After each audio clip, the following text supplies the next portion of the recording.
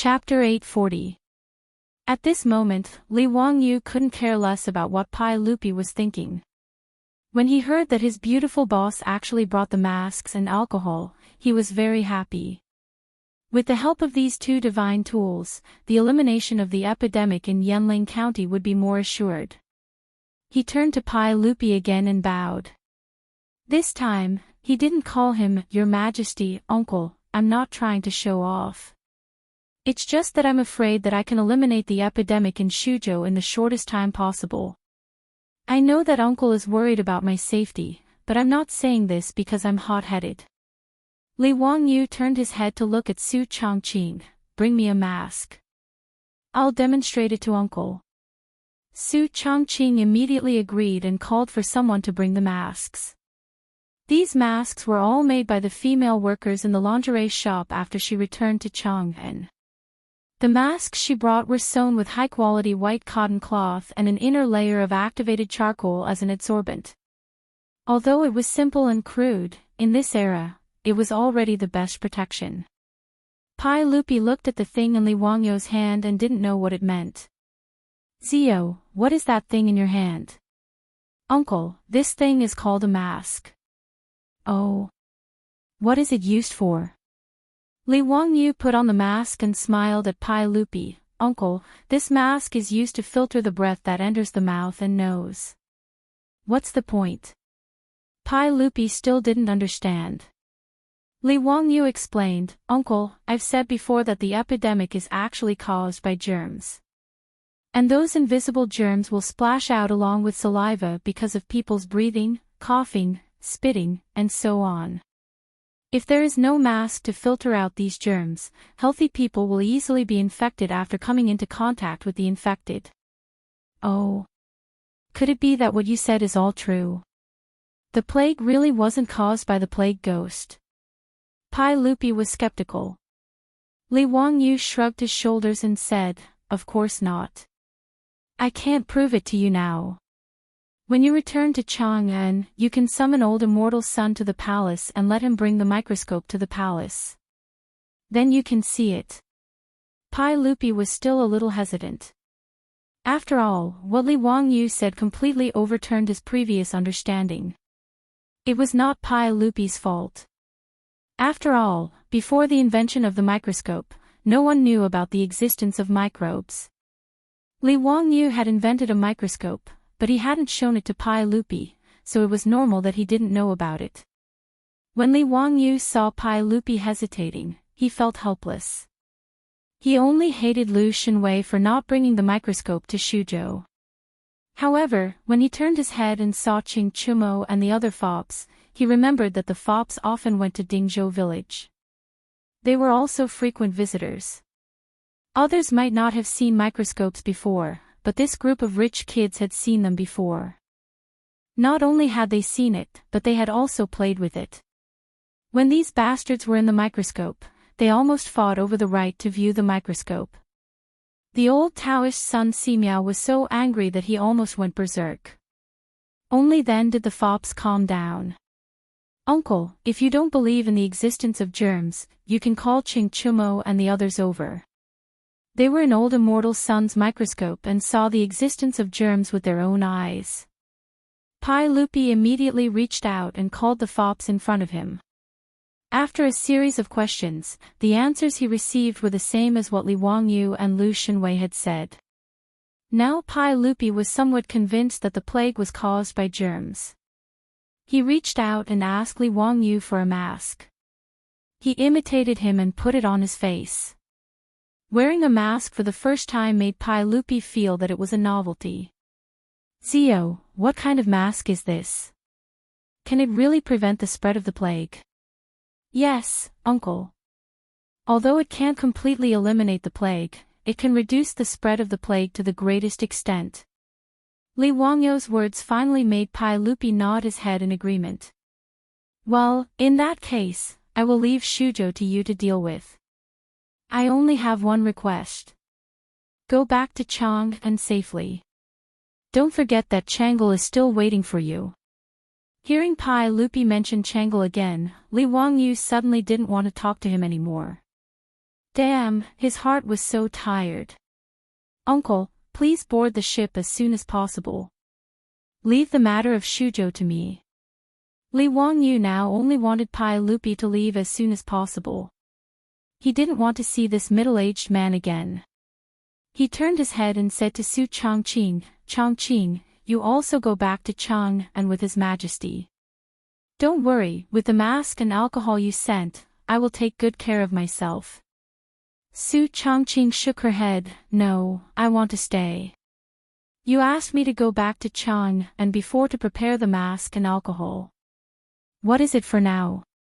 If you can stay, so can I. Li Wangyu was not willing to let her take risks. He shook his head and refused to agree. I don't care. In short, I have to stay. Pai Lupi was a little surprised. There was an outbreak of the plague in Shuzhou. Everyone wanted to avoid it. These two people were interesting. They actually wanted to stay. He appreciated Su Changqing's courage very much. Although as a father, he was very unhappy about Su Changqing's behavior of snatching his daughter's husband, he didn't say anything. In the end, Li Wangyu still couldn't win against Su Changqing.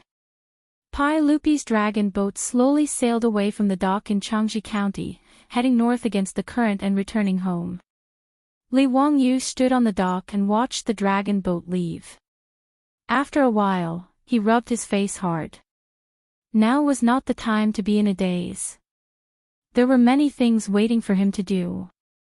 He turned to the governor of Su province and ordered the group of officials, immediately order Captain Zhu of Su province's Shichong mansion to gather the mansion soldiers and surround Yanling County. No one is allowed to leave.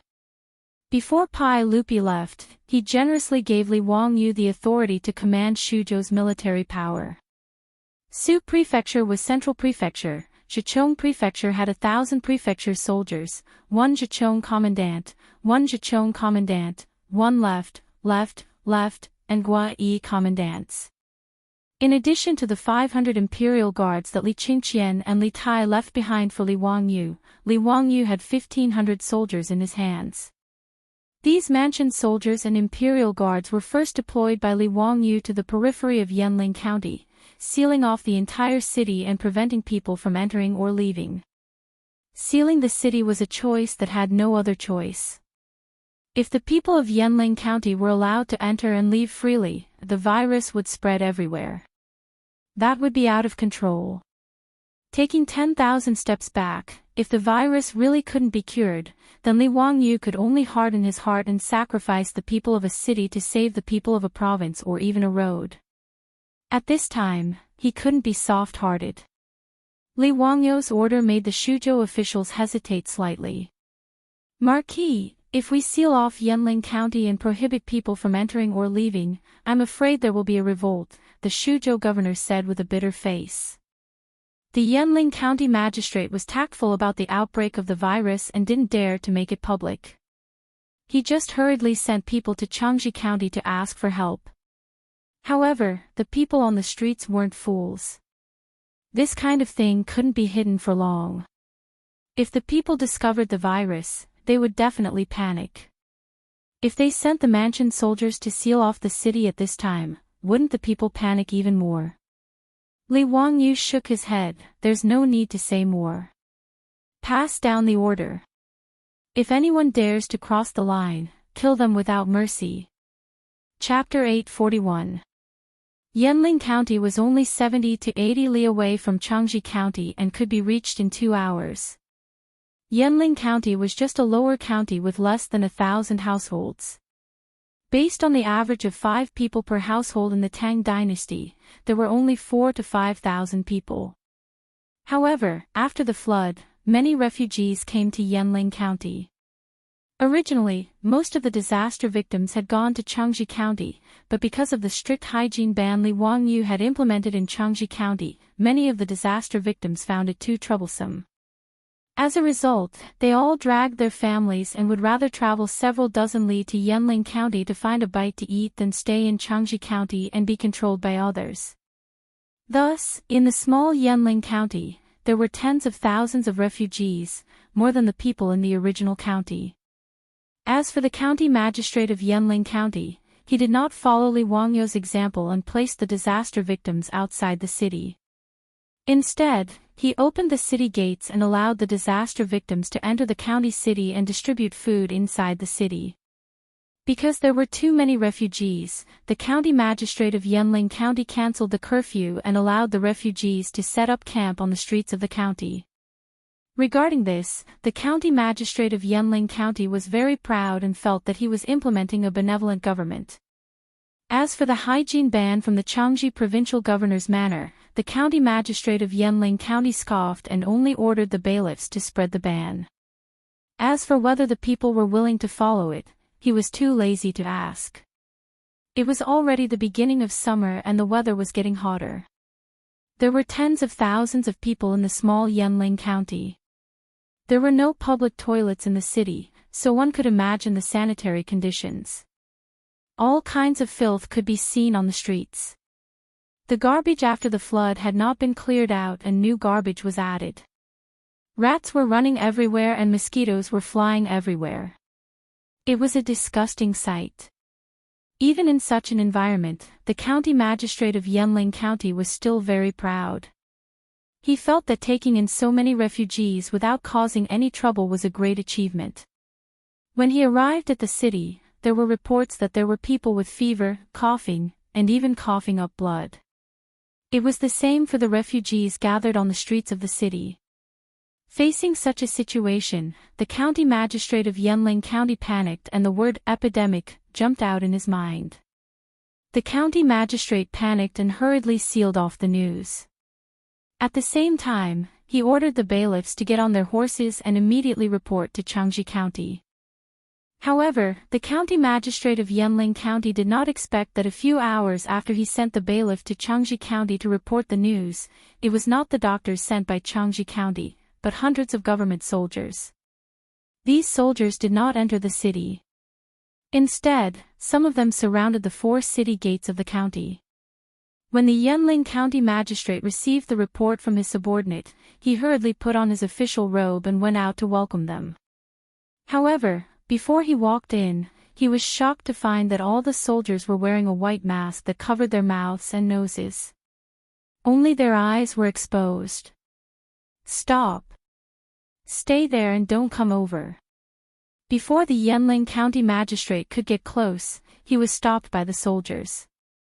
At the same time, the soldiers raised their weapons and pointed them at the Yanling County magistrate and the officers behind him. "What are you doing?" "I am the county magistrate of Yanling County. Why are you blocking the city gate?"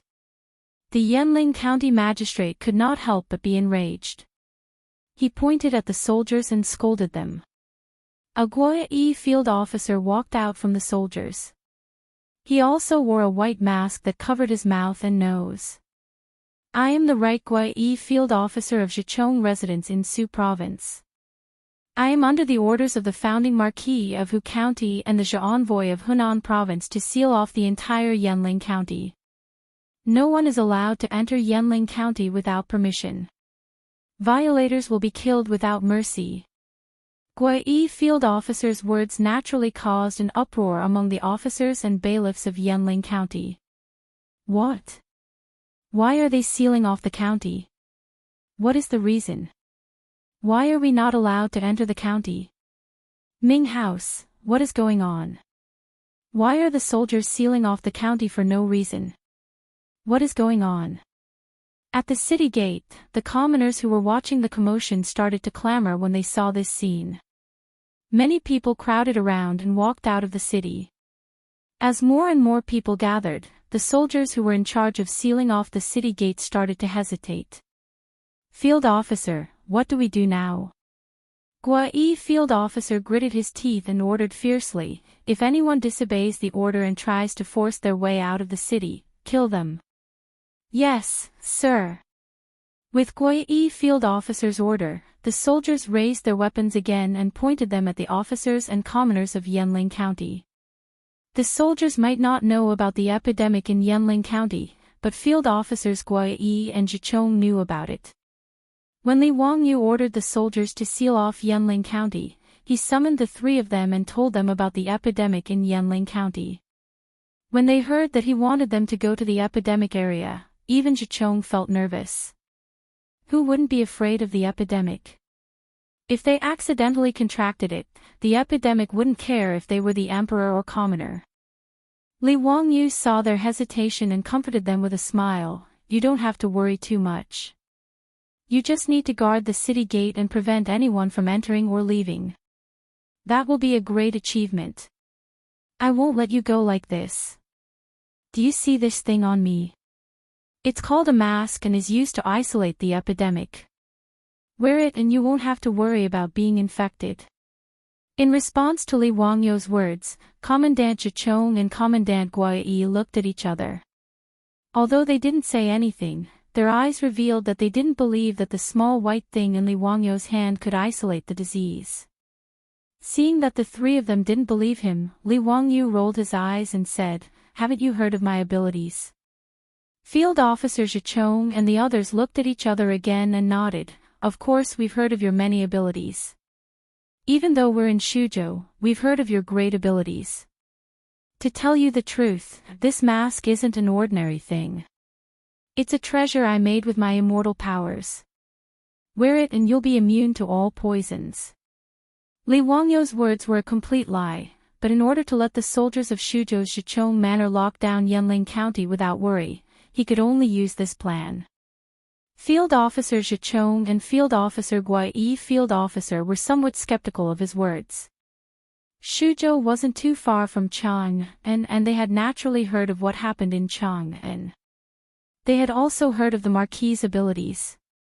In Chang'an, many people worship Li Wangyu as a living immortal. When these rumors spread to Shuzhou, they were naturally exaggerated. However, there was a difference between hearsay and reality. Moreover, the three of them couldn't help but be afraid of the epidemic. Seeing that they were still hesitating, Li Wangyu rolled his eyes and came up with an idea. Chapter 842. Li Wangyu ordered his men to light a bonfire. After the bonfire was lit, he ordered his men to throw a large amount of wet wood into the fire. After the wet wood was licked by the fire, it immediately emitted thick smoke. Li Wangyu threw the masks to Captain Zhichong and the two Gui captains, put on the masks and stand in the thick smoke to test the effect. He was purely fooling Captain Zhichong and the others by using the masks with activated charcoal made by their beautiful superior as gas masks. In the medical masks of the future, the filter layer in the middle was a melt spray cloth, which could effectively filter the virus in the air. However, this kind of high-tech product was not something that Li Wangyu and Su Chongqing could make in the Tang dynasty. As for the masks with activated charcoal, strictly speaking, they were not suitable for medical protection. They were used to absorb organic gases, odors, and toxic dust. However, in the Tang dynasty, they were already the best protective products. The masks with activated charcoal could effectively absorb carbon monoxide and other harmful gases. Naturally, they could also be used as gas masks. Captain Zhichong and the two Gui captains doubtfully put on the masks and listened to Li Wangyu's orders and walked into the thick smoke. It had to be said that the masks with activated charcoal were absolutely effective in filtering the smoke. The three of them wore masks and stood in the thick smoke. Although the smoke made it difficult for them to open their eyes, they did not find it difficult to breathe at all. This discovery made the three of them pleasantly surprised. They finally believed what Li Wangyu said before. They were all experienced soldiers, so they naturally knew that it was impossible for people to breathe in this kind of thick smoke. It seemed that the masks were indeed immortal treasures. It was because of this confidence that nearly 1,000 soldiers of Zhichong's mansion in Shuzhou, under the leadership of Captain Zhichong, all put on masks and rushed to Yanling County to carry out Li Wangyu's ban. Captain Zhichong ordered his men to fetch lime and drew a white line on the ground outside Yanling County's gate with the lime. Listen carefully. Anyone who dares to cross this line without permission will be killed immediately. Do you understand? Yes, sir. The soldiers put their weapons on the ground and punched their chests with their right hand as they shouted in unison. This aura immediately forced the officials of Yanling County, as well as the noisy citizens in the city, to subconsciously take a few steps back. However, there were still some people who did not believe it. The deputy of Yanling County was an old man in his 60s with white hair and beard. He patted the dust on his official uniform and said with disdain, "I don't believe that you dare to kill the officials of the imperial court. Today, I will go to Chang'an and ask you to do this." "Who ordered you to do this?" "I don't believe." As he spoke, the deputy of Yanling County's mansion, he walked and stepped out. Just as he took 2 steps out of the white line drawn by the lime, he saw an arrow piercing through the air with a swoosh. It directly pierced into the county deputy's chest. The deputy of Yanling County's mansion was stunned. He looked up at Captain Chang'an, who was still holding a bow, and pointed at him with a trembling hand. However, he could not say a word and fell to the ground. His body twitched a few times and then stopped moving. Seeing that the people from the House of Subjugation actually dared to kill, and that the person they killed was an official of the royal court, no one doubted the words of the soldiers from the House of Subjugation anymore. The county magistrate of Yanling County's face was pale and his body was trembling. He stared at the deputy of Yanling County with a face full of fear. He would never have thought that something like this would happen. You all my ass. Listen carefully. The Marquis of Huxian has ordered that Yanling County immediately start removing the garbage and cleaning up the filth. All the rats, mosquitoes, and flies must be killed. I repeat the ban again. No one is allowed to drink unboiled water. No. Captain Chang'an did not give any face to the county magistrate of Yanling County. He interrupted him and read out Li Wangyu's order. It was no wonder that he was so ruthless and killed the deputy of Yanling County. The deputy of Yanling County did not deserve to die. However, before they set off for Yanling County, Li Wangyu had repeatedly ordered that no one, including the officials of Yanling County, was allowed to enter or leave Yanling County. Marquis, if the Ming House of Yanling County tries to force their way out, kill them all. Li Wangyu gritted his teeth and replied with a ferocious expression. It was no wonder that Li Wangyu was so ruthless. If he did not do so, the epidemic could not be contained within Yanling County and spread everywhere. That would be an unimaginable loss. This was the arrow that defeated the commandant and killed the deputy county magistrate of Yanling County. It destroyed the last bit of wishful thinking of everyone in Yanling County. The county magistrate of Yanling County did not dare to say anything more about this matter. He could only lead the officials and bailiffs back and finally started to seriously carry out the hygiene ban that Li Wangyu had ordered. Fortunately, Su Chongqing had transported a large number of masks. Within a few days, she had gathered all the female workers and worked day and night to make tens of thousands of masks. These masks were also sent into Yanling County by the soldiers. After they were taught how to wear them, they were forced to wear masks at all times without any mistakes. After 2 days of hard work, the county magistrate of Yanling County finally made up for it. He led the bailiffs and drove the officials of each square to force the people and victims of the disaster to clean up Yanling County from top to bottom. The filth that was cleaned up was transported out of the county under the supervision of the soldiers. They dug a hole and buried it. A large amount of lime was splashed inside to disinfect it. As for Yanling County, the air was also filled with the smell of lime water. Li Wangyu, Su Chongqing, and the wastrels had already arrived outside Yanling County. However, they were not in a hurry to enter. Li Wangyu could not be blamed for being timid. With the current level of epidemic prevention, he could not be too careful. However, he still sent the medical workers recruited from Changji County to wear masks and enter the city to check on the condition of the patients' families. Lu Shenwei also volunteered. He put on a mask and entered Yanling County with the medical workers. Half a day later, Lu Shenwei returned from Yanling County. After soaking in lime water and being sprayed with alcohol from top to bottom, Lu Shenwei sat in front of Li Wangyu. "Zio, we're in big trouble. It's the big head plague." Lu Shenwei's fingers were still trembling. The hand holding the teacup was also trembling. Big head plague. Li Wangyu was confused. What kind of infectious disease was this? He had never heard of this disease in the future. That's right, it's the big head plague. I've seen those patients. Their necks are swollen and they're coughing up blood. They're also known as the lump plague. Li Wangyu still did not understand. Thinking back, did this disease exist in the future? Immediately, a sentence popped up in his mind. There's a big plague in summer and autumn. Once a person grows a lump of fat, they die immediately. It's known as the lump plague. 14 to 15 people suffer from it. In spring, there are people who vomit blood and die within half a day. Sometimes, a family dies together. Li Wangyu's body could not help but tremble. Plague. Chapter 843. Since those infected with the plague would cause their lymph nodes to swell, they were the names of the plague in ancient China. According to historical records, when the epidemic broke out, people with swollen necks would die in 1 or 2 days. It was known as the big head epidemic.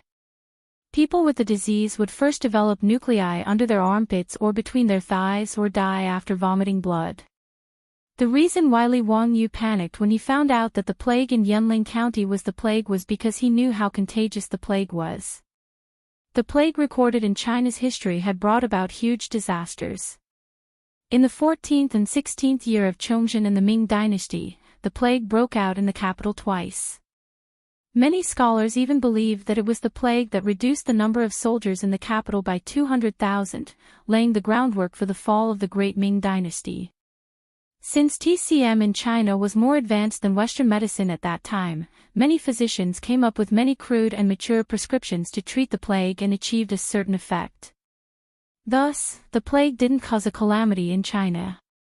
The plague spread in Europe was even more terrifying. The Black Death in the Middle Ages was actually the plague. Due to the lack of scientific protection and treatment, the Black Death killed 25 million people in Europe, which was roughly 1/3 of the European population at that time. Many villages, towns, and even countries in Europe were wiped out because of the plague. Su Chongqing didn't understand what kind of infectious disease the big head disease Lu Shenwei mentioned was, but seeing Li Wangyu's face instantly turn pale from fright, he understood that this disease must be quite serious. "Wangyu, what kind of disease is this big head plague?" Li Wangyu squeezed out 2 words from the gaps of his teeth, plague. When Su Chongqing heard that it was a plague, he was also scared out of his wits. He covered his mouth with his hand in disbelief, and his face was full of fear. She naturally knew how terrifying the plague was. Even in the future, the plague had a mortality rate of 5 to 10% with antibiotic treatment. "Wangyu, what do we do now?" "Don't panic. Fortunately, I've already sealed off Yanling County. As long as the plague doesn't spread, there's still hope." At this moment, Li Wangyu could only harden his heart. If the plague in Yanling County really couldn't be controlled, even if they had to sacrifice tens of thousands of people in the city, they couldn't let the virus spread in Suzhou. Even though he wasn't a doctor, he had a general understanding of the spread of the plague through mosquito and flea bites, respiratory droplets, and the damaged skin of healthy people coming into contact with the pus and blood of the sick. Respiratory droplets could be effectively prevented by masks. The most important thing now was to exterminate the fleas, mosquitoes, and rats in Yanling County. Li Wangyu forced himself to calm down. He paced back and forth a few times, then ordered someone to summon the Suzhou provincial governor and Commandant Zhichong. "Let me tell you a piece of bad news. Keep it a secret for now. Don't spread it around, lest it cause panic." Li Wangyu's expression was unusually serious. The Suzhou provincial governor and Captain Zhichong looked at each other. They both had a bad premonition. Lu Fingyu went to the city to check just now. The plague in Yanling County is the Big Head Plague. Li Wangyou's words caused the Suzhou provincial governor's legs to go soft for no reason, and he directly sat down on the ground. Remember, don't spread this around first. Li Wangyu turned to look at Commandant Zhichong. Pass down my order. Strictly guard Yanling County. Don't even let a fly out. If the plague leaks out, I'll first chop off your head and offer it to the heavens. Yes, sir. I dare not die for you. Li Wangyu turned to the Suzhou provincial governor. Immediately transfer all the lime to Yanling County. Order the city to splash lime water 3 times a day to kill the plague. Also, order the Ming House in Yanling County to gather all the patients with fever and cough in one place. Other than the medical workers, no one else is allowed to enter. In the current Tang dynasty, there was no special medicine for the plague. The only important medicine was penicillin. But Li Wangyu didn't know how much penicillin there was. When his beautiful superior left for Suzhou, the plague hadn't broken out in Suzhou. Sun Simiao, Zhang Baozong, and the others were naturally still in Chang'an. Therefore, strict disinfection and isolation measures were the most important thing. Yes, sir. This official will go and arrange it. The Suzhou provincial governor struggled to get up from the ground. He wiped the sweat from his forehead and replied in a trembling voice. Oh right, there's one more important thing. If there are patients who die from the plague in the city, no religious ceremonies or funerals are allowed. Immediately order people to scatter lime on the bodies and transport them out of the city for cremation and burial. This. Marquis, I'm afraid it's not appropriate. The Suzhou provincial governor sweated even more. Cremation had never been popular in Huaxia since ancient times. Other than those eminent monks who were willing to give up their bodies, how could ordinary people have the custom of cremation? According to Huaxia's traditions, it was simply unacceptable to burn someone to death. Even for those heinous criminals, after being beheaded or cut in half at the waist, the government would allow the family members to put the bodies back together and do their best to ensure that the bodies were intact. And if the criminals were allowed to have a complete corpse, the condemned prisoners would be deeply grateful. In this kind of situation, Li Wangyu wanted to cremate all the people who died of illness and bury them. The Suzhou provincial governor couldn't imagine what kind of trouble would arise when the time came. Li Wangyu didn't care about the customs. At this time, how could he care about these things? If the people who died of the plague were not cremated as soon as possible, they would be a huge source of infection. Who knew how many people would die? All right, this matter must be done. Don't say anything else. This marquis still has the same words. Anyone who dares to disobey will be killed without mercy. Yes, sir. The Suzhou provincial governor now had the heart to die. These matters were each more difficult than the last.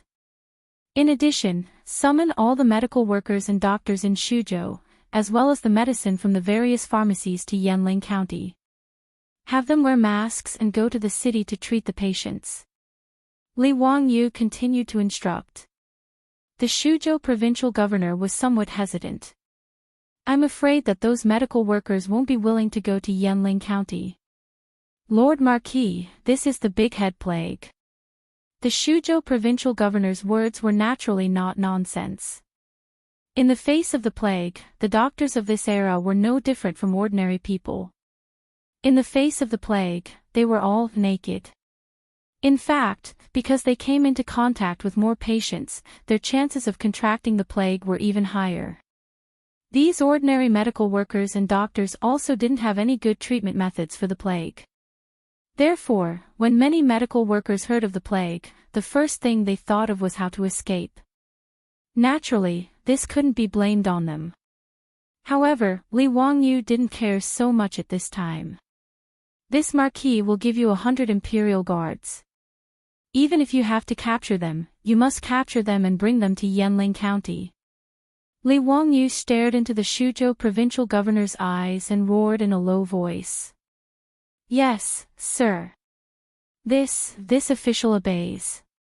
Under the pressure of Li Wangyu's aura, the Shuzhou provincial governor didn't dare to say anything more. Chapter 844. There were tens of thousands of people in the city, and they needed someone to take care of them. Moreover, with the masks, Li Wangyu believed that these medical workers would not be infected so easily. Although it was immoral to force others into the epidemic area, and one could even imagine that he would be cursed because of this matter, Li Wangyu could not care so much. Facing the plague, Li Wangyu and the other rich kids did not dare to rashly enter Yanling County. Instead, they set up camp outside the city. Only now did the county magistrate of Yanling County feel fear, but it was already too late. This made him regret it. Why did he ignore the orders from the provincial governor and Marquis of Huxin? After receiving the orders from the provincial governor's manor, he did not dare to be negligent. He quickly led all the bailiffs and started to organize the people in the city to vacate their houses. They cleared out an area near the city wall to house the sick. The masks that Su Chongqing had brought over were also distributed by Li Wangyu. He ordered all the citizens of Yanling County to have one each and to wear it 24 hours a day. Apart from eating, they were not allowed to take it off even when sleeping. Furthermore, Li Wangyu strictly forbade the people from going out as they pleased and gave the order for a curfew. However, in Yanling County, the news of the plague outbreak had already spread. Naturally, this matter could not be hidden from the people in the city. After learning that the plague had broken out in the city, many of the people in the city and the refugees from Shuzhou all wanted to escape from the county. However, when they dragged their families to the county gates, they were horrified to find that the 4 city gates were surrounded by the soldiers, preventing anyone from leaving the city. This naturally caused the commoners to become even more terrified. Their cries shook the heavens. Many people knelt and begged the soldiers who sealed the city gates, begging them to let them live. However, no matter how they begged, no one dared to let them go. There were also some fearless people who fanned the crowd. If the people all rushed out of the city, the soldiers would not dare to use their weapons. All of a sudden, the 4 city gates of Yanling County were in chaos. It looked like a bloody conflict was about to break out. After Li Wangyu received the report, he hurriedly led Niu Wu and the others to the city gate. Seeing that another large group of people had arrived, the citizens who were clamoring to rush out of the city quietened down a little. They no longer pushed and shoved their way out of the city. Instead, they raised their eyes to look at Li Wangyu and the others.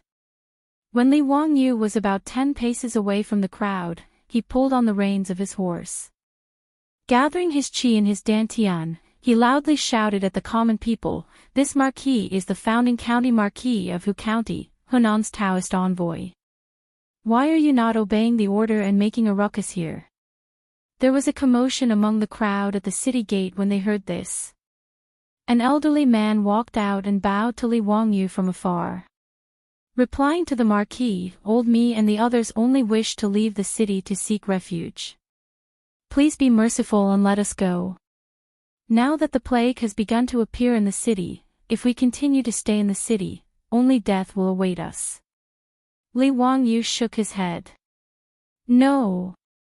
Since you know that there is a plague in the city, all the more reason you cannot leave. If you also carry the plague, won't it spread from 1 to 10, 10 to 100? At that time, Shuzhou and even Hunan will be filled with the plague and will be out of control. You should quickly return to the city. This marquis has already arranged for medical workers to come and ensure your safety." How could the common people listen to his words? In the eyes of the common people, the plague was spread by plague ghosts. Since the plague had appeared in Yanling County, it naturally meant that there were plague ghosts in Yanling County. If they stayed in the city, only death would await them. Moreover, there was no market in the Tang dynasty for this kind of common sense that people in the future would spread from one person to another. No one would believe that the plague could spread from one person to another. The common people at the city gate once again fell to their knees, kowtowing to Li Wangyu and complaining tearfully. Li Wangyu also had a headache, but he didn't dare to show the slightest bit of mercy. As the saying goes, a pitiful person must have a hateful side. At the end of the day, the plague in Yanling County was caused by the common people in the city finding the hygiene ban troublesome and unwilling to strictly enforce it.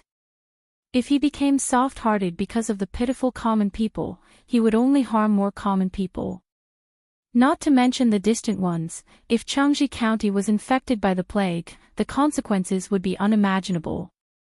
After all, Yanling County only had a few thousand common people and tens of thousands of disaster victims, while Chang'an County's population was 10 times that of Yanling County. Li Wangyu still understood the principle of choosing the lesser of two evils. Therefore, no matter how the common people begged, Li Wangyu would never relent. Seeing that begging was useless, some people in the crowd began to make a ruckus. "Everyone, don't listen to this dog official. He wants to kill all of us. Everyone, let's charge out.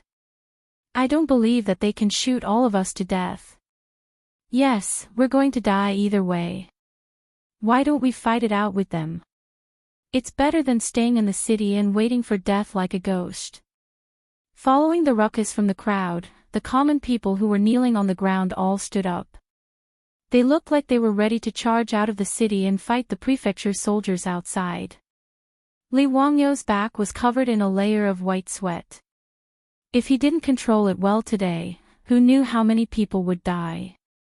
A bodhisattva's heart needed thunderous methods. He suddenly turned his head to look at Niu Wu beside him. "Niu Wu, did you see the people who were talking in the crowd earlier?" Niu Wu nodded. "Those bastards, I've been watching them. Lang Jun, do you want to capture them?" Li Wangyu shook his head, gritted his teeth, and said, "No need. Do you have the confidence to kill them directly?" Li Wangyu had seen Niu Wu's archery skills before. He could shoot from 50 to 60 steps away. Now that they were only a dozen steps away from the crowd, with Niu Wu's skills, he wouldn't miss even with his eyes closed. Niu Wu didn't hesitate either. He immediately took out a strong bow from his back, nocked an arrow, and shot it out. A green-skinned man who was still rousing the common people in the crowd suddenly felt a pain in his chest as if his body was hit by a heavy hammer. He looked down in shock and saw that an arrow had pierced through his chest. The arrow tip came out from his chest, bringing with it a pool of blood. That green-skinned man let out a blood-curdling scream and fell to the ground, no longer breathing. This sudden turn of events caused a commotion in the crowd. Before the common people could react, a second arrow pierced through the air and killed another person who was rousing the common people. Niu Wu's 2 arrows caused the previously noisy commoners to scream and retreat.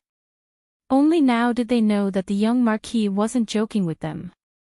Under the threat of death, it didn't take long for the originally crowded city gate to be emptied of people. Other than the 2 corpses lying in the pool of blood, there were only the miscellaneous items that the common people had thrown out in the panic. It was a complete mess. Li Wangyu silently sighed in his heart, but he didn't dare to show the slightest bit of pity on his face. He kept a straight face and hid his feelings. He ordered people to drag the 2 corpses out and burn them.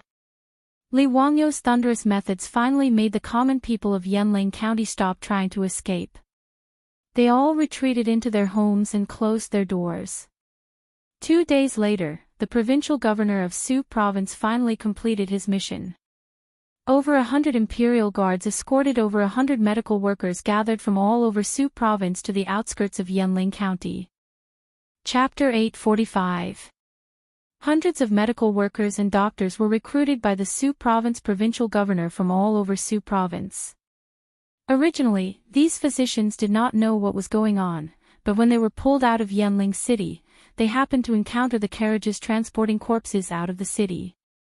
In just 2 days, Yanling County had already begun to have cases of patients dying. Low fever, headache, fever, coughing up blood, until finally death. Everything happened so quickly. Fortunately, under Li Wangyu's strong pressure, all the patients in the city who showed symptoms of the disease were all gathered in the square near the city wall. When the first batch of deaths from the plague appeared, it did not attract the attention of the other citizens in the city. Li Wangyu, who received the news, was also terrified. He did not expect the plague to be so lethal and death to come so quickly. Therefore, he immediately ordered people to sprinkle lime on the corpses and transport them out of the city for cremation. The reason why it was called the Black Death in Europe was because the victims of this terrifying disease would have large amounts of black spots on their bodies, as if the bodies had turned black. When the medical workers and physicians saw the corpses being transported out of the city for cremation, they immediately reacted. Panic immediately spread among the hundreds of medical workers. The Blackhead Plague. It's the Blackhead Plague. Heavens! That's the Blackhead Plague. Did the provincial governor order us to come to Yanling County to treat the Blackhead Plague? How can this disease be treated? I'm not going, I want to go home. Yes, once infected with the Blackhead Plague, death is certain. This is the work of a plague ghost, what's the use of having us come? Is this forcing us to die? When the Blackhead Plague appears, they should find Taoist priests and monks to drive it away. What's the use of having us come here? The medical workers and physicians, who had been at a loss, immediately became terrified after learning that the plague had broken out in Yanling County. Many of them turned around and wanted to escape. If not for the deterrence of the hundreds of armed imperial guards on warhorses, these hundreds of medical workers would have immediately scattered and fled like birds and beasts. Even so, the medical team of hundreds of people was in chaos. Cries and begging for mercy could be heard everywhere. Li Wangyu and the others who had received the news also rushed over at this time. Seeing this situation, they couldn't help but frown. Shut up! If he dares to make any more noise, I'll chop him up. Seeing the medical workers making a ruckus, the Imperial Army captain in charge of escorting them couldn't help but feel annoyed. He pulled out a shiny saber from his waist and waved it around to threaten the medical workers. When all of the Imperial guards had unsheathed their weapons, the noisy medical workers finally quieted down. Li Wangyu also had a headache dealing with these medical workers and doctors. The doctors and nurses of the later generations were known as the most beautiful ones. Regardless of whether it was an epidemic or a disaster, they would rush to the front line to save people without hesitation. How could they be as unbearable as the doctors of the Tang dynasty? Of course, the medical workers couldn't be blamed. After all, the status of medical workers and doctors today was too low. Medicine was one of the middle 9 paths, a level lower than scholars, farmers, workers, and merchants. It was known as the lowly profession and had no social status to speak of. As such, hoping that these medical workers would be like the doctors and nurses of the later generations, saving lives and healing the injured as their responsibility, was a dream. Li Wangyu also didn't expect these medical workers to have such high awareness. I am the Marquis of the founding county of Hu County, the Hunan Taoist envoy. Under the orders of the Emperor, I am here to deal with the epidemic in Yanling County. I have summoned you here in hopes that you can save lives and save lives. Save tens of thousands of people in Yanling County. Why, are you not willing? Li Wangyu's words made the hundreds of medical workers all kneel down and kowtow. Esteemed one, we are just normal medical workers. How would we know how to treat the big head epidemic? It's not that we aren't willing, but that we are powerless. Marquis, please let us live. Asking us to save people in Yanling County is no different from seeking death. Esteemed one, please spare us. Li Wangyu had no choice but to patiently guide the medical workers on how to perform. Everyone, please be at ease. I will not force you to throw your lives away. What good would that do for me? Marquis, but we really don't know how to treat the big head epidemic. Please understand. Li Wangyu comforted them, "Don't worry, as long as you listen to my arrangements, it will be fine. Once the epidemic is over, I will reward you handsomely. Everyone will be rewarded with 100 strings of copper coins." 100 strings of copper coins wasn't a small sum to these medical workers. Under normal circumstances, they could only earn 7 or 8 strings of copper coins a year. 100 strings of copper coins was equivalent to more than 10 years of their income. But the fear of the big head plague suppressed the medical workers' greed for money. Although birds died for food and men died for wealth, when faced with the threat of death, these medical workers were somewhat clear-headed and weren't tempted by Li Wangyu's carrot. Moreover, in the eyes of these medical workers, they probably wouldn't be able to get the 100 strings of copper coins because no one could survive until the epidemic was over. "Esteemed one, please have mercy. We don't want any copper coins. Esteemed one, please let us go back. Marquis is merciful and compassionate. Please let us pitiful people go. Esteemed one, please let us go. We still have parents at home that need to be served. Esteemed one, please take pity on us." No matter how Li Wangyu tried to persuade them, the hundreds of medical workers refused to nod their heads. This made Li Wangyu, Chingchumo, and the others somewhat impatient. Li Wangyu gritted his teeth and prepared to use force to have the imperial army drive these medical workers into the city. Since the carrot didn't work, he could only use the stick. Su Changqing reached out to stop Li Wangyu. "Wangyu, let me try. If these medical workers are unwilling, even if they go to Yanling County, they may not be able to treat the disease. Changqing, what method do you have?" Li Wangyu didn't understand. Su Changqing reached out to fiddle with her hair that had been blown by the wind, faintly saying, "Don't worry about it. Believe me, I can persuade them." Hearing Su Changqing's words, Li Wangyu could only let her try. Su Changqing urged her horse to Niu Wu's side and whispered a few words to him. Niu Wu's face greatly changed and he shook his head. Su Changqing tried to persuade him again, but Niu Wu still shook his head. Su Changqing didn't say anything else and just stared at Niu Wu. Finally, Niu Wu secretly glanced at Li Wangyu. He wiped the sweat on his forehead with a guilty conscience and silently nodded his head in agreement. This exchange between the two fell into Li Wangyu's eyes and made him feel very strange. He didn't understand what Su Changqing wanted to do and why Niu Wu had such an expression. He was about to ask when he suddenly heard the rumbling of horse hooves on the official road.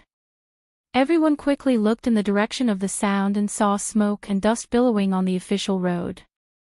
It was clear that a large group of cavalry was galloping towards Yanling County. Chapter 846. The sudden arrival of this cavalry unit made Li Wangyu and the others slightly nervous. Luckily, they soon saw the flag of the cavalry, a huge Qing character. Qing Chumo looked at his two brothers in confusion. Why is father here? Qing Chuliang and Qing Chubi were also confused. They did not understand why Qing Yaojin, who had returned to Chang'an and with the saint, would suddenly lead a large group of imperial guards back to Shuzhou. On the other hand, Li Wangyu could vaguely guess the reason. After Pai Lupi's dragon boat went north, it did not directly return to Chang'an. Instead, it returned to Zhengzhou and temporarily stayed there. When Li Wangyu learned that the outbreak in Yanling County was actually the most terrifying plague, he immediately ordered people to send a secret report to Pai Lupi. In these few days, Li Wangyu would order people to send the report to Zhengzhou about the situation in Yanling County every day. Pai Lupi was obviously worried that the epidemic in Shuzhou would go out of control, which was why he sent Qing Yaojin over. As for the large group of imperial guards, needless to say, they were here to seal off the entire Shuzhou to prevent the epidemic from spreading. In the secret report that Li Wangyu presented to Pai Lupi, he had already explained in detail how the epidemic spread, which made Pai Lupi somewhat believe that the epidemic was not caused by the plague ghost. As for Li Wangyu's suggestion of quarantine, Pai Lupi also expressed his approval, which was why Qing Yaojin led the troops over. Chang'an led thousands of imperial guards to the front of the crowd and shouted with a hoarse voice, "Nephew, I'm here to help you. Sorry to trouble Uncle Ching." Li Wangyu was naturally happy to see Chang'an lead the troops to Yanling County. He only had 1,000 prefecture soldiers and 500 imperial guards. To completely seal off Yanling County, which was tens of thousands of people, it was still a little difficult. If the epidemic broke out in the city, the people would not care about anything and rush out of the city. With so few people, they might not be able to stop them. Now that Chang'an had led thousands of imperial army soldiers over, they could at least guarantee that the virus wouldn't spread out if the epidemic in Yanling County couldn't be controlled. In Li Wangyu's heart, he had already prepared for the worst, which was to sacrifice the tens of thousands of people in Yanling County to save the entire Suzhou and even Hunan province. It wasn't that he had a heart of stone, but that he had no other choice. After all, he was not an immortal. If he really could not save the people in the city, he could only do this even if he had to bear the infamy. Of course, this was Li Wangyu's bottom line. He didn't mention this to anyone.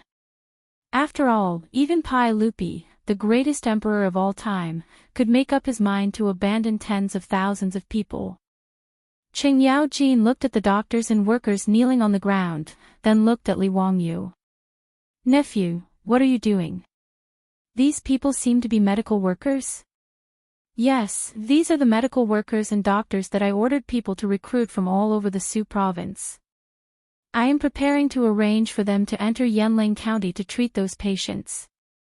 However, these people are unwilling to enter the city no matter what. I am trying to persuade them." "Bastard, what time is it now? Why are you still being so wishy-washy? If it was up to me, I would just chop off anyone's head that doesn't listen." Chang'an was indeed a devil incarnate. When his words fell into the ears of those doctors, it made them cry even louder. "Even if the noble orders the military to kill us, we have nothing to say. However, we can really go to Yanling County. Why are you so pitiful? Please spare us.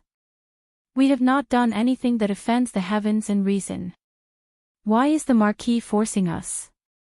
Rather than going to Yanling County, becoming neither human nor ghost, and finally being burned to ashes, it is better to die now." The words of the medical workers gave Li Wangyu a headache. This had become "the people are not afraid of death, so why use death to scare them?" These medical workers were not even afraid of death, so how could they be forced? Moreover, as the beautiful superior had said, if these medical workers were not willing to enter the city to treat the patients, even if they were forced to enter Yanling County with swords and knives, it would not be of much use. Instead, it would spread panic in the city. Therefore, he had promised them great rewards, thinking that there would be brave men under such rewards. However, this big-head plague was too terrifying in the eyes of these medical workers. Even the carrot that Li Wangyu had thrown out had no effect. No matter how Li Wangyu persuaded them, they were unwilling to enter Yanling County. Many medical workers would rather be killed by the imperial army than go to the epidemic area. After all, in their opinion, if they were killed by the imperial army, at least their corpses would be left intact. If they were unfortunate enough to contract the disease in Yanling County, not only would their bodies turn black after death, they would also be dragged out and burned to ashes by the Marquis. As a result, there were even fewer medical workers willing to enter the city. Chang'an looked at these crying medical workers and felt a headache. These medical workers were not even afraid of death, so how could they be forced? Even Chang'an knew that there was no use in dispersing the disease. They still had to rely on these medical workers to treat the disease. When everyone was in a dilemma, they saw their beautiful superior dismount and walk in front of the medical workers. "Everyone, can you listen to me?" The medical workers looked up at the beautiful young woman in front of them. In front of a real woman, they did not have the nerve to continue crying. A white-haired old man walked out of the medical workers and cupped his hands towards Su Chongqing. "This lady, what can I do for you?" Su Changqing pointed at Li Wangyu, turned around, and said in a loud voice, "I am the wife of the Marquis of Huxian, and I have a few words to tell everyone." The medical workers did not feel that there was anything wrong with her words, but Qing Yaojin was stunned. Qing Chumo and the other rich playboys winked at Li Wangyu, meaning to ask Li Wangyu when he married Lady Su and why they did not know. The beautiful superior claimed to be his wife. Li Wangyu naturally did not have any objections, but he was also a little surprised. He did not understand why the beautiful superior would say this in front of everyone. Su Changqing continued, "Everyone here is a medical worker, so you should know that the big head epidemic is not a plague, but a disease. Since it is a disease, it can be cured. How can you doctors bear to watch the tens of thousands of people in Yanling County die of illness because of a lack of medicine? Won't you doctors have a conscience?" Her words naturally made the group of medical workers somewhat ashamed, but there were still people who argued, "Marquise, it's not that we don't have empathy, but we don't know how to treat that big-headed plague. Even if we go, it won't help." "That's right, it is not that we do not want to save the patients, but that we are also helpless." Su Changqing smiled sweetly, "I naturally have a treatment method to pass on to you doctors, how about it? Are you doctors willing to go into the city to save people?"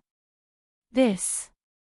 Su Changqing's words made the medical workers speechless. They did not know how to answer. "Marquis, don't make fun of us. How can there be a cure for the big head epidemic? We have read all the medical books and classics, but there is no record of it." Su Changqing saw that everyone did not believe her, so she pointed at Lu Shenwei. "I naturally would not joke about this matter. If you do not believe me, you can ask Lu Fingyu. Lu Fingyu is the Fingyu of the Medicine Bureau. How is his medical skill compared to yours?" Chapter 847. After hearing Su Changqing's introduction, the group of medical workers and doctors hurriedly bowed to Lu Shenwei.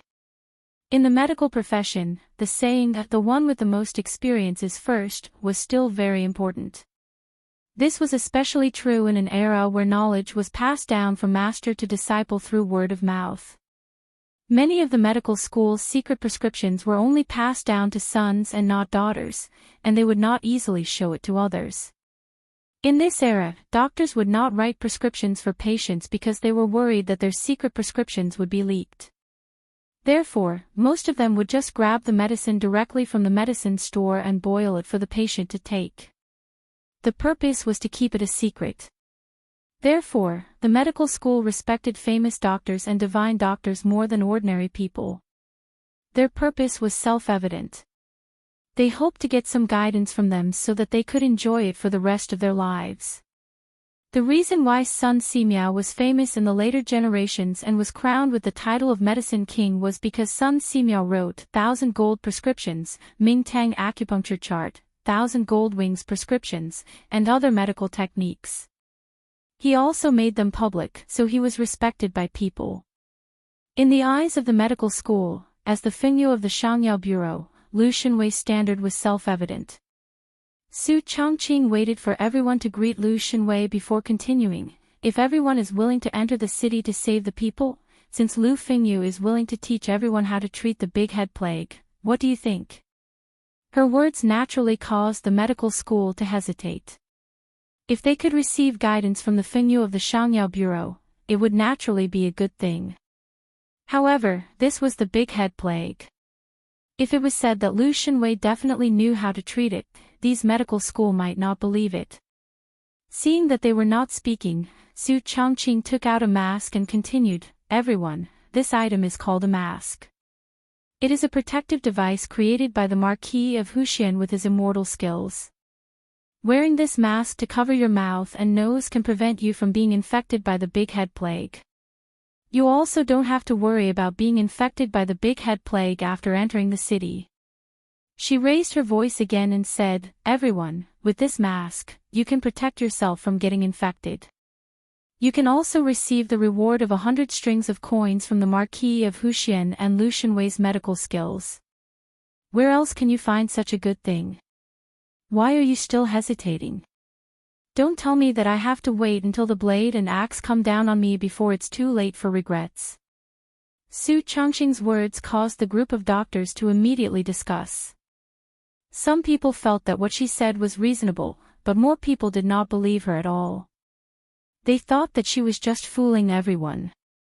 After all, whether it was the mask or the so-called cure of the big head plague, they were all unheard of. How could they be convinced by Su Changqing's empty words? Marquise, it's not that we don't want to believe your words, it's just that this matter is too outrageous. This small piece of cloth covering the mouth and nose was enough to ward off the big head plague. We really can't believe it. That's right. How can we prove this? What kind of mask is this? It has never been recorded in any medical records. It's easy for the nobles to say, but if we catch the big head plague, we'll be the ones to die. What kind of mask is this? Can it defend against the big head plague? I don't believe it. Su Changqing suddenly laughed and turned to look at Li Wangyu. She then turned to the group of doctors and shouted, "If you don't believe me, I'll enter the city with you. As the wife of the Marquis of Huxian, I even dare to enter the city. Don't tell me you're still worried. If I catch the big head plague, I won't be able to avoid it either." When she said this, the hundreds of doctors and workers were all stunned. No one spoke at the scene. Only Li Wangyu was stunned when he heard this. He then shouted, "No. This can't be done. I don't agree." In Li Wangyu's opinion, even if all the people in Yanling County died, he would not let his beautiful superior take the risk. This was not Li Wangyu being selfish, but human nature. Letting his woman take the risk for a group of people he had never met before, Li Wangyu would not do such a Virgin Mary bitch even if he was beaten to death. Whether or not their self-made masks were effective, who could say for sure? Moreover, even if these masks could achieve the protective effect of the medical masks of the future, it was not 100% immune to the threat of the plague. Li Wangyu remembered seeing the records of the plague in the northeast during the Beiyang period. The chief professor of the Beiyang Medical School, the Frenchman Mini, went to the epidemic area to check the situation. He wore a white robe, a white hat, and rubber gloves to isolate all parts of his body that might come into contact with the rats. Of course, unfortunately, he did not believe what the Chinese medical official said, that the plague could be transmitted through breathing and saliva. Therefore, he did not wear a mask. Only 9 days later, the chief professor of the Beiyang government died of the plague. Although they had prepared masks, they did not wear rubber gloves or protective clothing. Under such circumstances, how could Li Wangyu let his beautiful superior enter Yanling County? Even if he had a protective suit from the future, Li Wangyu would not agree to let his beautiful superior enter the epidemic area. Li Wangyu's objection had long been within Su Changqing's expectations. She urged her horse to go to Li Wangyu's side and whispered in his ear, "Wangyu, did you forget that before I transmigrated to the Tang dynasty, I went to Africa on a business trip?" So what? Li Wangyu seemed to remember that there was such a thing. Their company also had business in Africa, so his beautiful superior had also gone to Africa on a business trip to deal with official business.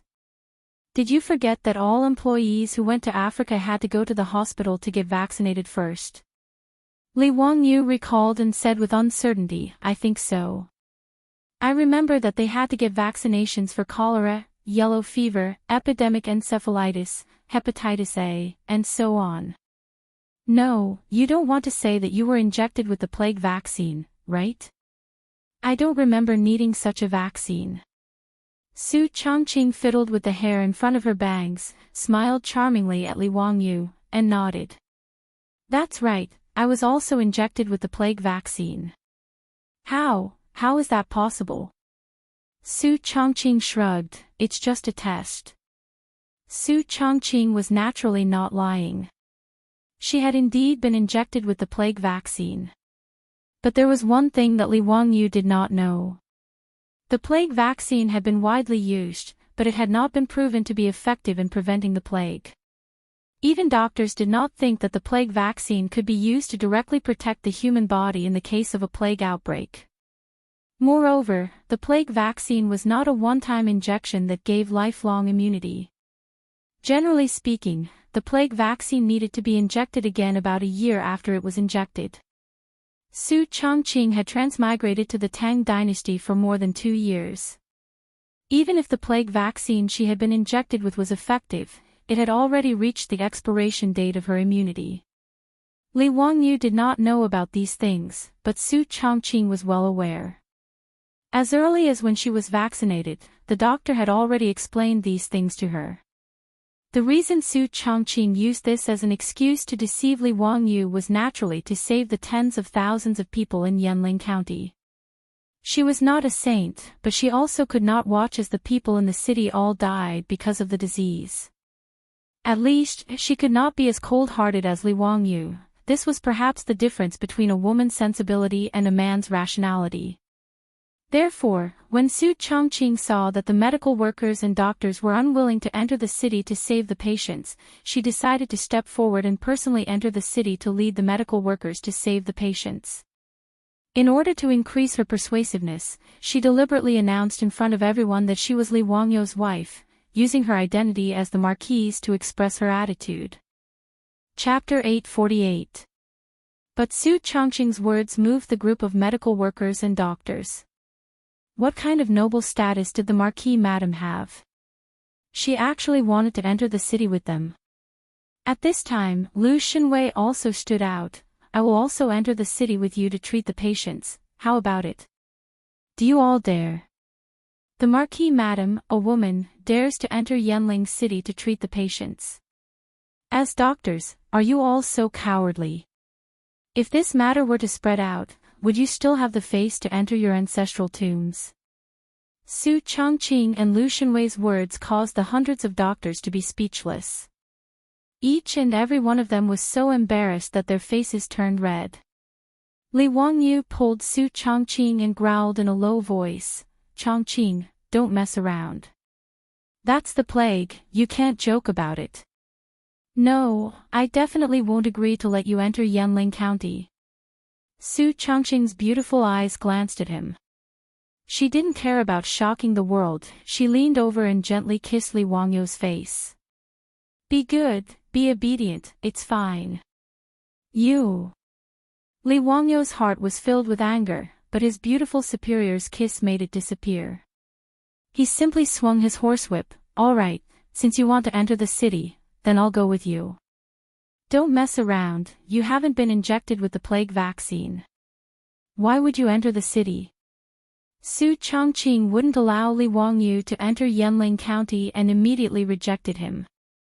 "I don't care about this. Changqing, if you want to enter Yanling County, then I must enter as well. I'm a man, watching my woman take risks while I hide outside the city. Do you think I'm that kind of person? This matter is settled. If you want to enter Yanling County, then I'll go with you. If we get infected with the plague, then we'll die together. Who knows, we might even be able to travel back to the modern world together." Li Wangyu didn't care what Su Changqing said. Naturally, he wouldn't relent. Li Wangyu would never do something as despicable as to let him stay in the safe zone outside the city and watch his beautiful boss enter the infected area. Su Changqing helplessly reached out his hand and touched Li Wangyu's face. With a doting expression, he said, "Hey, what should I do with you?" After she finished speaking, her eyes looked behind Li Wangyu. She met Niu Wu's eyes and nodded slightly. Niu Wu hesitated for a moment. In the end, he clenched his teeth and extended his palm, which was as large as a palm leaf fan, and slapped down towards the back of Li Wangyu's neck. Li Wangyu would never have thought that Niu Wu would attack him from behind. He didn't even have time to groan before he was knocked unconscious by Niu Wu's palm. This scene shocked Qing Yaojin and the other rich playboys. They couldn't understand why Niu Wu, a loyal and devoted member of the Li family, would suddenly attack their Langjun. Qing Yaojin even subconsciously pulled out the sword at his waist and prepared to urge his horse forward to save Li Wangyu. Su Changqing hurriedly smiled and extended his hand to stop Qing Yaojin and the group of silk pants. He smiled and said, "Uncle Qing, brothers, it was I who had Niu Wu knock Worryless out." Qing Yaojin was stunned. "Lady Su, why are you doing this? If I didn't knock him out, he would have followed me into Yanling County. How can that be? Uncle Chang and brothers, please take good care of Wang Yu. Don't let him find trouble with Niu Wu after he wakes up, and don't let him enter the city." Qing Yaojin and the other rich playboys looked at each other. "Lady Su, do you really want to enter Yanling County? That's..." In front of the medical workers, Qing Yaojin didn't finish his words, but everyone naturally understood what he meant. The current Yanling County, in everyone's eyes, was no different from the netherworld. Entering the county was almost a matter of life and death. Su Changqing leisurely raised her eyes and looked at the dark city walls of Yanling County not far away. Someone has to save those people. Those are tens of thousands of people of the Tang dynasty. They didn't do anything wrong. How can I bear to watch them be mercilessly swallowed up by the disease? As for my personal safety, it's not worth mentioning. As the saying goes, who doesn't die since ancient times? Let my loyal heart shine in the annals of history. Historically, plagiarizing poems had always been Li Wangyou's patent. Su Changqing couldn't memorize many of those Tang and Song poems. But this poem by Wen Tianxiang, Crossing the Lingding Ocean, was familiar to the later generations, so she casually recited it. But she didn't expect that the sentence, "Who doesn't die since ancient times? Let my loyal heart shine in the annals of history," would make Qing Yaojin and the other rich playboys excited. Good. Lady Su deserved to be called a heroine. Your words make me feel ashamed. Since that's the case, I don't believe in evil. Why don't I accompany you to Yanling County? Qing Yaojin's words made Qing Chumo, Qing Chuliang, and Qing Chubi turn pale with fright. "Father, you can't. If father wants to go, then we'll go too."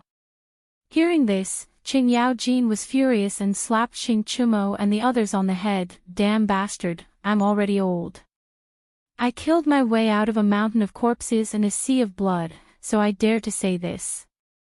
You three bastards who haven't even grown hair yet, what nonsense are you talking about? If you dare to make trouble like this again, I'll order people to tie you up and take you back to Chang'an." Although Qing Yaojin was the #1 troublemaker in the Tang dynasty, he was also protective of his children. He could take the risk himself, but if his 3 sons dared to take the risk, he would definitely explode. Su Changqing covered her mouth and chuckled, "Uncle Qing, you shouldn't go into the city. You're not a doctor, so what's the use of going into Yanling County?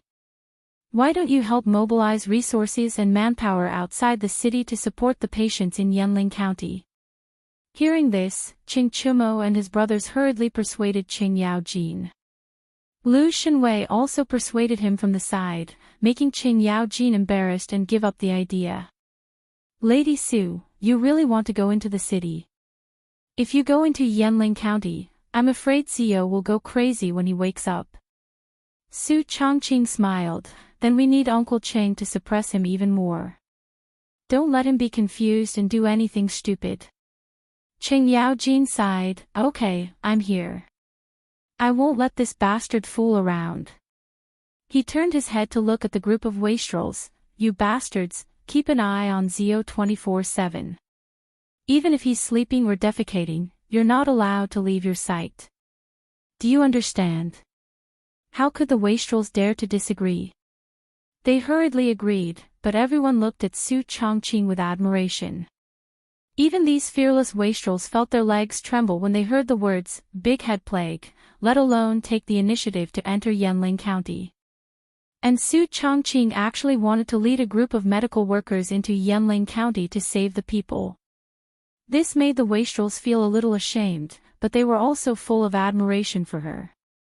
Actually, Su Changqing was not a saint who had to sacrifice herself to save the people.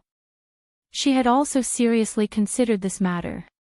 With the protection of a mask, it was not impossible to defend against an airborne infectious disease like the plague. Moreover, her body had been injected with countless vaccines, so her immunity was far stronger than the Tang's. Moreover, she had been injected with the plague vaccine, so she more or less had a certain level of immunity. Of course, these were not the main reasons why Su Changqing decided to enter the city to save the people. Su Changqing made this decision because of Li Wangyu. Chapter 849. Although Li Wangyu was rather decisive in the matter of sealing off Yanling County, as the person who slept beside him, Su Changqing was very clear just how much pressure his man was under during this period of time. Although Li Wangyu was now in a high position in the Tang dynasty, in his bones, whether it was Li Wangyu or Su Changqing, they were just ordinary modern people. When faced with such a matter of life and death, how could he really be at ease and not feel any pressure?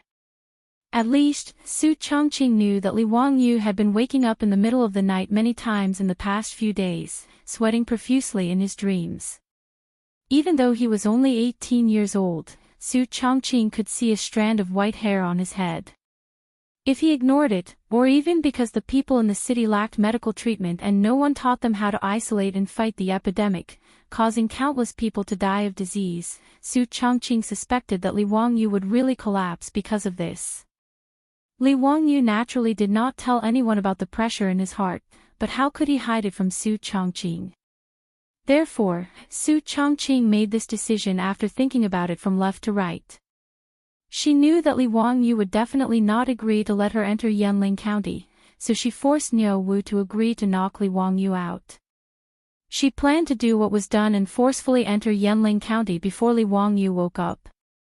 With Su Changqing's statement, the group of medical workers and doctors could not refuse anymore. Cheng Yaojin stared at the group of medical workers with a ferocious expression. "Damn it, you bunch of bastards, give me a straightforward answer. Are you going to enter the city or not?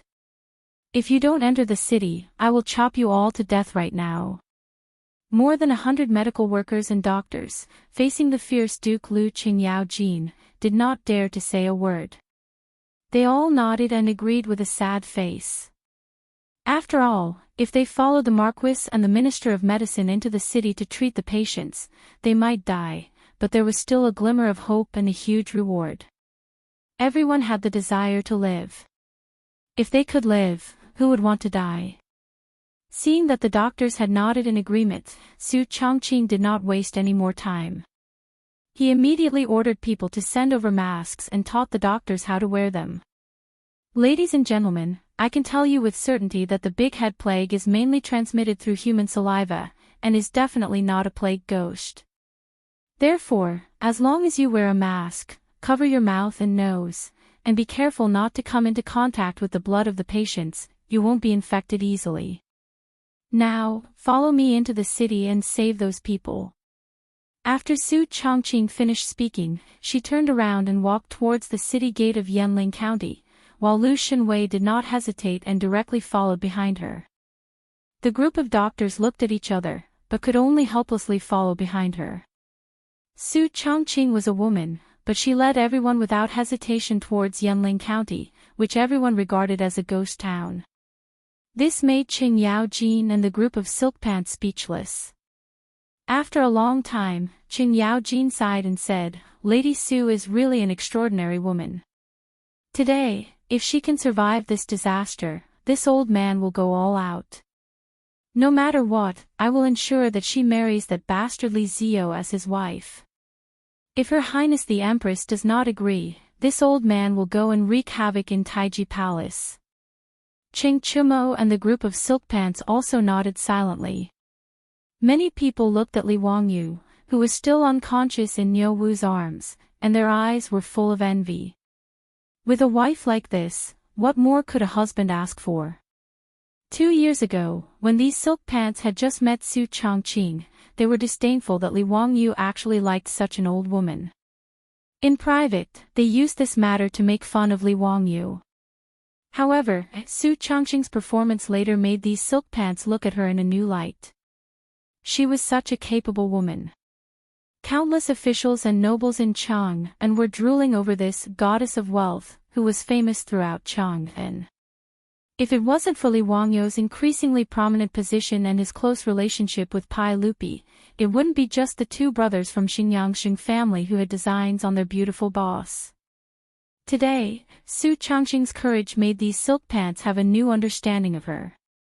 Qing Yaojin suddenly turned his head and shouted at the group of imperial guards, "Bastard, who among you has the guts to follow Lady Su into the city and protect her and the group of doctors? Is there any man with balls in the Jinwu guards? Anyone who dares to follow Lady Su into the city, this old man will reward him with 100 strings of copper coins." The group of imperial guards also admired Su Changqing's courage. With Qing Yaojin's provocation, each of them shouted as if they had been injected with chicken blood. Each of them scrambled to say that they were willing to enter the city and protect Su Changqing. This group of imperial guards was naturally not like those doctors. They were originally in the business of licking blood from the tip of a knife. Although the big head plague was scary, if a woman like Su Changqing wasn't afraid, how could they, the cavalrymen of the Tang dynasty, be afraid? Wouldn't they be looked down upon by others? Qing Yaojin was also very satisfied with the performance of his imperial guards. He couldn't help but raise his head and laugh. In the end, he still chose 200 cavalrymen and had them all wear masks before catching up with Su Changqing's group. Qing Yaojin's mission was to protect Su Changqing's safety in Yanling County and not let anyone hurt her. With his understanding of Li Wangyou, it would be fine if Lady Su died from the disease.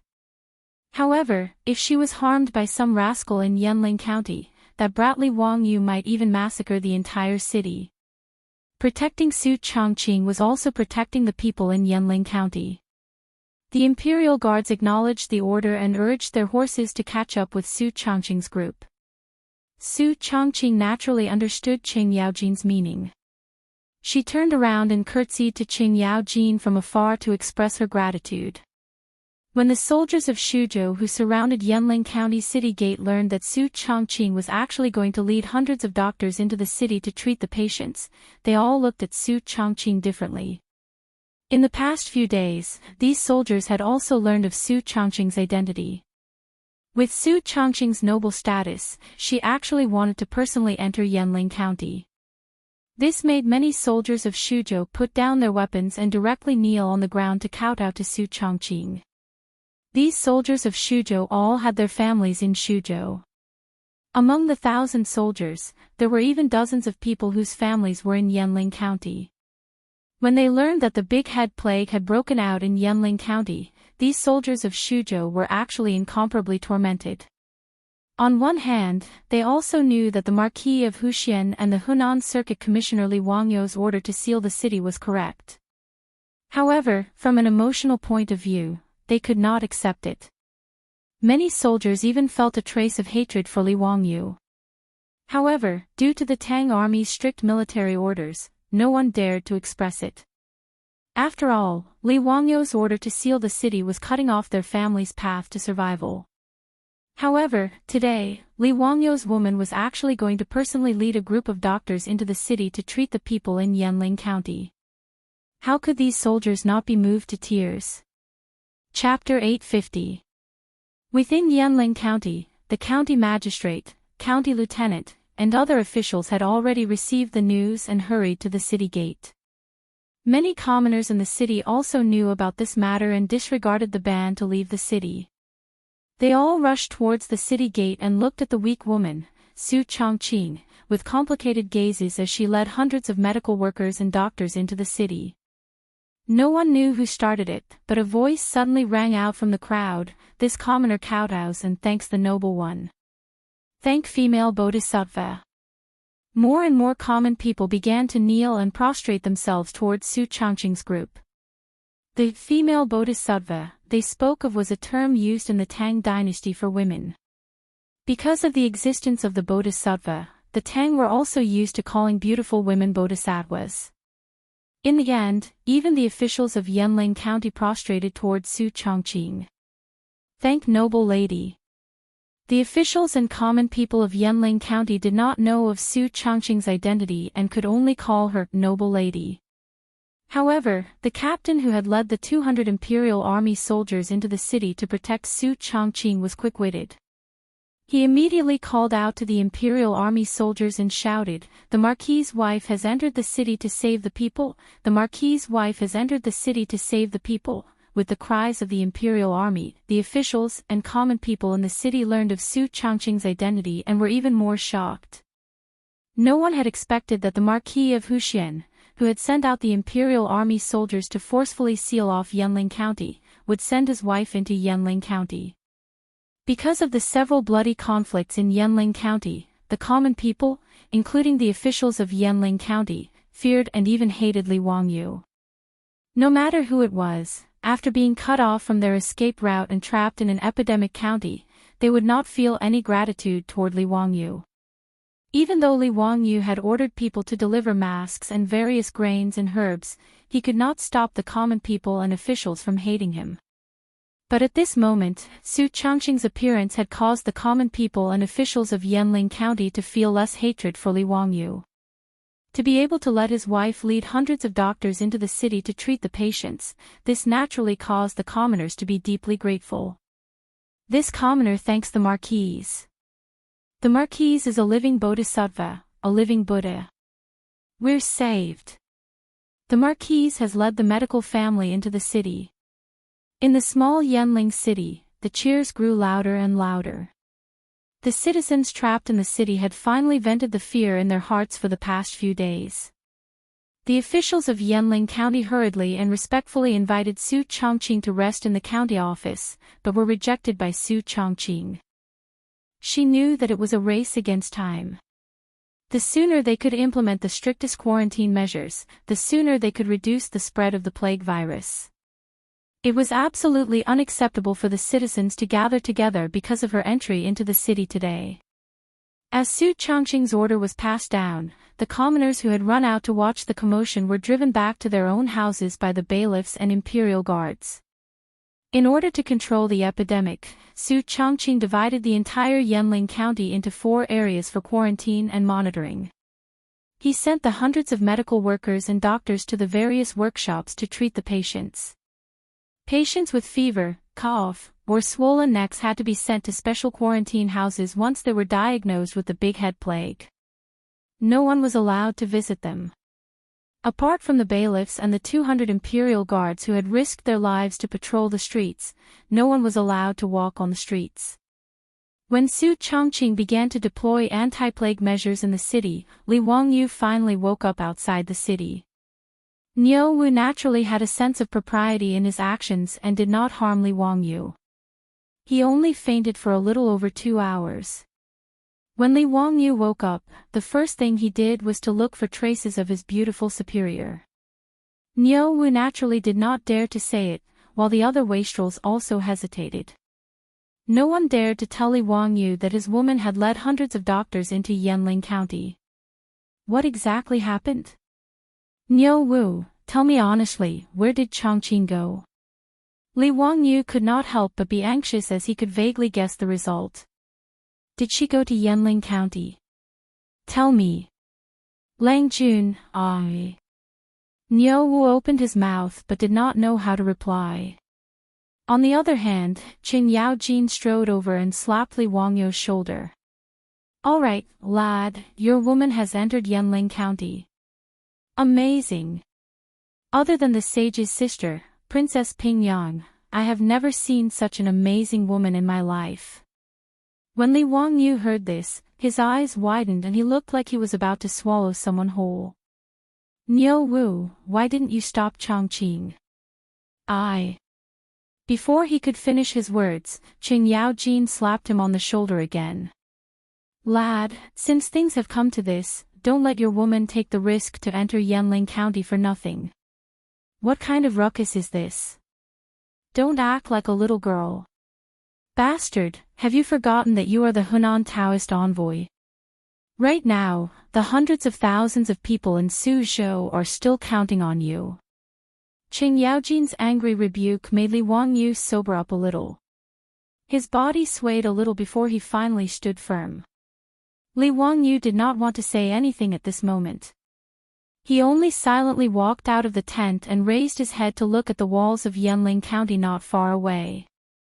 When he thought that his beautiful superior had gone to the city where the plague had broken out, he felt like his heart was being cut by a knife. He even wanted to ignore everything and rush into Yanling County. Luckily, Li Wangyu still had some rationality. He fiercely clenched his fists, his nails digging into his skin. The piercing pain made Li Wangyu sober up a little. He turned back to the tent and stretched out his hand to summon Niu Wu. Niu Wu, immediately bring people and rush back to Chang'an city. Bring old immortal son to Suzhou. Be quick. Whether or not the tens of thousands of people in the city can be saved depends on whether old immortal son can come in time. Actually, when Yanling County confirmed that it was the plague that had broken out, Li Wangyu had already thought that the only medicine that could possibly cure the plague was penicillin. Therefore, he had already sent people to Chang'an city to inform Sun Simiao to bring all of the penicillin and quickly come to Yanling County to save lives. At this moment, 2 or 3 days had already passed. He did not know whether the people he sent back to deliver the letter had arrived or not. He also did not know whether Sun Simiao and his group had left. Therefore, Li Wangyu could only send Niu Wu to bring Sun Simiao back. The sooner the penicillin arrived, the sooner the safety of the people and Su Chongqing would be guaranteed. Niu Wu naturally did not dare to hesitate. He immediately turned and left the tent to gather people. Previously, he had listened to Su Chongqing's words and knocked Li Wangyu unconscious. He was worried that Li Wangyu would wake up and cause trouble for him. At this moment, he did not dare to continue staying in the tent. After Niu Wu hurriedly led a few of the Li residence's troops and galloped away, Li Wangyu once again let out a long sigh. He rejected the comforting words of Ching Chumo and the others and chased them all out of the tent. Alone in the tent, he stood there in a daze. Chapter 851. After Su Chongqing entered Yanling County, Li Wangyu had almost turned into a wife-gazing rock. Every day when he was free, he would stare at the walls of Yanling County in a daze, making Ching Chumo and the others nervous. They had to keep an eye on this guy at all times, afraid that he would take things too hard and run into Yanling County. If that happened, things would become serious. Although the news inside and outside the city had not been cut off, and Su Chongqing even went to the walls of Yanling County every day to meet Li Wangyu, it still could not stop Li Wangyu from worrying. One of the main reasons was that there were more and more patients dying of the plague in Yanling County. Even though Su Chongqing had taken the strictest quarantine measures in Yanling County and distributed a large number of masks, there were still medical workers reporting all kinds of patients infected with the big head plague in various squares in the city every day. These patients' families were all sent to special squares for quarantine. Even the family members of those patients were ordered by Su Chongqing to be isolated in their houses and forbidden to go out. But the plague was too contagious. From the time she entered Yanling County, in just 3 days, dozens of patients had died of the plague. And an even more troublesome thing happened. That was, Li Wangyu ordered the cremation of the corpses of those who died of illness, which attracted the dissatisfaction of the officials in Yanling County. In fact, Li Wangyu was not at all surprised that such a situation would happen. Even in the future, there were often conflicts over burials and cremations in the countryside, not to mention the Tang dynasty more than 1,000 years ago. The few victims of the plague that had appeared in Yanling County before were all forcefully dragged out of the city by Li Wangyu and burned with firewood. The people in the city did not know about this. Only the officials in Yanling County and a group of yamen runners knew about this. Although the people did not understand Li Wangyu's order at all, they did not dare to publicize this matter due to the pressure of Li Wangyu, the county marquis who founded the country and the Henan province's envoy. However, in the past few days, when a large number of people began to die from the plague in the city, the conflict naturally erupted. The county magistrate and county lieutenant of Yanling County were one thing, but the many scribes and bailiffs in the county office were mostly locals, and their homes were in the county. Of course, some of their relatives were also unlucky enough to be infected by the plague. Others might not know what was going on, but they, the county officials, were well aware of the situation. Thus, when the father of a county clerk died of an illness and was about to be transported out of the city, the clerk refused no matter what. He found someone to bring the old man's longevity coffin. After putting his father inside the coffin, he wanted to bring the old man's body back to his own home. He wanted to wait for the disease to pass before sending him out of the city for a proper burial. The bailiffs in Yanling County naturally wouldn't stop him. They were all colleagues in the county yamen. Besides, their relatives were also in the city, and some of them were also infected. Who would want their relatives to be burned to ashes after they died? However, in Yanling County, there weren't only the bailiffs. There were also the 200 imperial guards who had escorted Su Changqing into the city. The county clerk wanted to bring the coffin home, but he was naturally stopped by the imperial guards on the main street. The imperial guards didn't care whether he was a county clerk or not. Since the Marquis and Marquis had given a strict order that the families of those who died from the plague must be transported out of the city for cremation, they had to strictly carry it out. The imperial guards wanted to bring the coffin out of the city, but the county clerk and bailiffs naturally didn't agree. The two sides instantly entered a stalemate on the main street. The imperial guard captain was very angry about this. Just as he wanted to disregard everything and forcefully order the imperial guards to disperse the bailiffs, Su Changqing, who had received the news, hurried over. "Everyone stop. Don't gather here and make a ruckus." Su Changqing displayed the aura of a strong woman and shouted from the back of the horse. In these few days, Su Changqing had already built up her prestige in Yanling County. After all, her identity was special. As the Marquis that everyone knew, in addition to the 200 fully armed imperial guards around her, no one dared to ignore her presence. Even the grade 7 county magistrate of Yanling County didn't dare to be rude in front of Su Changqing and followed Su Changqing's lead.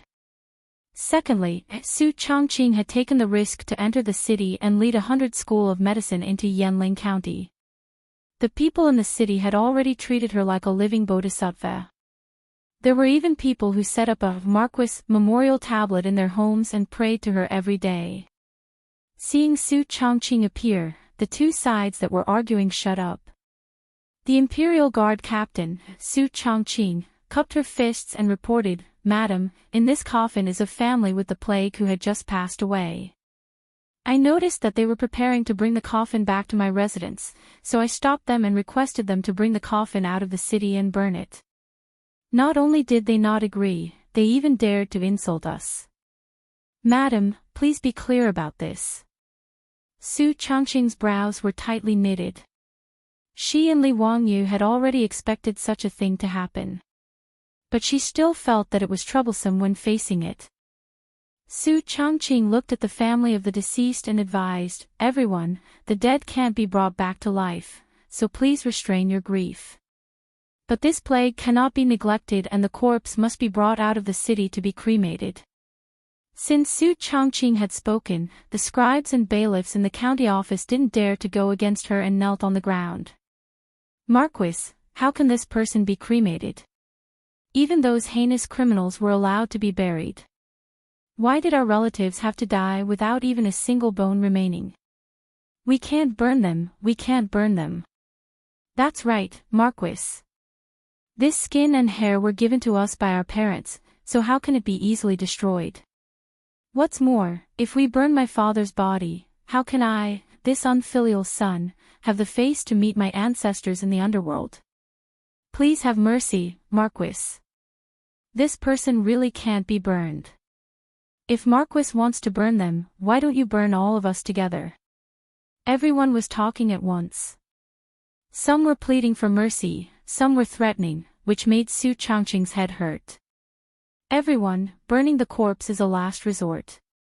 If we don't burn the corpse as soon as possible, the plague will spread and no one in Yanling County will be able to survive." Su Changqing tried to persuade them, but no one was willing to listen. Marquis, don't deceive us. This plague is caused by the plague ghost. What does it have to do with the corpses of our family members? That's right. What plague is Marquis talking about? Who has seen it before? How can these corpses cause disease? The plague ghost is causing trouble. Marquis, please arrange for people to come to Yanling County as soon as possible. We have asked those doctors. They don't know how to treat the plague. Marquis, don't deceive us anymore. It turned out that in these few days, the bailiffs and scribes of Yanling County had come into contact with the hundreds of doctors. They already knew that these people didn't know how to treat the plague. In fact, Li Wangyu and Su Changqing didn't expect these doctors to treat the disease and save people. They only used them as nurses. After all, compared to ordinary people, these doctors more or less knew medical knowledge and were familiar with taking care of patients. They didn't expect that these bailiffs and scribes would bring up this matter. Su Changqing didn't know how to explain for a moment. Chapter 852. In order to prevent the conflict from intensifying, as well as the fact that there were many things in Yanling County that needed the bailiffs and scribes to handle, Su Changqing could only temporarily put the matter aside after a few failed attempts. She planned to discuss with Li Wangyu how to deal with it. However, she did not allow the scribes to bring the coffin back to her residence as it was too dangerous. In the end, Su Changqing agreed to temporarily not bring the coffin out of the city as a condition. She allowed the scribes and bailiffs to bring the coffin back to the square that was used to isolate the sick. However, this matter had to be resolved as soon as possible. Otherwise, if more and more people died of the plague in the city and the corpses were not dealt with as soon as possible, more people would die. Furthermore, due to the conflict between the bailiffs and the imperial army on the streets today, the matter of cremating the corpses probably could not be hidden in Yanling County anymore. If the tens of thousands of people in the city also made a ruckus because of this matter, it would be even more difficult to deal with it. Although Su Changqing was a strong woman, she could not be as cold-hearted as Li Wangyu to order the imperial army to cremate the corpses. Stuck between a rock and a hard place, Su Changqing could only ask Li Wangyu for help. Li Wangyu, who received the notice, hurried to the outskirts of Yanling County. Ever since Su Changqing entered Yanling County, Li Wangyu, in order to make it easier to communicate with her, took out the copper wire and bamboo tube phone that he had used to trick Xinkangbua in the Eastern Market. A copper wire was stretched from the top of the city walls to the outside of the city, and a bamboo tube was fixed at the two ends for communication.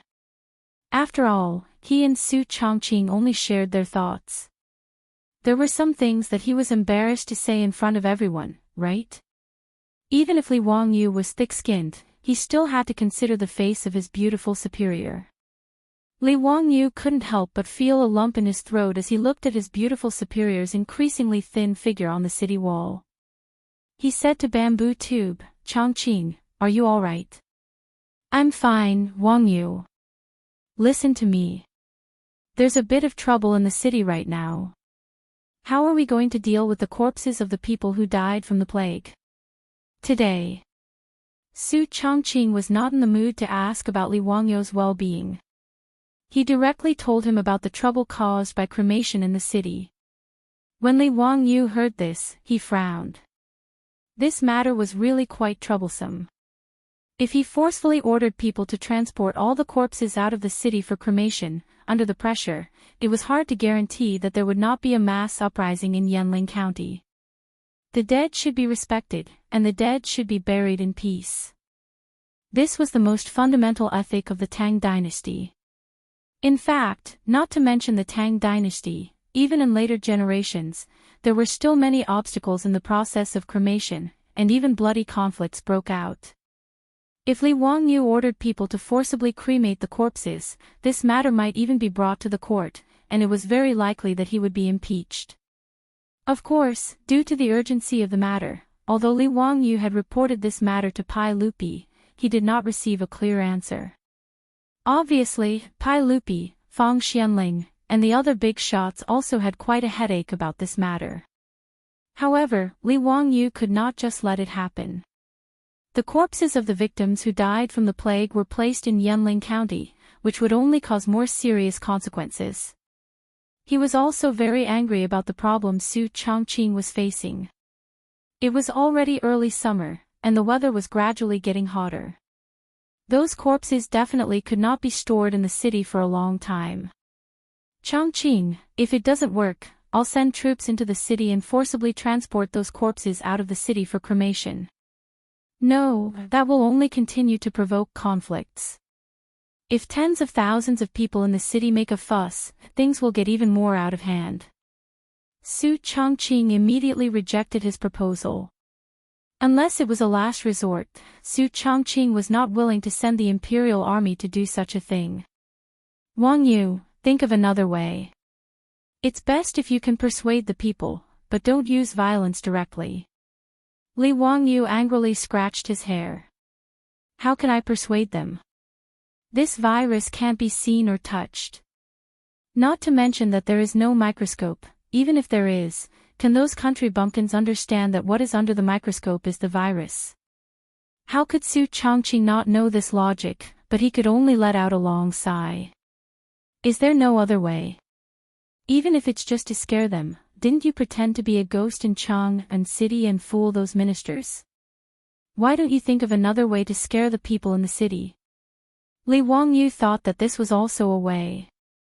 Anyway, the people were ignorant, and sometimes it was a way to scare them. But how to scare the tens of thousands of people and officials in the city was a difficult problem. It would be difficult for Li Wangyu to come up with such a big scam. He was not a magician like David Copperfield, who could play a magic trick that could fool tens of thousands of people in the city.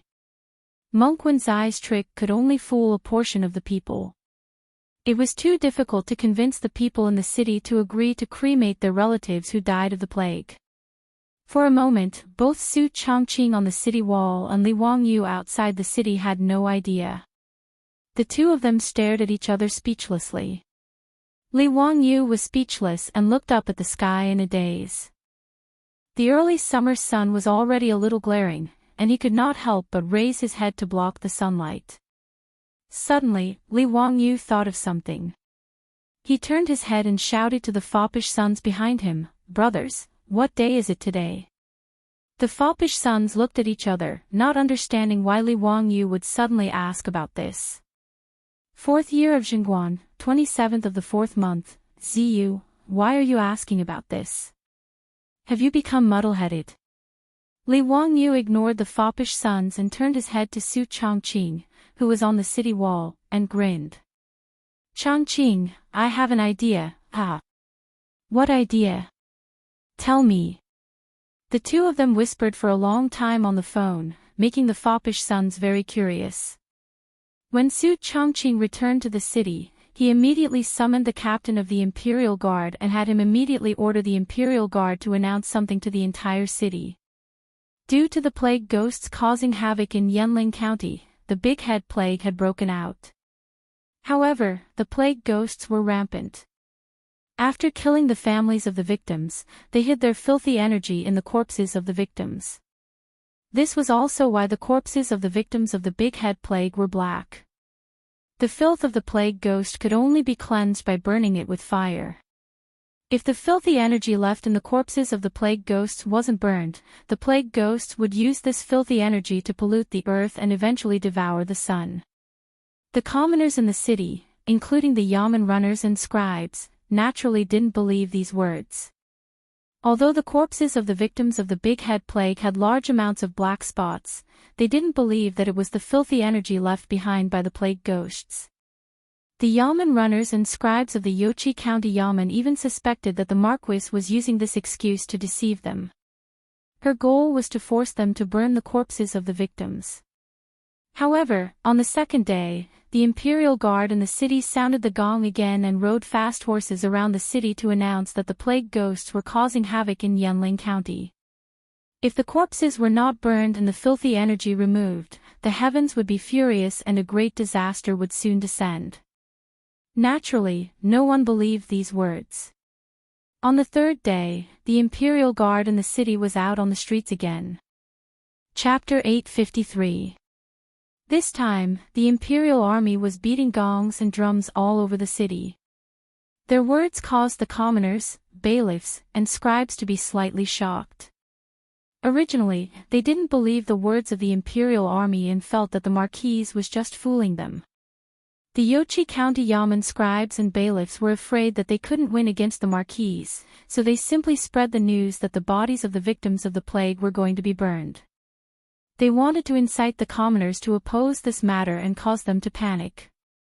In this day and age, no one was willing to see the bodies of their family members being burned. If someone dared to do this, they would even fight with their lives on the line.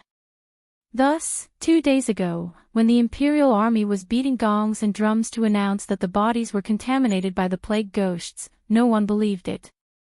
They even snorted in disdain, feeling that the marquise was playing them like fools. Although no one knew why the bodies of the victims of the Big Head Plague would turn black after death, no one believed that it was the work of the plague ghosts that contaminated the bodies with filth. However, early in the morning, the 200 Imperial Army soldiers were on the streets again. After beating the gongs to attract everyone's attention, they loudly shouted, "Everyone, listen well." The Dao ancestor asked the Marquis of Huxian County to inform him that because the plague ghosts are causing trouble in Yanling County, the corpses have been contaminated by filth and have not been dealt with quickly. Thus, the sun and the sky will be swallowed by the plague ghosts for some time because of this matter. Although the Dao ancestor's magic power is great and can quickly disperse the plague ghosts, if the contaminated corpses are not quickly burned, the world will fall into chaos. The plague ghosts will take this opportunity to wreak havoc in the world. When that time comes, even the gods and Dao ancestors in the heavens will be helpless. Over and over again, the imperial army announced loudly in the city, but the commoners all frowned when they heard it. Plague ghosts swallowing the sun. How was this possible? Many people subconsciously raised their heads to look at the rising sun and couldn't help but silently say, "Dao ancestor bless us, Dao ancestor bless us." Regardless of whether the commoners believed it or not, there was a large question mark in their hearts. This was because if the Marquis of Huxian and the Marquise were still trying to trick them, it would be too easy to expose them. If the plague ghosts did not appear today, wouldn't that mean that this was all a scam? Since that was the case, what was the point of the Marquis of Huxian ordering people to spread the news? Yanling County instantly became lively because of the imperial army's announcement.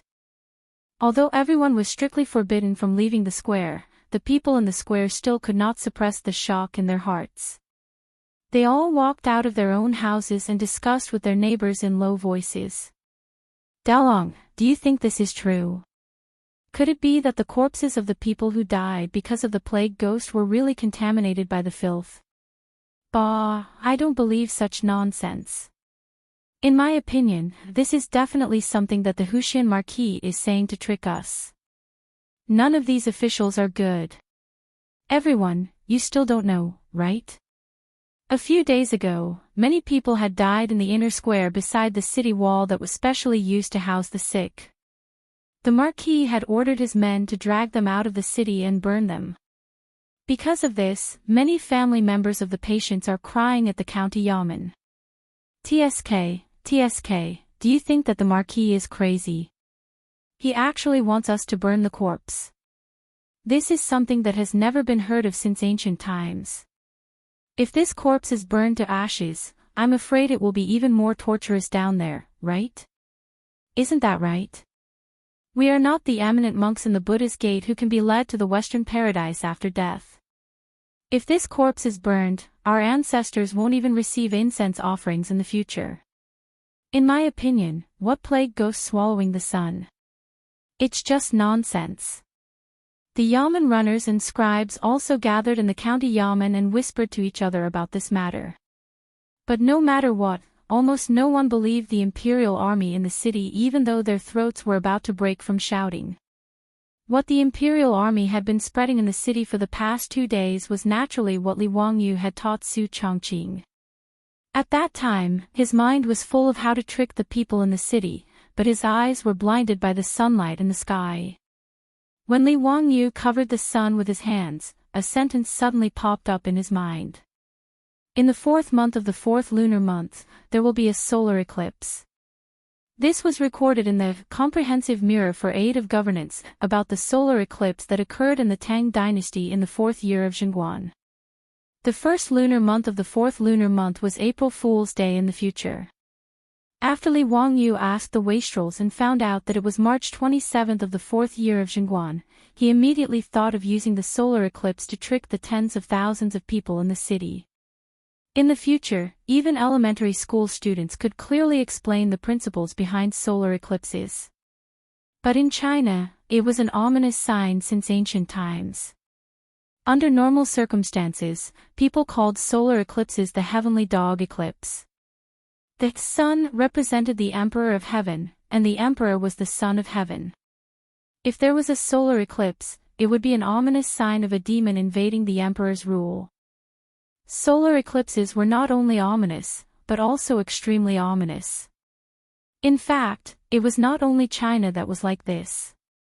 In the era when astronomy was not perfect, the attitude of the various countries towards solar eclipses was not very different.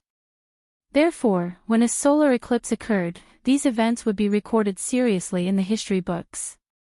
Li Wangyu recalled that there would be a solar eclipse on April 1st of the 4th year of Chang'an, so he immediately thought of using this solar eclipse to solve the problem of cremating the corpses in the city. Since the people were ignorant, blindly spreading the news might not be effective. Moreover, time waited for no man. At this time, using the solar eclipse to fabricate the story of a plague ghost swallowing the sun, to scare them was the most effective method. Li Wangyu not only planned to scare the people of Yanling County, but he also immediately wrote a memorial and had it sent to Zhengzhou. He wanted to present it to Pai Lupi, who had been stationed in Zhengzhou to observe the situation in Shuzhou. In the memorial, he also attributed the solar eclipse that would happen in 3 days to the plague ghost swallowing the sun. Li Wangyu wrote this memorial to Pai Lupi to pave the way for himself in advance. In the future, in the imperial court, those bored imperial censors would use the matter of him cremating the corpses to impeach him. At the same time, Li Wangyu was also helping Pai Lupi to get out of trouble. After all, a solar eclipse in the Tang dynasty was an ominous omen. Moreover, it was usually attributed to the emperor's lack of virtue and the power of the traitors. Li Wangyu sent a memorial to Pai Lupi 3 days in advance, stating that it was a plague ghost that was causing trouble in Shuzhou. Naturally, this would prevent the officials from criticizing him in the future. After all, although Pai Lupi and Li Wangyu, uncle and nephew, used the gold theft case to ruthlessly scam the aristocratic families and sweep Wang Renyu, Xing Yuanshou, and the others out of the imperial court, the aristocratic family's power in the imperial court could not be underestimated. This kind of trouble should be avoided if possible. Moreover, other than being very stubborn about marrying Chang'an to him, Pai Lupi was sincere to Li Wangyu. Therefore, Li Wangyu also returned the favor and did not forget to repay his uncle. However, when Li Wangyu sent this memorial to Zhengzhou, it caused a lot of trouble. Chapter 854. The distance between Shuzhou and Zhengzhou was only 200 some li and could be reached in half a day on a fast horse. Li Wangyu's memorial was placed on Pai Lupi's temporary desk in Zhengzhou on the same day. After reading Li Wangyu's memorial, Pai Lupi couldn't help but frown. After some hesitation, he ordered for Fang Xianling, Du Ruhui, Zhang Sun Wuji, and the other important officials of the imperial court to discuss this matter. After everyone read through Li Wangyu's memorial, their faces were filled with bewilderment. Your Majesty, Zio's memorial says that in 3 days, a plague ghost will appear in Jiazhou. This is far too absurd. Could it be that the Tao Father really can send a message to Zio in his dreams? I do believe Zio's words to a certain extent. Although this matter seems absurd, given this old man's understanding of Zio, he would never joke around like this with Your Majesty. That's right. Although I don't know where the Marquis of Huxian learned that a plague ghost will appear, the Marquis of Huxian is not a reckless person. Since he dared to submit a memorial to your majesty, he must have some assurance. Although the important officials found the contents of the memorial hard to believe, out of their trust in Li Wangyu, they reluctantly believed it. Pai Lupi was even more silent. Li Wangyu had already used this excuse of the Dao Father's dream to fool Pai Lupi several times. Although he didn't believe it, he had no choice but to believe it. What left Pai Lupi somewhat speechless was that Li Wangyu had confidently stated that the plague in Shuzhou was not the work of a plague ghost, but an epidemic caused by a virus. But in just a few days, this fellow had changed his tune. Not only had he declared in his memorial that it was the work of a plague ghost, he had even dared to predict that in 3 days, a plague ghost would appear and devour the sun. This was no small matter. Although Li Wangyu cleverly changed the heavenly dog eating the sun to the plague spirit swallowing the sun, it was hard to convince the masses. Your Majesty, if what Ziyu reported is true, we need to inform the officials of this matter as soon as possible, in case the heavenly dog eats the sun and causes waves in the court. This subject agrees. Regardless of whether this matter is true or false, Your Majesty should still inform the world of the Marquis of Huxian's memorial to reassure the people. Fang Xianling stroked his beard and thought for a while before he said with uncertainty, Your Majesty, in my opinion, Zio's purpose may be to burn the corpse. Oh. What do you mean, Xianling? Pai Lupi was puzzled. Your Majesty, according to what Ziyu said earlier, the plague is caused by an invisible virus. If that was really the case, then among the corpses of those who died from the disease, there was probably a large amount of the virus that Ziyu mentioned. Therefore, Ziyu gave the order to burn the corpses to prevent the virus from harming the people. However, Your Majesty also knows that it is extremely difficult to get the people to burn the corpses. Therefore, in my opinion, Ziyu is using this matter to scare the people and make them agree to burn the corpses of those who died from the plague. Fang Xianling was indeed Pai Lupi's chief strategist. He quickly guessed Li Wangyu's true thoughts from his memorial. When Pai Lupi heard this, he nodded slightly, agreeing with Fang Xianling's guess. However, the crux of the matter was whether what Li Wangyu said in his memorial was true or false. In 3 days, a plague ghost would appear in Jia Zimo and devour the sun. Your Majesty, regardless of whether this matter is true or false, we can only treat it as if it is true. Otherwise, if Your Majesty does not inform the officials of this matter, if the plague spirit really appears in 3 days, it will be even more troublesome. Zhang Sun Wuji's words also received the approval of Fang Xianling and Du Ruhui. Although they did not understand why Li Wangyu was so certain that there would be a solar eclipse in 3 days, since Li Wangyu presented the memorial solemnly, they could not pretend that they did not know about this matter. Pai Lupi hesitated slightly, but if there is no plague spirit appearing in 3 days, his meaning was very clear, but he was also worried that his disobedient nephew would be attacked because of this matter. Fang Xianling and the others looked at each other, then bowed to Pai Lupi and said, Your Majesty, it seems that Ziyu is confident. Otherwise, why would he present this memorial? If there is no plague spirit appearing in 3 days, then Ziyu can only take responsibility for this matter. Your Majesty, after all, Ziyu is the founding county marquis and the Henan circuit envoy. It is natural for him to take responsibility for his words and actions. Pai Lupi hesitated for a moment, but in the end, he nodded in agreement with Fang Xianling and the others. He ordered people to gather the officials who had accompanied him to Zhengzhou and read out Li Wangyu's memorial in front of everyone. When the officials heard that Li Wangyu dared to say that there would be a plague spirit appearing in 3 days, they were all in an uproar. Tai Changqing Wangying immediately spoke out. Your Majesty, the Marquis of Huxian's words are truly bewitching. How can he be so sure that there will be a plague spirit appearing in 3 days? Even the Imperial Historian Bureau did not send any information about a solar eclipse, so how could the Marquis of Huxian know? In this old subject's opinion, this is utter nonsense.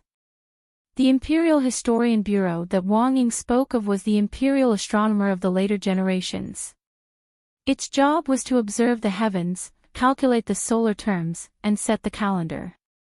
During the Qin and Han dynasties, it became the Imperial Historian Bureau. During the Tang dynasty, it was renamed the Imperial Historian Bureau. Later, it was renamed the Secretarial Pavilion, the Armillary Sphere Overwatch Council, the Armillary Sphere Bureau, and the Directorate of Astronomy. Predicting solar eclipses was naturally the responsibility of the Imperial Historian Bureau.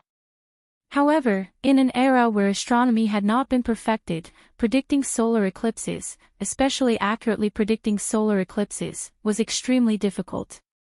The Imperial Historian Bureau did not dare to carelessly predict the appearance of a solar eclipse. After all, if the prediction was wrong, they would lose their heads. This was also why Li Wangyou's memorial had made Pai Lupi very hesitant. Even if Li Wangyou's prediction was wrong, Pai Lupi would not cut off his head, but he would definitely be punished with a reduction of his title and a fine of copper. As for his position as the Henan Circuit envoy, he would not be able to continue. Before Pai Lupi could speak, Yuqi Jingde jumped out and pointed at Wang Ying's nose. How do you know that there won't be a solar eclipse in 3 days? If there really is a plague spirit appearing, what will you say? Do you dare to write a contract that if there is a solar eclipse, you will apologize and resign? You. Wang Ying didn't know how to respond to Yuqi Jingde's words. How would he know if there would be a solar eclipse in 3 days? He wouldn't bet his future on something like that with Yuqi Jingde. Pai Lupi slapped the armrest of the throne and stood up, looking around at the officials. Okay, let's not talk about this anymore. I believe that County Marquis Huxian will not joke about this. Pass down the decree, quickly inform Chang'an of this matter, announce it to the world, to pacify the hearts of the people, so as to avoid any mischief caused by the plague. Pai Lupi's actions could be considered to be supporting Li Wangyou. If this matter was made public and the solar eclipse did not appear in 3 days, then the one who would be attacked would not only be Li Wangyou. Fang Xianling, Du Ruhui, and Zhang Sun Wuji looked at each other, but they did not try to persuade him and bowed. 3 days later, Jingguan's 4th year, 4th month. Early in the morning, Li Er changed into a plain robe and hid in the side hall. He began to anxiously wait with the other officials. Chapter 855. In Zhengzhou, Pai Lupi, accompanied by Fang Xianling and other big shots, waited anxiously in the side hall. Zio, this bastard, won't mess things up. Pai Lupi was a little irritated. After looking up at the sun countless times, he finally couldn't help but speak. Fang Xianling and Du Ruhui looked at each other, bowed and said, Your Majesty, it's still early. Let's wait patiently. I still believe that Zio won't joke about this kind of thing. I hope so. Pai Lupi sighed and continued to pace back and forth in the side hall uneasily. In Yanling County, Shuzhou, after the Imperial Army announced that there would be a plague ghost today, tens of thousands of people in the county were not in the mood to do anything. They all looked up at the sun from time to time. Many people in the city chose to believe Li Wangyou's words. Therefore, they took out incense burners from their homes early, lit incense candles, and began to kowtow to the sun in the sky, hoping that when the plague ghost swallowed the sun, they could help Dao Zhu. Outside Yanling County, the playboys all wore sunglasses and looked at the sun in the sky from time to time. Zio, are you sure you're not mistaken? When will the plague ghost swallow the sun appear? Yes, Zio, this is not a joke. Li Wangyou also wore sunglasses and looked at the sun in the sky, complaining in his heart. How did he know when the solar eclipse would begin? There was a sentence in the Comprehensive Mirror for Aid of Governance, in April, the first lunar month, there will be solar eclipse. Where would he find out the specific time of the solar eclipse? If there was no solar eclipse today, needless to say, he would be in big trouble. Even if Pai Lupi had a good relationship with him, this kind of thing was not a joke. Li Wangyu couldn't help but shiver. Sima Guang, who smashed the vat, couldn't be so unreliable, right? After all, Sima Guang was from the northern Song dynasty, hundreds of years away from the Tang dynasty.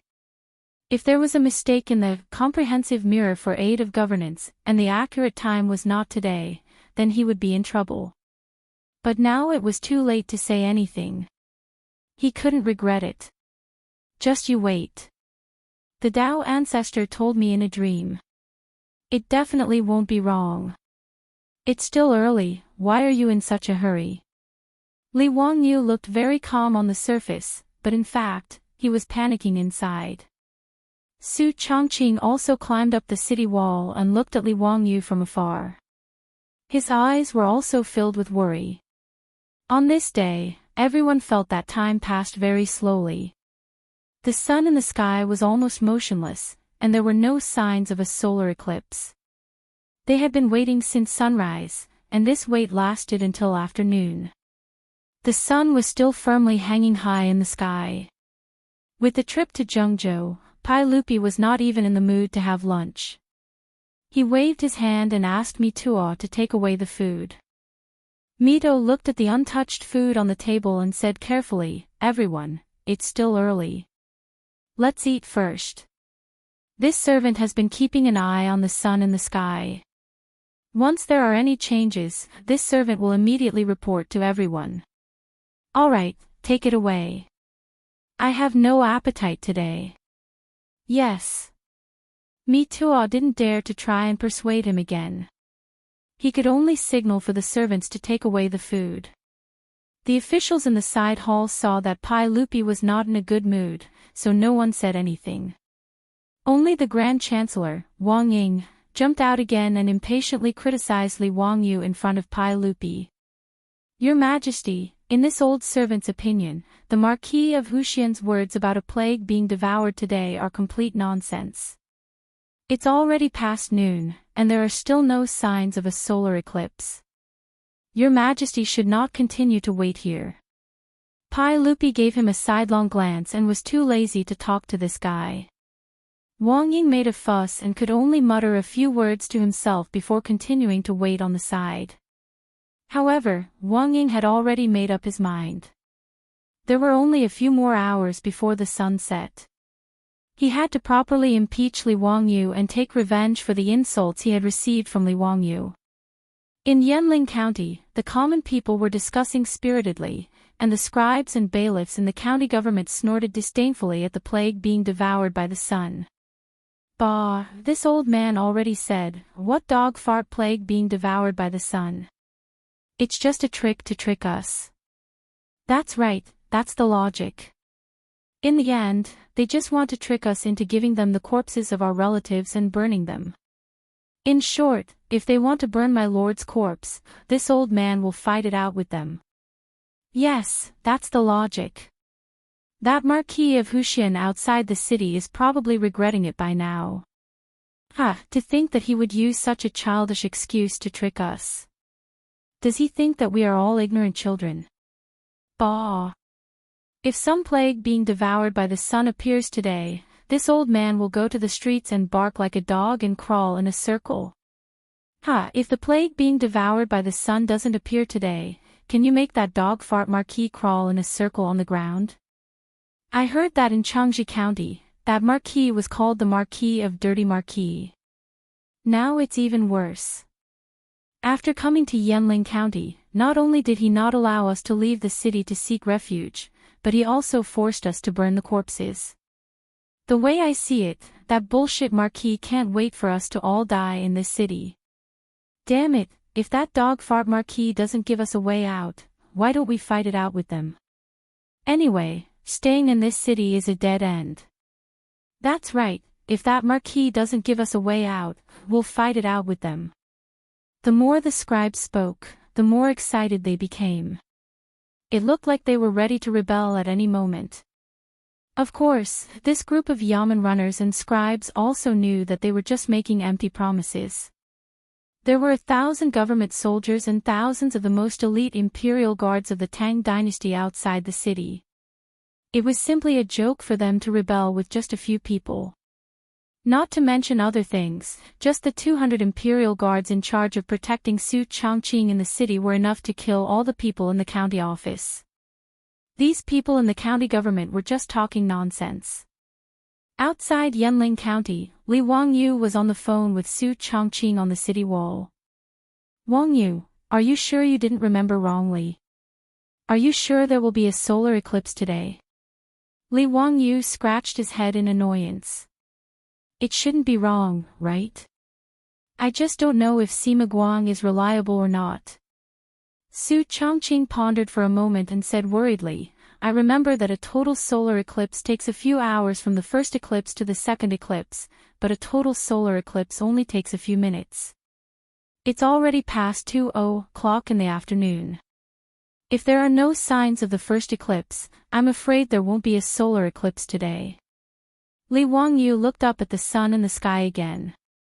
Even though he was wearing sunglasses, his eyes were still hurt by the bright sun in the sky. He couldn't see clearly whether there were signs of the first eclipse. Immediately, Li Wangyu slapped his head. He was so stupid.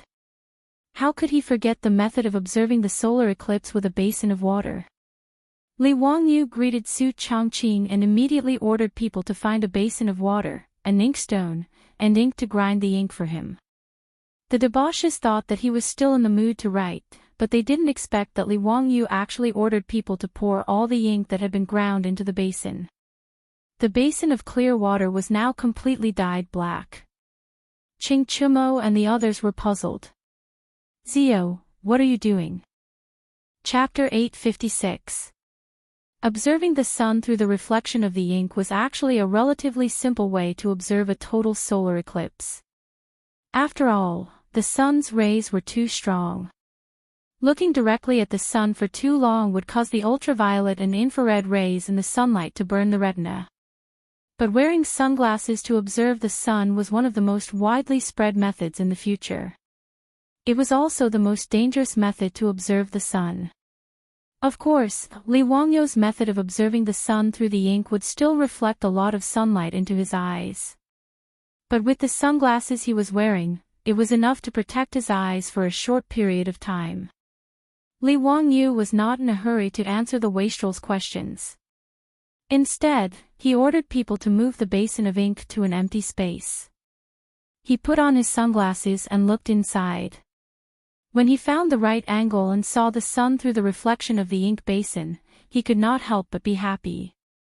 After carefully observing a few more times to make sure he was not mistaken, Li Wangyu hurriedly made an OK sign to his beautiful superior who was anxiously waiting on the city wall.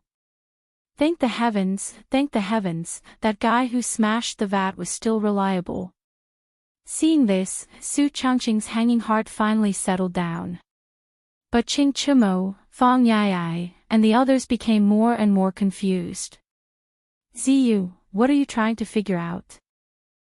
Brothers, I'm trying to see if the solar eclipse has started. Li Wangyu confirmed the existence of the solar eclipse and was in a good mood. What? You can see it with this basin of ink. Hurry up and tell us how to observe it. How could the wastrels let go of such a fun thing? They all squeezed to the side of the basin and surrounded it so tightly that not even a drop of water could leak out. Li Wangyu was speechless. This group of idiots was simply hopeless. He quickly pulled everyone apart and then explained how to find the right angle to observe the solar eclipse through the basin of ink. The wastrels all followed suit and put on their sunglasses. They each looked for an angle. Wahahaha, I see it. Why is the sun in the sky missing a piece? I see it too, a piece of the sun has been bitten off. Ziyu, is this the plague ghost swallowing the sun? It has already started. Where? Quick, point it out to me. Didn't he see the silk pants jumping up and down anxiously?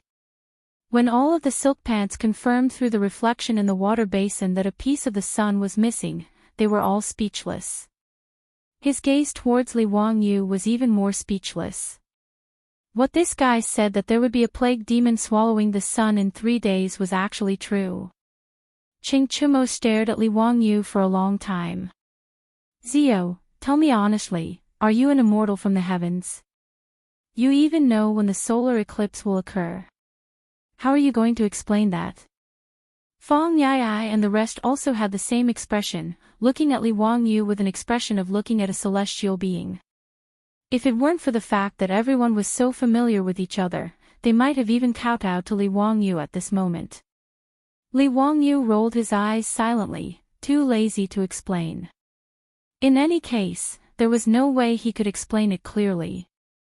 Could he really tell them that he and his beautiful boss had transmigrated from more than 1,000 years in the future? It would be better to just say that he was an immortal. It would be more acceptable. He couldn't be bothered with the silk pants and ran straight to the base of the city wall. He used the phone to inform Su Chongqing that they could begin according to plan. According to his observation of the speed of the solar eclipse, the total eclipse would arrive in about an hour.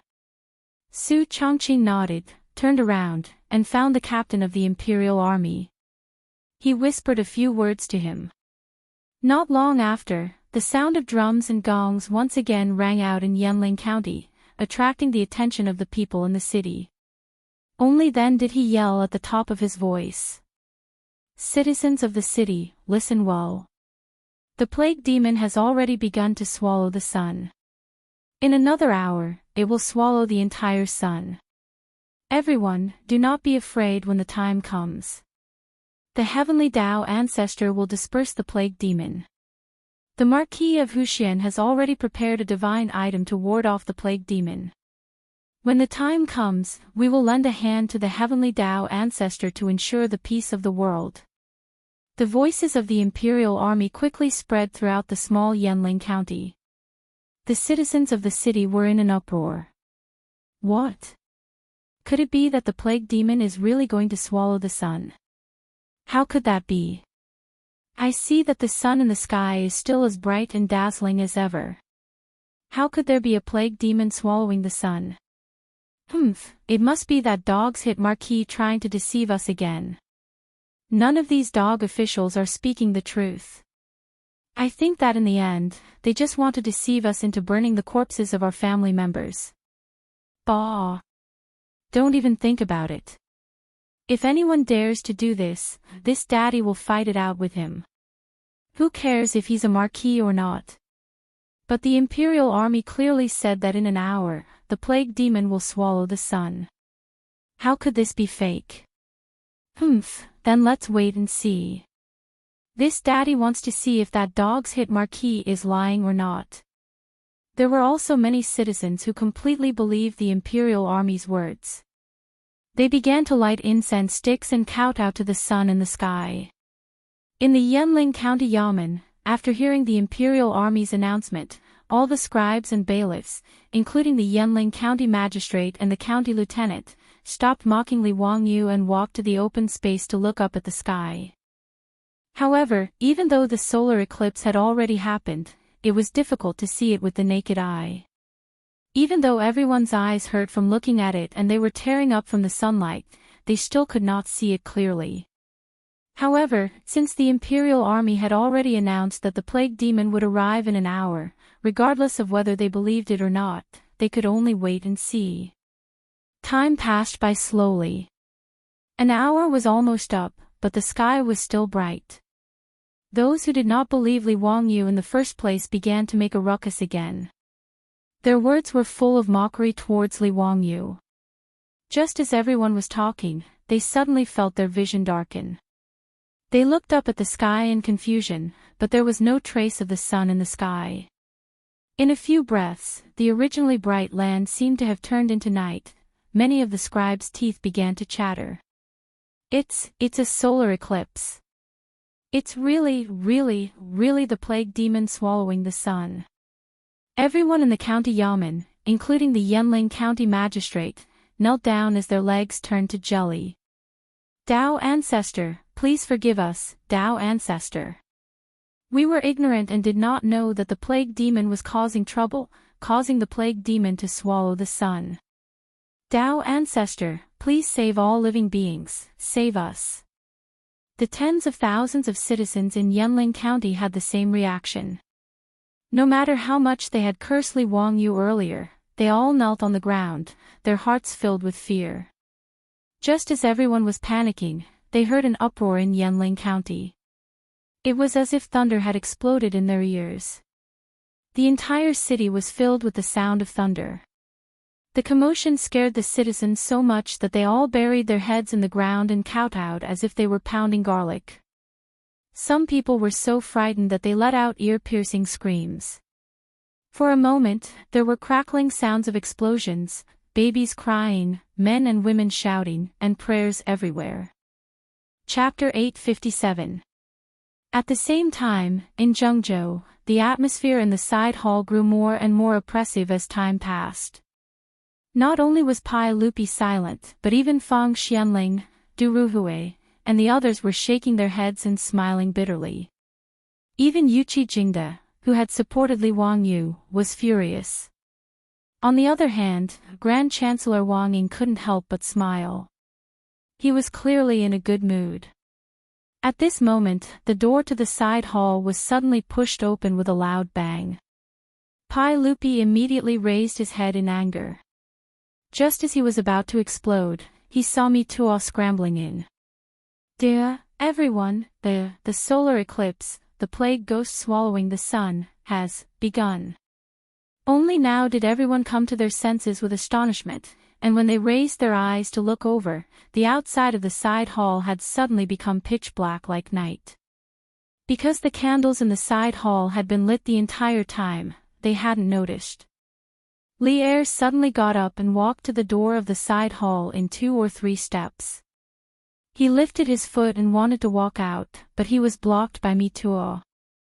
Everyone, don't go out, don't go out. According to Chinese tradition, a solar eclipse was very unfavorable to the emperor. Thus, when a solar eclipse appeared, the emperor had to wear plain clothes and avoid the main hall in order to avoid disaster. Under these circumstances, Mi Tuo naturally couldn't let Pai Lupi go out, lest he meet with misfortune. Pai Lupi also didn't force his way out of the side hall. He just stood at the door and looked up at the sky that had become as dark as night, not saying a word. The plague ghost swallowing the sun. It really is the plague ghost swallowing the sun. Fortunately, the Marquis of Huxian had already submitted a memorial, otherwise who knows how much trouble it would have caused. There's no news from the Grand Historian Bureau. Could it really be as the Marquis of Huxian said, that this was a dream from the Tao Ancestor? This old man doesn't know where the Marquis of Huxian heard this, but this plague ghost swallowing the sun is absolutely true. The discussion of the officials in the side hall caused Grand Chancellor Wang Ying's old face to turn red. Every word was like a slap to his face. Yuqi Jingde even deliberately moved in front of him. Wang Gong, what else do you have to say now? Wang Ying was rendered speechless by his words. She almost covered her face and left. Pai Lupi also glanced at Wang Ying. He was too lazy to say anything more to this old thing. He only rejoiced that he believed his nephew Li Wangyu's words and announced this matter to the world 3 days in advance. Otherwise, as the officials had said, the aristocratic families might take advantage of this solar eclipse and cause some trouble. Now, Pai Lupi was not afraid, and he even started to think about what benefits he could obtain from this. He still needed to discuss this matter with Fang Xianling, Du Ruhui, and the others. Not mentioning the Zhengzhou trip, all the officials had their own thoughts. Shuzhou Yanling County was bustling with noise and excitement. The thunderous sounds coming from all over the city were actually the firecrackers that Li Wangyu had made in the past 2 days. The purpose was naturally to further shock the people in the city. Now, there were not many people in Chang'an who had heard the sound of firecrackers, let alone Yanling County thousands of miles away. The plague ghost swallowing the sun was already shocking enough, but now there were thunderous sounds coming out of nowhere, scaring everyone out of their wits. Even the bailiffs and the county government were prostrating themselves on the ground, their bodies trembling with the sound of the firecrackers. Those who had spoken disrespectfully to Li Wangyu earlier were now left with nothing but fear in their hearts. The plague ghost swallowing the sun is actually real. These words echoed in the hearts of countless people in the city. A solar eclipse would take several hours from the beginning to the end, but a total eclipse would only take a few minutes. But these few minutes made the people in the city feel like a year. When the total eclipse ended, the sky slowly regained its light, and the crackling firecrackers in the city also disappeared. Everyone looked up blankly at the restored sun, as if a lifetime had passed. The tens of thousands of people in the city all burned incense and kowtowed, silently chanting, "Tao Ancestor bless us, Marquis Huxian bless us." Within the county government, the bailiffs and scribes who had cursed the most fiercely suddenly realized that their colleagues had suddenly distanced themselves from them. Originally, they did not believe Li Wangyu's words and cursed him. But now that it was proven that the plague ghost swallowing the sun was real, then the Tao ancestors' dream was also real. Since that was the case, it was easy to imagine what kind of abilities the founding county marquis had. It would not be an exaggeration to call him a land immortal. How could such an immortal be humiliated and cursed by people like them? Everyone was afraid of being implicated by those idiots, so they immediately distanced themselves from them. Who knew if lightning would strike from the sky later? They were so close to them. What if the lightning missed? During the solar eclipse just now, everyone had clearly heard the rumbling of thunder all over the city. Without a doubt, the Marquis Huxian had used his magic power to help the Tao ancestor in the sky drive away the plague ghost. How could anyone who had cursed at such a powerful person be in a good situation? Not only had the other bailiffs and scribes thought of this, but the people who had cursed Li Wangyu earlier had also thought of this. Their faces immediately turned ashen and their legs trembled. But before they could say anything, one of the bailiffs had already fallen to the ground, barking as he crawled out of the county government. Only now did everyone remember that this person had said that if the plague ghost swallowed the sun, he would bark like a dog and crawl in a circle on the streets of the city. Putting aside how regretful the bailiffs and scribes were, no one in Yanling County had any doubts about the matter that Li Wangyu had ordered the imperial army to spread in the city. No one dared to question it. Even those bailiffs and scribes who dared to question Li Wangyu might be beaten to death by the people of the city. As for the corpses of those who had died from the plague, no one dared to leave them behind. Although they were unwilling to cremate the corpses of their loved ones. But after the plague ghost swallowed the sun, appeared as promised, the people finally believed Li Wangyu's words. If the corpses that had been contaminated by the plague ghost's filth were not removed as soon as possible, their loved ones would not be able to rest in peace. Moreover, if the world was thrown into chaos because of this, wouldn't the plague ghost run rampant be an even greater sin? Thus, even the most stubborn family members had tacitly agreed to cremate the corpses. After the solar eclipse, cremating the corpses of the plague victims was no longer a problem that troubled Li Wangyu and Su Changqing. But even though they had solved the problem of cremating the corpses, they still had no idea how to treat the plague victims. Su Changqing could only use the strictest quarantine measures in the city. All the infected patients were quarantined in a centralized manner to reduce the chances of healthy people falling ill. But after seeing those infected with the plague die in pain every day, this strong woman was about to break down and could not hold on any longer. Just 7 days after Su Changqing entered Yanling County, Li Wangyu, who had been suffering every day, finally saw a glimmer of light. The king of medicine, Sun Simiao, had come. Chapter 858. When Sun Simiao received the news of the outbreak of the big head plague in Shuzhou, he immediately gathered his disciples, packed their things, and set off for Shuzhou. However, he and Zhang Baozong were already old. Naturally, they could not travel on horses like Niu Wu and the rest. Fortunately, they had Li Wangyu's four-wheeled carriage. Although it was not as fast as riding a horse, it was not much slower. With the carriage provided by Shunfeng Carriage Company, Sun Simiao and the rest met Niu Wu and the rest who came to pick them up. After they met up, they hurried towards Shuzhou again. Along the way, Sun Simiao and the rest finally arrived at Yanling County. After receiving the news, Li Wangyu could not help but be overjoyed. Now, all his hopes were on the penicillin. When he saw Sun Simiao, he did not even bother to exchange pleasantries. He immediately asked, "Old immortal son, you must be tired. How much penicillin did you bring with you?" Sun Simiao pointed at the carriage behind him. "Don't worry, Zio. I didn't bring much, but I brought all the equipment used to refine penicillin." Sun Simiao and the rest were a few days late because they needed to move the equipment. After more than a year of research on penicillin, Sun Simiao was now quite experienced in the use and refinement of penicillin. Even the equipment used to refine penicillin was modified several times by him. He specially found a supervising craftsman to make it. Whether it was the efficiency or the purity of penicillin, there was a significant improvement. When Li Wangyu heard this, he was naturally overjoyed. He was afraid that Sun Simiao and the rest did not bring enough penicillin. Since they could refine it on the spot in Shuzhou, it would solve the big problem.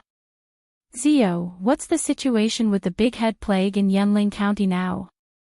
Li Wangyu shook his head. "Although I immediately ordered people to seal off Yanling County when the plague broke out and implemented strict quarantine measures in the city, the number of infected people in Yanling County is now close to 1,000. There are new patients appearing every day. Because of the big head plague, the number of people dying every day is increasing day by day. It's giving me a headache. Where is Shenwei now?" Li Wangyu was not a doctor after all. If Sun Simiao wanted to discuss Shenwei's condition, he would naturally look for his disciple. Li Wangyu couldn't help but feel a little ashamed.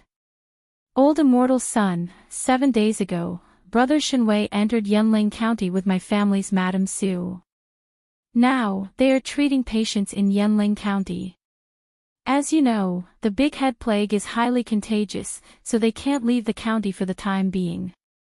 Li Wangyu still felt very guilty about the fact that Lu Shenwei, the Fengyu of the Shangyao Bureau, stayed behind to help him but followed suit Changqing into Yanling County. Especially when Sun Simiao asked about Lu Shenwei, it was hard for him to speak. However, Sun Simiao didn't mind at all. Instead, he nodded approvingly, "Not bad. This child, Shenwei, still puts her family first. This makes me feel very gratified. Since that's the case, make some preparations. I'll go to Yanling County to take a look." When Li Wangyu heard this, he felt a headache coming on. Su Changqing and Lu Shenwei had already entered Yanling County. It was still unknown when they would be able to come out safely. Sun Simiao was also going to enter. How could that be? "Old immortal son, it's better if you don't enter Yanling County. How about you stay outside the county and guide Brother Shenwei? I already feel very guilty that Brother Shenwei entered Yanling County. I don't dare to let you enter Yanling County as well." "Ha, Zio, what are you saying? As a medical practitioner, if I don't enter Yanling County, how can I treat patients? Can't you send the penicillin to Brother Shenwei? Brother Shenwei's medical skills aren't bad. As long as there's penicillin, the big head plague will be suppressed." Li Wangyu earnestly persuaded. However, Sun Simiao was abnormally stubborn. No matter how Li Wangyu persuaded him, he wasn't willing to listen. He was determined to personally oversee Yanling County. Bao Zong and Zio will be outside the county to refine the penicillin. This Daoist will go inside the county to assist Madame Su. Alright, let's not talk about this anymore. Right now, the epidemic is more important. Zio, let's not talk about it anymore. Li Wangyu's persuasion was to no avail. He could only pinch his nose and accept it. For Sun Simiao to be revered as the medicine king in the future, he was indeed extraordinary. Actually, Li Wangyu also wanted to enter Yanling County. However, he was being watched by the rich playboys. they didn't even give him a chance. When he thought about how his beautiful boss was suffering in Yanling County, Li Wangyu wanted to slap himself twice. Shameful, it was too shameful.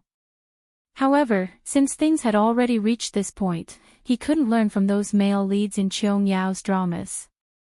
Other than crying and doing nothing, wouldn't that be even more disgraceful? He would be letting down his beautiful superior's sacrifice. These days, Li Wangyu couldn't eat or sleep in peace.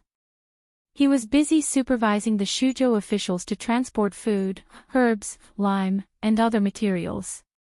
He was also responsible for his beautiful superior's logistics. Now that Sun Simiao and penicillin had finally arrived, Li Wangyu saw a glimmer of hope. As for whether or not penicillin was effective against the plague, he could only wait and see.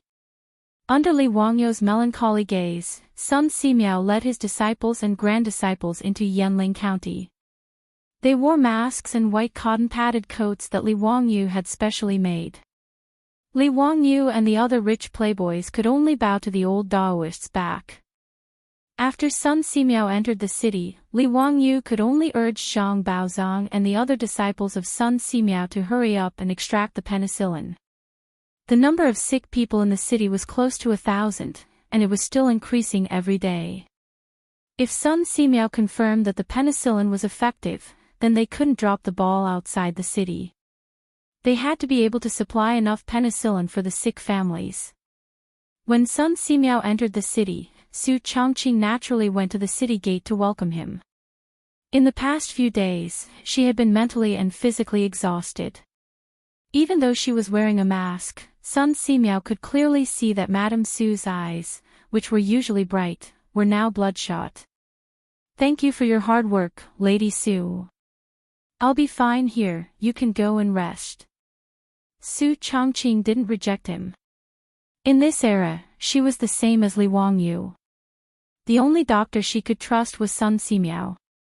Since the Medicine King, Sun Simiao, had come, it meant that there was hope for the people of Yanling County to be saved. Her tense nerves also relaxed a lot, followed by a strong sense of tiredness. Su Changqing silently bowed to Sun Simiao and arranged for the imperial guards to bring Sun Simiao to find Lu Shenwei. Under the protection of the imperial guards, she returned to the courtyard that the Yanling County Yamen had arranged for her to rest. When Su Changqing took the risk to enter Yanling County, she didn't bring any maidservants with her. Naturally, the imperial guards couldn't take care of her. Thus, when she returned to her room to rest, apart from the imperial guards outside and in the courtyard, there was no one to accompany her in the room. The next day, late in the morning, Lu Shenwei came to find Su Changqing. When he had something to discuss, the reply he received was that Lady Su hadn't gotten up. He couldn't help but find it strange. He could only lightly knock on the door in an attempt to wake Su Changqing up. However, there was no movement in the room. Chapter 859. Lu Shenwei's heart skipped a beat as he felt that something was wrong.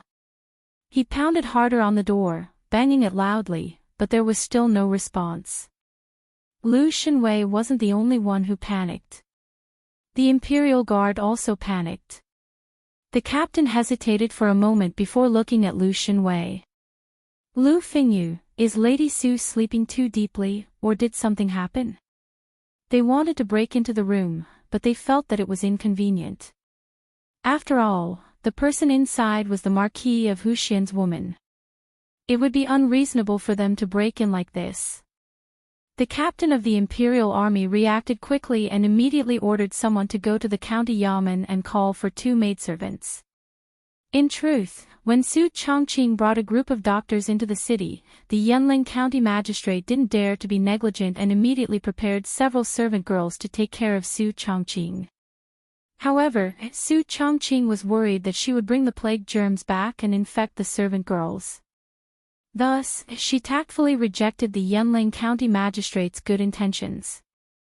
Other than having someone send her food every day, she didn't have the servant girls take care of her daily life. Soon, the Yanling County magistrate and the county magistrate who had received the news rushed over with a few servant girls. This matter concerned the Marquis' wife, so no one dared to be negligent. After the Imperial Guard broke open the door, the servant girls rushed into the room to check on the situation. Soon after, they ran out in a panic. Sue, Lady Sue is feverish. Her body is boiling hot. I can't wake her up no matter how much I call her. Her words immediately shocked everyone. There were only 3 words in everyone's mind: big head plague. Almost all of the big head plague patients had symptoms of fever at the start. The Yanling County magistrate was so frightened that his legs went soft and he fell to the ground. The Marquis' wife had taken the risk to enter the city. If she had really contracted the plague, how would the Marquis outside the city react? When he thought about how the Marquis' wife had died in Yanling County due to the plague, he felt his vision darken and even had thoughts of dying. At this time, Lu Shenwei didn't care about the difference between men and women and directly rushed into Su Changqing's room. Sure enough, on the bed in the side room, Su Changqing had already fallen into a coma. Because of the fever, her face had turned red. Lu Shenwei immediately sent someone to invite his teacher, Sun Simiao, while he himself sat beside the bed and took Su Changqing's pulse. Shenwei, what's going on? After receiving the news, Sun Simiao did not dare to delay and hurried over. Teacher, please take my pulse. I don't think it's the big head plague. I think it's just a cold. Heat has accumulated in my internal organs, and the wind, heat, and dampness has invaded my body. My body is feverish from the cold. Hearing his disciple's words, Sun Simiao felt slightly relieved. With regards to Lu Shenwei's medical skills, he was still very confident. Lu Shenwei's diagnosis shouldn't be wrong. However, he immediately walked to Su Changqing's bedside and began to feel his pulse. After a long time, Sun Simiao finally let out a long breath. He nodded toward Lu Shenwei and said, "Correct, your diagnosis is correct. It's not the big head plague, but a fever caused by wind heat and dampness poison. It's not a big problem. It's likely that Lady Sue has been too tired recently, which led to the feverish wind invading her body. She needs to recuperate." With Sun Simiao's endorsement, everyone, including Yanling County Magistrate and the Commandant of the Imperial Army, could finally put down their worries. If Lady Sue really contracted the big head plague, they would have to face the wrath of the Marquis of Huxian. Just thinking about it made them tremble. The Yanling County Magistrate even silently prayed for Bodhisattva's protection. He decided that he would burn incense and pray for the protection of Buddha and Taoist ancestors when he returned. Sun Simiao ordered Lu Shenwei to bring him some golden needles and began to perform acupuncture on Su Changqing. It had to be said that Sun Simiao's medical skills were indeed brilliant. After a few needles, Su Changqing, who had been unconscious due to her fever, slowly woke up. When she opened her eyes, she saw that there were many people gathered around her bed. She couldn't help but jump in fright and struggle to get up. What's wrong with me? Su Changqing's voice was abnormally hoarse. Lady Sue, the wind has entered your body, causing you to feel cold and feverish. You should rest well. With this Taoist here, you don't need to worry. You'll recover after taking a few doses of medicine. Sun Simiao comforted. Hearing this, Su Changqing obediently lay down again. At this moment, she only felt that her entire body was aching and shivering. She also knew that she was sick. In fact, ever since Su Changqing entered Yanling County, she had been under a lot of psychological pressure every day. In order to carry out the epidemic prevention work, she had to travel back and forth every day. Yesterday, when Sun Simiao entered the city, the tension in her heart suddenly loosened and her body immediately felt tired. After returning to her room, she didn't even wash up and fell asleep on the bed. In the end, she had a high fever in the middle of the night, but no one was by her side to take care of her. She sweated a lot and didn't replenish her water, so she fell into a semi-conscious state. As a result, when Lu Shenwei called for her, she didn't react at all. Sun Simiao personally wrote a prescription for Su Changqing and instructed Lu Xinwei to get the herbs and boil the medicine. He also had a servant girl carefully help Su Changqing up and feed her the medicine. Don't tell the county marquis about this for now. Sun Simiao pondered for a moment, then instructed everyone. Lu Xinwei didn't understand. Teacher, why is that? Hey, Xinwei, can't you see? Zio is a person who values relationships. If he knows that Lady Su is sick, do you think he won't rashly barge into Yanling County? If he also enters Yanling County, who will take care of the situation outside? Therefore, for the sake of the people of Su Province and the tens of thousands of people in Yanling County, this matter must be kept a secret for now. We can't let Zio know. Sun Simiao understood Li Wangyu quite well. Naturally, he wasn't wrong. If Li Wangyu knew that his beautiful superior was sick, no matter if it was Qing Yaojin or those hedonistic sons of rich families, they wouldn't be able to stop him from entering the city. Lu Xinwei was slightly hesitant. Teacher, I'm afraid this matter can't be hidden from Zio. Lady Su meets with Zio every day at the top of the city wall. If Lady Su doesn't show up, how can Zio not be suspicious? This. Sun Simiao also hesitated. He didn't think of this. After drinking the medicine prescribed by Sun Simiao, Su Changqing felt that her body had regained some strength. She said with a hoarse voice, "Old immortal Sun is right. We can't tell Wang Yu. Let me rest a bit more. I'll go to the top of the city wall later and talk to him." How can that be?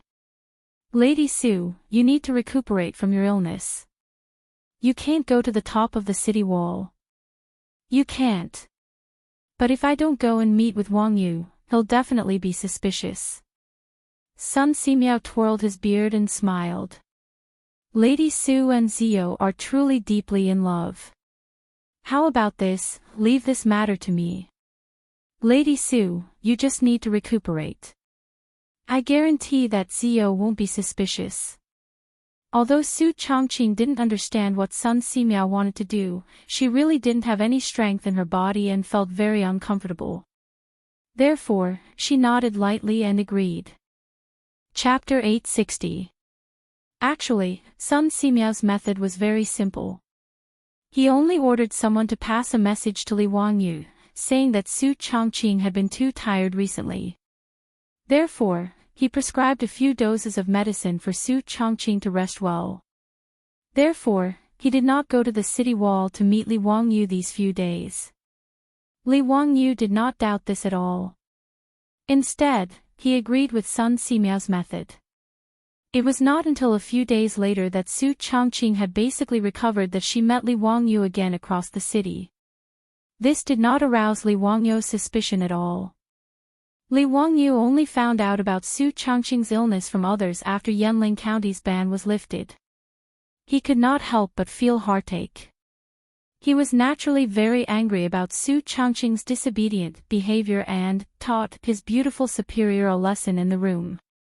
However, the specific details were not known to outsiders. After Sun Simiao entered Yanling County, he immediately tried to inject penicillin into the patients infected with the big head plague. The old Taoist priest was pleasantly surprised to find that the penicillin's effect on the big head plague was surprisingly good. Actually, the plague was a highly infectious disease caused by Yersinia spp. And the most effective treatment drugs were streptomycin and gentamicin. However, there was no streptomycin in the Tang dynasty. Li Wangyu did not know what streptomycin was and had never even heard of it. However, as an antibiotic, penicillin was not without effect. At least for the Tang people who had never been exposed to antibiotics, the effect of penicillin was not weaker than streptomycin. After injecting penicillin, except for a few old and frail patients, the rest of the patients gradually showed signs of improvement in the originally incurable big head plague. This discovery stunned the doctors who had been forced into the city. Naturally, they did not know what penicillin was and had never seen the treatment method of injection. Therefore, they could only understand penicillin as some kind of miracle drug. Of course, they were not wrong to understand it this way. Penicillin was indeed a miracle drug. However, even Sun Simiao was not clear about its principles. After confirming that penicillin was really effective against the big head plague, Zhang Baozong, who was outside the city, immediately began to extract large amounts of penicillin. Since then, the epidemic in Su province, which was originally going to lead to a disaster, was contained. When the news spread to Zhengzhou, even Pai Lupi and the others were stunned.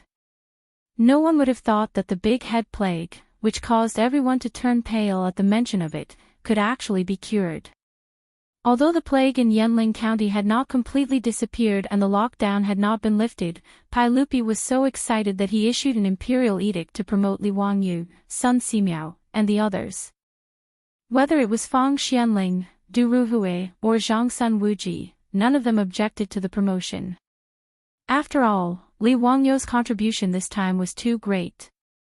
It was not enough to reward him without a promotion.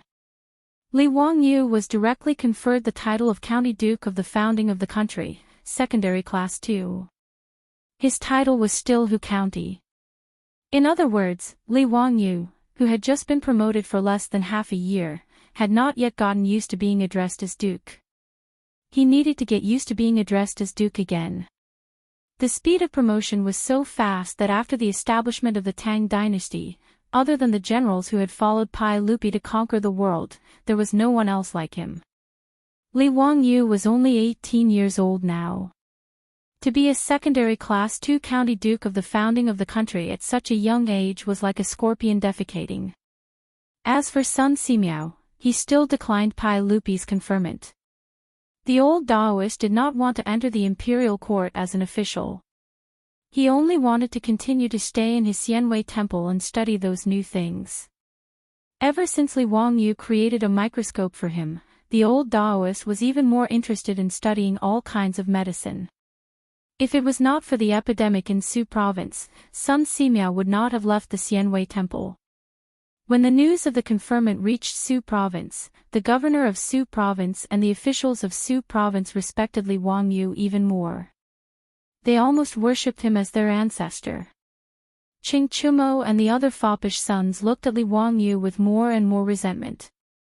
They were still a bunch of foppish people who were just waiting to die, but Li Wangyu, their youngest brother, was already in the second rank of the secondary class and became a county magistrate. How could they not be sad? Even Qing Yaojin, after learning that Li Wangyu had been promoted again, after congratulating Li Wangyu, he called out his 3 legitimate sons. He said that he wanted to test their martial arts, but in fact, he was ruthless and beat Qing Chumo and his 2 brothers until they were wailing like ghosts and howling like wolves. When Qing Yaojin beat up his sons, Li Wangyu and the other foppish sons gathered around to watch the fun. They even cheered Qing Yaojin on from time to time, telling him not to show mercy. Qing Chumo and his 2 brothers were so angry that after being taught a lesson by Qing Yaojin, they screamed and rushed towards the foppish sons, wanting to vent their anger. Li Wangyu and the others would not give them the chance. They immediately laughed and ran away, not giving Qing Chumo and his 2 brothers a chance to take revenge. Outside Yanling City, the atmosphere that had been oppressive for a long time finally became relaxed. And inside Yanling City, the atmosphere was also getting better day by day. There were fewer and fewer people falling ill in the city, and the number of people who died from the big head epidemic in the quarantine square was also decreasing. The originally solemn and frozen Yanling County finally had a trace of life. When Yanling County was sealed for more than 40 days by Li Wangyu, the ban was finally lifted. Li Wangyu led a group of foppish sons and finally entered the city that they had sealed for more than a month. The people in the city walked out of the square one after another, crying tears of joy. After surviving a disaster, it felt as if a lifetime had passed. Li Wangyu did not care about shocking the world. In front of everyone, he tightly hugged his beautiful superior who had lost a lot of weight and did not let go for a long time. Changqing, it's been hard on you. Su Changqing replied softly, leaning her head on Li Wangyu's shoulder and wrapping her arms around his waist. This month had also been torturous for her. After more than 40 days of the plague, more than 1,400 people had died in Yanling County. Even the doctors who were forced to enter the city had more than 10 people who had died from the plague. But if it were not for the efforts of Li Wangyu and Su Changqing, only a few of the 10,000 people in Yanling County would have survived. In other words, they had saved more than 10,000 lives from the hands of the Grim Reaper. If saving a life was more meritorious than building a 7-storied pagoda, then their pagoda would be of an unknown level. When Su Changqing was about to leave the city, the county magistrate of Yanling County led all the people out and knelt neatly on both sides of the street, kowtowing to Su Changqing. This commoner thanks Madam Su for saving our lives.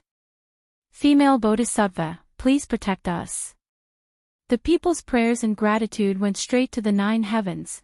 After Li Wangyu and the rest left, a new Taoist temple was built in Yanling County. It was filled with incense, but only 3 statues were enshrined. There were no memorial tablets in front of the statues, but the facial features of the clay statues were extremely similar to Li Wangyu, Su Changqing, and Sun Simiao. Chapter 861.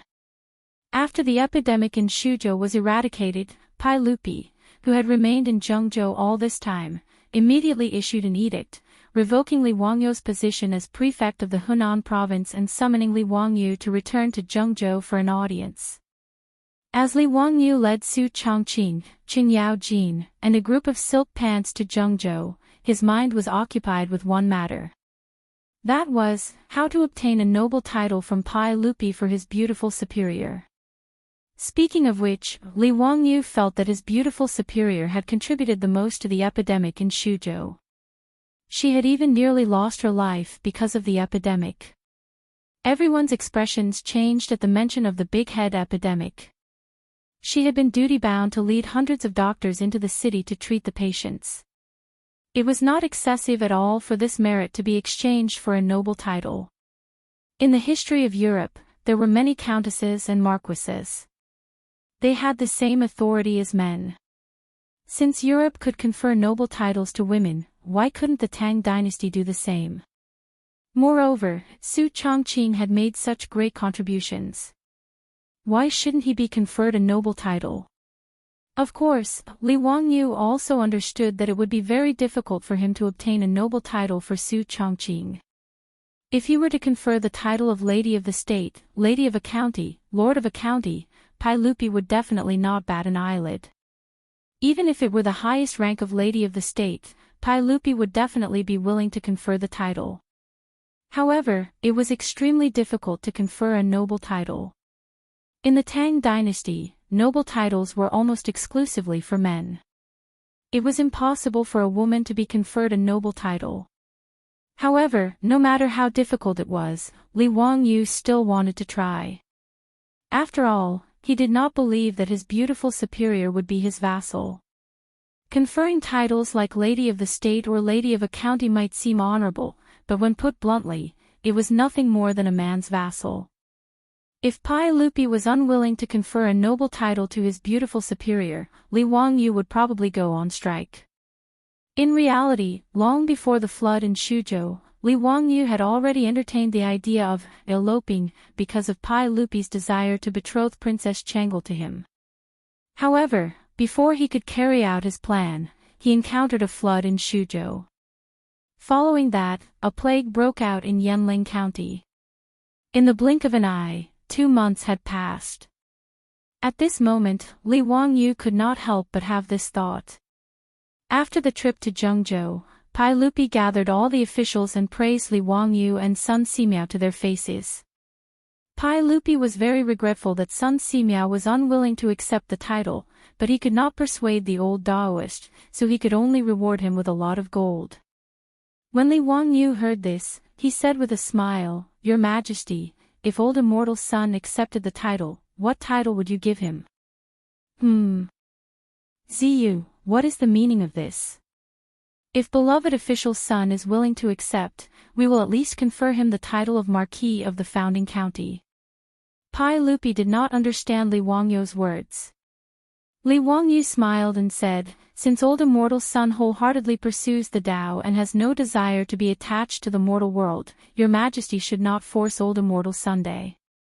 However, this subject feels that there is one more person involved in the plague in Shuzhou. Your majesty should confer a title to him." "Oh. Could it be that you are talking about Lu Fingyu?"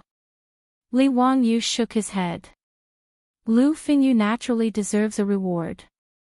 However, as the imperial physician of the Shangyao Bureau, treating illnesses and saving lives is also his duty. This subject is talking about someone else." His words caused Pai Lupi and the officials accompanying him to be somewhat confused. Regarding the plague in Shuzhou, although they were in Zhengzhou, news from Shuzhou and Yanling County had been brought to them almost every day. Therefore, regardless of whether it was Pai Lupi or the officials, they were all quite clear about what had happened in Shuzhou. Everyone looked at each other, but they did not understand who Li Wangyu was talking about. Apart from Sun Simiao and Lu Shenwei, who else was worthy of a reward from His Majesty? Ziyu, don't keep us in suspense. Tell us, who else should be conferred a title? Pai Lupi also did not understand and asked straightforwardly. Li Wangyu solemnly bowed to Pai Lupi and reporting to Your Majesty, this subject believes that the greatest contributor to the plague in Shuzhou is not this subject, nor is it old immortal Sun or Lu Fingyu. It is Changqing of the Su clan. After he finished speaking, the hall immediately became so quiet that one could hear a pin drop. Everyone looked at each other, not knowing how to respond. Pai Lupi opened his mouth and wanted to say that Li Wangyu was fooling around. However, after careful consideration, he felt that what he said was not false. According to the memorial sent by Li Wangyu, Qingyao Jin, and the Shuzhou provincial governor, Pai Lupi was quite clear about the role Su Chongqing played in the plague in Shuzhou. Regarding this woman, even Pai Lupi could only silently give her a thumbs up in his heart and praise her as a heroine. Pai Lupi even faintly felt that this Lady Su was somewhat similar to his legendary sister, Princess Pingyang. After all, to be able to order people to knock out Li Wangyu and lead hundreds of doctors into Yanling County, where the plague was wreaking havoc, such courage was admirable. And in the following 40 days, she persisted in Yanling County, leading a group of doctors and the officials of Yanling County to fight against the plague. Who could disagree with this kind of thing? Yanling County had more than 10,000 people, but in the end, only 1,000 people died of the disease. This was simply a miracle. It was not an exaggeration to say that Su Chongqing's contribution was the greatest. He should be well rewarded. However, regarding his nephew Li Wangyu's request to give Su Chongqing a title of nobility, Pai Lupi could not help but shake his head and smile bitterly. Not to mention whether he was willing or not, even if he was willing, it would not be so easy. As expected, without waiting for Pai Lupi to react, the hall was silent for a moment. Suddenly, it was as if a pot was boiling, and all kinds of buzzing sounds came out in an instant. Almost all of the ministers were whispering to each other, discussing what Li Wangyu had said. There were those who agreed, and naturally there were also those who disagreed. Grand Chongqing Wangying directly stepped out, angrily pointing at Li Wangyu and scolding, "Preposterous, this is preposterous. How can a girl be given a title? Isn't this like a hen taking over the throne?" He then reported to Pai Lupi, "Your Majesty, this cannot be done, absolutely not. A girl being given a title is the biggest joke in the world. Preposterous. Your Majesty must not agree to the words of the county magistrate." Li Wangyu had already expected the attitude of people like Wang Ying, and he had thought that such a thing would happen. He glanced at Wang Ying and asked, "Then may I ask Lord Wang, what is the Marquis of Mingshan, Marquis of Yinan, and Marquis of Lingguang?" The three that Li Wangyu mentioned were the three female marquises of the Western Han. The female fortune-teller Su Fu of the first year of the Western Han was given the title of Mingshan Marquis by Han Gaozu. The brother and sister-in-law of Han Gaozu was given the title of Marquis of Yinan. In the Han Dynasty, after Empress Lu took over, she was given the title of Marquis of Lingguang, and she had power over the court. In the history of China, the number of women who were given titles could be counted on one hand. Apart from the 3 marquises of Western Han, in Li Wangyou's memory, there was only one other person in the history of China who was conferred the title of Marquis. Qin Liangyu of the Southern Ming Dynasty was conferred the title of Crown Prince Taibao and Marquis Zhongzhen. Qin Liangyu's title was something that happened 1,000 years later, so Li Wangyu naturally could not use it as evidence. However, the 3 female marquises of the Western Han were enough to prove that there was a precedent for women being given titles. You are being unreasonable. Wang Ying was unwilling to let go. That was something that happened a few hundred years ago. How can you mix it up? Chapter 862. Grand Minister Wang Ying's words naturally received the support of many officials in the hall. That's right. Marquis Mingnu, Marquis Yin and Marquis Lingguang were all matters of the former Han Dynasty. How can we use the present to prove it? Since the Han Dynasty, have we ever heard of a woman being conferred a title in the hundreds of years? Wouldn't it be a mess for a woman to be conferred a title? Your Majesty, this must not happen. The officials who accompanied Pai Lupi to Zhengzhou were divided into 3 opinions because of Li Wangyou's words. There were those who agreed, but they were in the minority, such as Yu Shinan and Qing Yaojin. Those who remained neutral included Fang Xianling, Du Ruhui, Zhang Sun Wuji, and even Yu Qijingde. They didn't agree, but they didn't object either. They simply remained silent and watched the changes.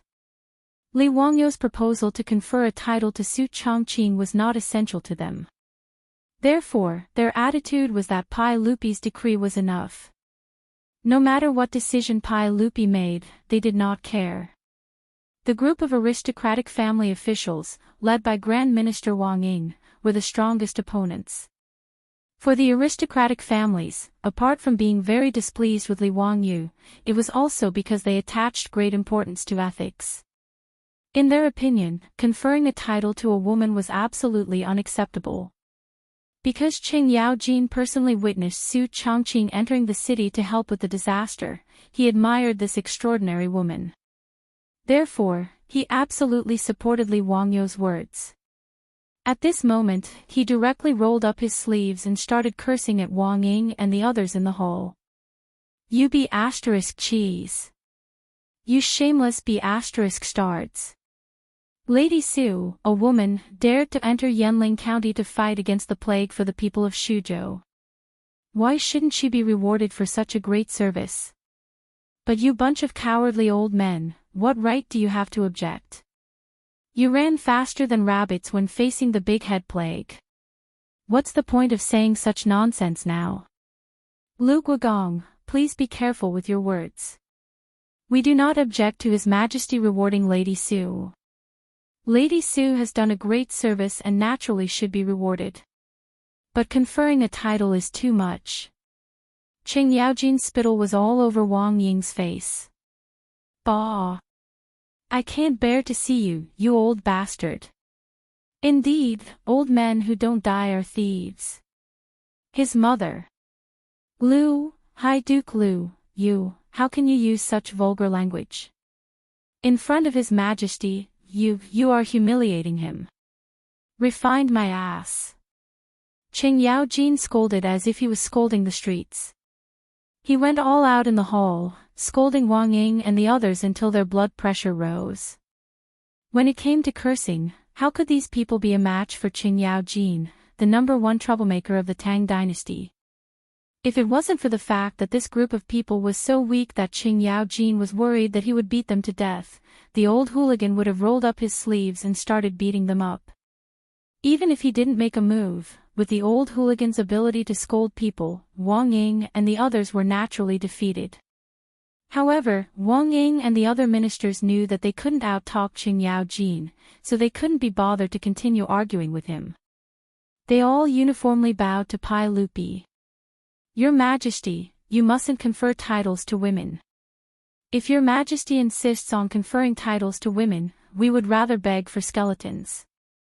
Your Majesty, you have to be on guard, otherwise, there will be no end of trouble. Your Majesty, I second that. There were only about 100 officials accompanying Pai Lupi, but they were all important officials of the 3 provinces and 6 ministries. Their attitudes could basically represent the attitudes of the officials in the court. Pai Lupi also frowned at this. He glared at Li Wangyu angrily, thinking that this guy was causing trouble for him. In fact, Pai Lupi's attitude was to give Su Chongqing a generous reward, but there was no need to confer titles. However, he wouldn't say this. After all, his nephew Li Wangyu had made a great contribution this time. Even if he wanted to refuse to confer titles to Su Chongqing, it wasn't up to him to say this. Yes, all of your words are reasonable. This matter will be put aside for the time being. We will discuss it again after the court returns to Chang'an. Pai Lupi simply used the tactic of delaying and put this matter aside. He estimated that after returning to Chang'an, the voices of opposition to this matter would be even louder. In the end, it would naturally be left unsettled. Li Wangyu couldn't blame his uncle for being biased. How could Li Wangyu not see through Pai Lupi's thoughts? However, he didn't say anything. Anyway, he didn't expect that he would be able to get a title for Su Chongqing just by entering the court once. That was simply unrealistic. Although the Tang dynasty was a dynasty that was extremely kind to women, compared to the Ming and Qing dynasties, the status of women in the Tang dynasty was very high. However, when he wanted to build a female toilet, it caused a lot of trouble, let alone confer titles to Su Chongqing. Therefore, Li Wangyu naturally had other plans. He didn't think that this matter could be done just by moving his mouth. However, Li Wangyu truly despised Wang Ying and this group of old fogies. Damn, they were saying nice things now. When Empress Wu Zetian ascended the throne in the future, why didn't these stubborn old men sacrifice themselves and oppose her? Didn't they all cower in the face of a sword and obediently kneel down and kowtow to a woman? Even the empress could appear, so why couldn't the marquis? After Pai Lupi indicated for the officials to disperse, only Li Wangyu remained. Zio, don't blame me for conferring titles to Lady Su. The officials are fiercely opposed to this matter, so I can't be stubborn. Otherwise, if I forcefully issue an edict, it will lead to a backlash from the people in the court. The one who will be harmed is Lady Su. Pai Lupi decided to appease his nephew. Li Wangyu could only silently ridicule Pai Lupi's words in his heart. How could he not see Pai Lupi's attitude? Just now, Pai Lupi didn't express his support. Otherwise, if he had nodded in agreement, Wang Ying and the group of old men would have to consider Pai Lupi's attitude even if they opposed it. However, Li Wangyu wasn't stupid. He only smiled and shook his head. Uncle, I naturally understand this matter. Uncle has good intentions. Since CEO can understand my painstaking efforts, that's good. You don't need to return to Huayin County anymore. Return to Chang'an with me. I have other uses for Zio. After experiencing the Suzhou incident, Li Wangyu, who originally had no intention of pursuing an official career, could be considered to have taken one step into it. Pai Lupi naturally wouldn't allow him to hide in Dingzhou village and live freely. Li Wangyu didn't seem to be opposed. He only smiled and nodded in agreement. The uncle and nephew chatted for a while more before Li Wangyu took his leave and left the hall. After the Suzhou incident was concluded, Pai Lupi finally prepared to return to court. Noda's entourage was respectfully sent off by the officials of the Hunan circuit. They were escorted by tens of thousands of imperial guards as they majestically set out to return to Chang'an via the official road. When the imperial entourage set out, Li Wangyu claimed that he was tired. He didn't ride a horse and instead hid in a carriage. He didn't show his face for several days. The entourage majestically headed west. After passing through Tongguan, they would arrive at Chang'an in one day. Pai Lupi prepared to find Li Wangyu and have a good talk with him about Chang'an. He ordered Mi Tuo to summon Li Wangyu. However, not long after, Mi Tuo ran back in a panic. When he opened his mouth, Pai Lupi jumped in fright. Reporting to everyone, County Magistrate who is missing. Chapter 863. When Pai Lupi heard this, he was slightly taken aback. What do you mean he disappeared? What's going on? Speak clearly for me. What do you mean Zio disappeared? Reporting to everyone, this servant went to County Magistrate Hu's carriage to look for him. The Lai Hot's troops said that County Magistrate Hu was resting and did not allow this servant to disturb him. It was only when this servant said that everyone wanted to summon County Magistrate Hu that they moved aside. However, no matter how much this servant knocked on the carriage door, no one responded. This servant could only barge in, but there was no sign of County Magistrate Hu.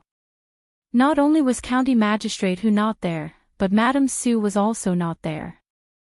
This servant asked the Li family's troops, but they all said that they did not know where their Lang Jun went.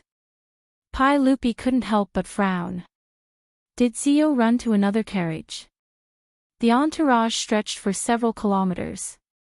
Many of the old officials were riding four-wheeled carriages because of their health problems. Ever since Li Wangyu created the four-wheeled carriages, they were very popular among the court's officials. This was especially true for the old officials like Yu Shinan. Because of their legs, it was already very inconvenient for them to ride horses. This carriage solved a big problem. As a result, Pai Lupi thought that Li Wangyu might have gone to another official's carriage to chat with them. This was very normal. Reporting to everyone, this servant originally thought this as well. However, this servant has already searched the carriages of the officials who are familiar with County Magistrate Hu. There was no trace of him. How is that possible? You must have not searched carefully enough. Go search again. Pai Lupi naturally did not believe that Li Wangyu would disappear. One had to know that this entourage was guarded by over 10,000 Imperial Army soldiers. Let alone a living person, even a fly would not be able to enter and exit the entourage without a trace. Without Pai Lupi's orders, even Fang Xianling, Du Ruhui, and the others would not be able to leave the entourage. This was naturally not to make the officials into prisoners, but to ensure their safety. If everyone could enter and leave the entourage as they pleased, there would definitely be hidden dangers. Therefore, this was common knowledge for emperors when they traveled. Naturally, Mi Tuo also knew, so he did not argue. After hurriedly saying yes, he ran out again to look for Li Wangyu. However, as if they had seen a ghost, Mito and his men searched the royal carriages from the beginning to the end. They even checked the carriages of the dukes and bigwigs, but there was still no trace of Li Wangyu and Su Chongqing. Mi Tuo led his men to search for Li Wangyu all over the camp. Naturally, their movements were not small and could not be hidden from others. It didn't take long for everyone in the camp to know that County Magistrate Li Wangyu had gone missing. Mi Tuo almost dug 3 feet into the ground of the camp, but he still could not find any trace of Li Wangyu. He could only return to Pai Lupi to report. What? Why couldn't he find it? Could he fly away? Go and summon Duke of Lu and Duke of Yi. We want to ask how this person could disappear right under their noses. Cheng Yaojin and Yuchi Jingda were responsible for the Imperial Army Guards of the royal entourage. After receiving Mi Tuo's report, the two of them were also confused. How could Li Wangyu, that brat, suddenly disappear? How was this possible? The two of them did not dare to tarry and hurried over to Pai Lupi to seek confirmation. This news could not be hidden from the others. Not long after, Fang Xianling, Du Ruhui, Zhangsun Wuji, and the other bigwigs all rushed over. Your Majesty, Zio is not in the royal entourage. How is this possible? This old man saw him get into the carriage with my own eyes. How could a living person disappear into thin air? Tai Chongqing Wangying had regained his spirit and yelled, "What kind of joke is this? This royal entourage is completely guarded by the imperial army. Even if it is Count Dooku, without a military order or a letter from His Majesty, the imperial army would not let him leave. Duke of Lu, Duke of E, what is going on? Could it be that there is someone in the imperial army who is playing favoritism? The meaning behind his words was that he was questioning Qing Yaojin and Yuqi Jingde for secretly letting Li Wangyu go. The accompanying officials all turned their gazes to Qing Yaojin and Yuqi Jingde. Even Pai Lupi was very suspicious. When the caravan had set off from Zhengzhou, everyone had seen Li Wangyu and Su Chongqing enter the carriage with their own eyes. But to say that Li Wangyu and Su Chongqing were able to disappear into thin air from the royal entourage, no matter how one looked at it, was simply unfathomable. Could it be that they could fly into the sky and burrow into the ground? Thus, everyone suspected that Qing Yaojin or Yuqi Jingde had secretly let Li Wangyu and Su Chongqing go. Qing Yaojin and Yuqi Jingde immediately stomped their feet and cried out their grievances. Bastard, your mother's fart. This old man would be crazy to secretly let that bastard Zio go. If your majesty doesn't believe me, you can send someone to the imperial army to investigate and see if such a thing really happened. This one has a good relationship with Hu County, but there is no reason for me to let someone go without your majesty's permission. Yuqi Jingde also cried out his grievances. He and Qing Yaojin clearly didn't do such a thing, but everyone was suspicious of them. How could they not be angry? Qing Yaojin and Yuqi Jingde's attitude made everyone half believe and half doubt. If one were to say that the two of them were extremely daring to secretly let Li Wangyu and Su Chongqing out of the royal entourage without Pai Lupi's permission, not only would the officials not believe it, even Pai Lupi himself didn't believe it. Pai Lupi pondered for a moment and decided to summon all of the Lai hot troops and servant girls to get to the bottom of this. When Mitua brought the troops and servant girls over, Pai Lupi, Qing Yaojin, and the others noticed that even Niu Wu, the commander of the Li family troops, and Avro's concubine were absent. Where exactly did your Lang Jun go? Tell us the truth. The troops looked at each other before one of them replied, reporting to your majesty, we truly don't know where Lang Jun went. That day, before we boarded the carriage in Zhengzhou, Lang Jun instructed us not to disturb him and Madame Su. We also didn't need to send any food and said that there were dry rations and clean water in the carriage. It wasn't until today when Mitua forcefully opened the carriage door that we found out that Lang Jun wasn't in the carriage. We were also very surprised. These past few days, we have been guarding outside the carriage and haven't left it at all. Why isn't he here? One of the troops suddenly knelt down and kowtowed to the sky. We always thought that Lang Jun was a celestial being in heaven. Presumably, Lang Jun has returned to heaven. His words immediately made Pai Lupi laugh in anger. What sort of nonsense was he talking about? He was certain that his scoundrel nephew must have used some sort of camouflage technique to avoid the eyes and ears of the crowd. This wasn't the first time Li Wangyu had done this kind of thing. Wasn't it the same when he cheated the aristocratic families of their gold?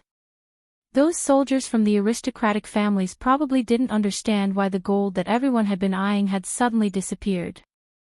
Needless to say, this time Li Wangyu had used the same trick again and even fooled his own troops. Chapter 864. Pai Lupi saw that he could not get an answer, so he asked Mido to lead the way to Li Wangyu's carriage. He wanted to see for himself. As Mido had reported, there was no one in Li Wangyu's carriage. Pai Lupi went into the carriage and searched around, but found nothing. There were many people who had seen Li Wangyu and Su Chongqing enter the carriage, including the Li family's troops. Pai Lupi believed that these people were not lying. Could it be that this kid could really fly into the sky? Pai Lupi was suspicious, but he did not believe that there was such a thing. He carefully looked at the furnishings in the carriage, and his eyes suddenly fell on the carpet on the floor of the carriage. Come, lift the carpet for me. Mido did not know what was going on, but he still followed Pai Lupi's orders. He led two servants forward and lifted the carpet in the carriage. When the carpet was lifted, everyone was shocked to find that there was a small door under the carpet. After it was lifted, the road under the carriage was exposed. Obviously, this small door was the reason why Li Wangyu and Su Changqing had disappeared after entering the carriage in front of everyone. Pai Lupi looked at the small door and was so angry that he almost cursed. However, he still couldn't figure out what Li Wangyu, this bastard, was trying to do by doing this. Not only did Pai Lupi not understand, but the officials were also confused. What was the purpose of a county duke who had founded the country to deliberately disappear? Was it hide and seek? However, Qing Yaojin noticed that there was a piece of white paper pasted on the carriage. It was very conspicuous. He suddenly remembered that in Taiji Palace, Li Wangyu had written several secret letters in order to wash away the slander of the aristocratic families. Your Majesty, look at CO. Why did he paste a piece of white paper on the carriage? Could it be another trick? Does your Majesty still remember that day in the main hall, he used a piece of white paper to send a letter to Mito? Pai Lupi was reminded by Qing Yaojin and reacted. He immediately ordered Mituo to take down the white paper and find some turmeric water to smear on it. Sure enough, words immediately appeared on the paper. This was actually a letter left behind by Li Wangyu. However, when Pai Lupi finished reading the letter, he was so angry that his nose almost went crooked. Request for leave. Wangyu, the founding county magistrate of this county, am in a bad mood and hereby request for leave. The time is still to be determined. I hope your Majesty will approve. Pai Lupi was so angry that he almost tore the paper apart. What nonsense is this? This bastard, what is he trying to do? Fang Xianling, Du Ruhui, and the others came over. After reading the contents of the paper, they looked at each other, not knowing what to say. What the hell was this? Request for leave. What did it mean? Naturally, officials of the Tang dynasty could also ask for leave. For example, asking for sick leave was called asking for illness. If they couldn't go back to work because of urgent matters, they could also ask for urgent leave. But no matter what kind of leave it was, there was always a reason, and it had to be approved. With Li Wangyu's status, if he wanted to ask for leave, he had to personally submit a letter to Pai Lupi, explain the reason for the leave, and wait for Pai Lupi's approval to decide. Moreover, there was a time limit for the leave. He couldn't exceed the time limit, or he would be punished. It was possible to lose his salary or be removed from office. But what the hell was this request for leave that Li Wangyu left behind? He even asked for leave because he was in a bad mood. This was simply playing with His Majesty. Although there was no such thing as a request for leave in the Tang dynasty, with the context, everyone roughly understood Li Wangyu's meaning. When they thought about how Li Wangyu made a fuss about Pai Lupi giving Lady Su a title, everyone clearly understood the reason for his bad mood. It was clearly because Pai Lupi didn't give Su Changqing a title, so this guy felt unhappy and ran away. What request for leave? It was just an excuse. Pai Lupi was angered by the request for leave that Li Wangyu left behind. If Li Wangyu was in front of him, he would definitely order people to drag him away, lock him up in the Imperial Censorate's prison, starve him for 3 days, and teach him a good lesson. Let's see if he still dared to tease his uncle in the future. Pai Lupi looked at the small door on the carriage and understood why Li Wangyu and Su Changqing disappeared. This guy must have played another trick. He entered the carriage in front of everyone, closed the door, and immediately left through the bottom of the carriage. In other words, Li Wangyu didn't leave Zhengzhou with the imperial carriage, but stayed behind. After understanding this point, Pai Lupi's face turned ashen. He immediately turned to Mituo and ordered. Mituo, immediately lead the 100 Horsemen department and return to Zhengzhou. Capture that bastard for me. Yes. Mituo bitterly agreed.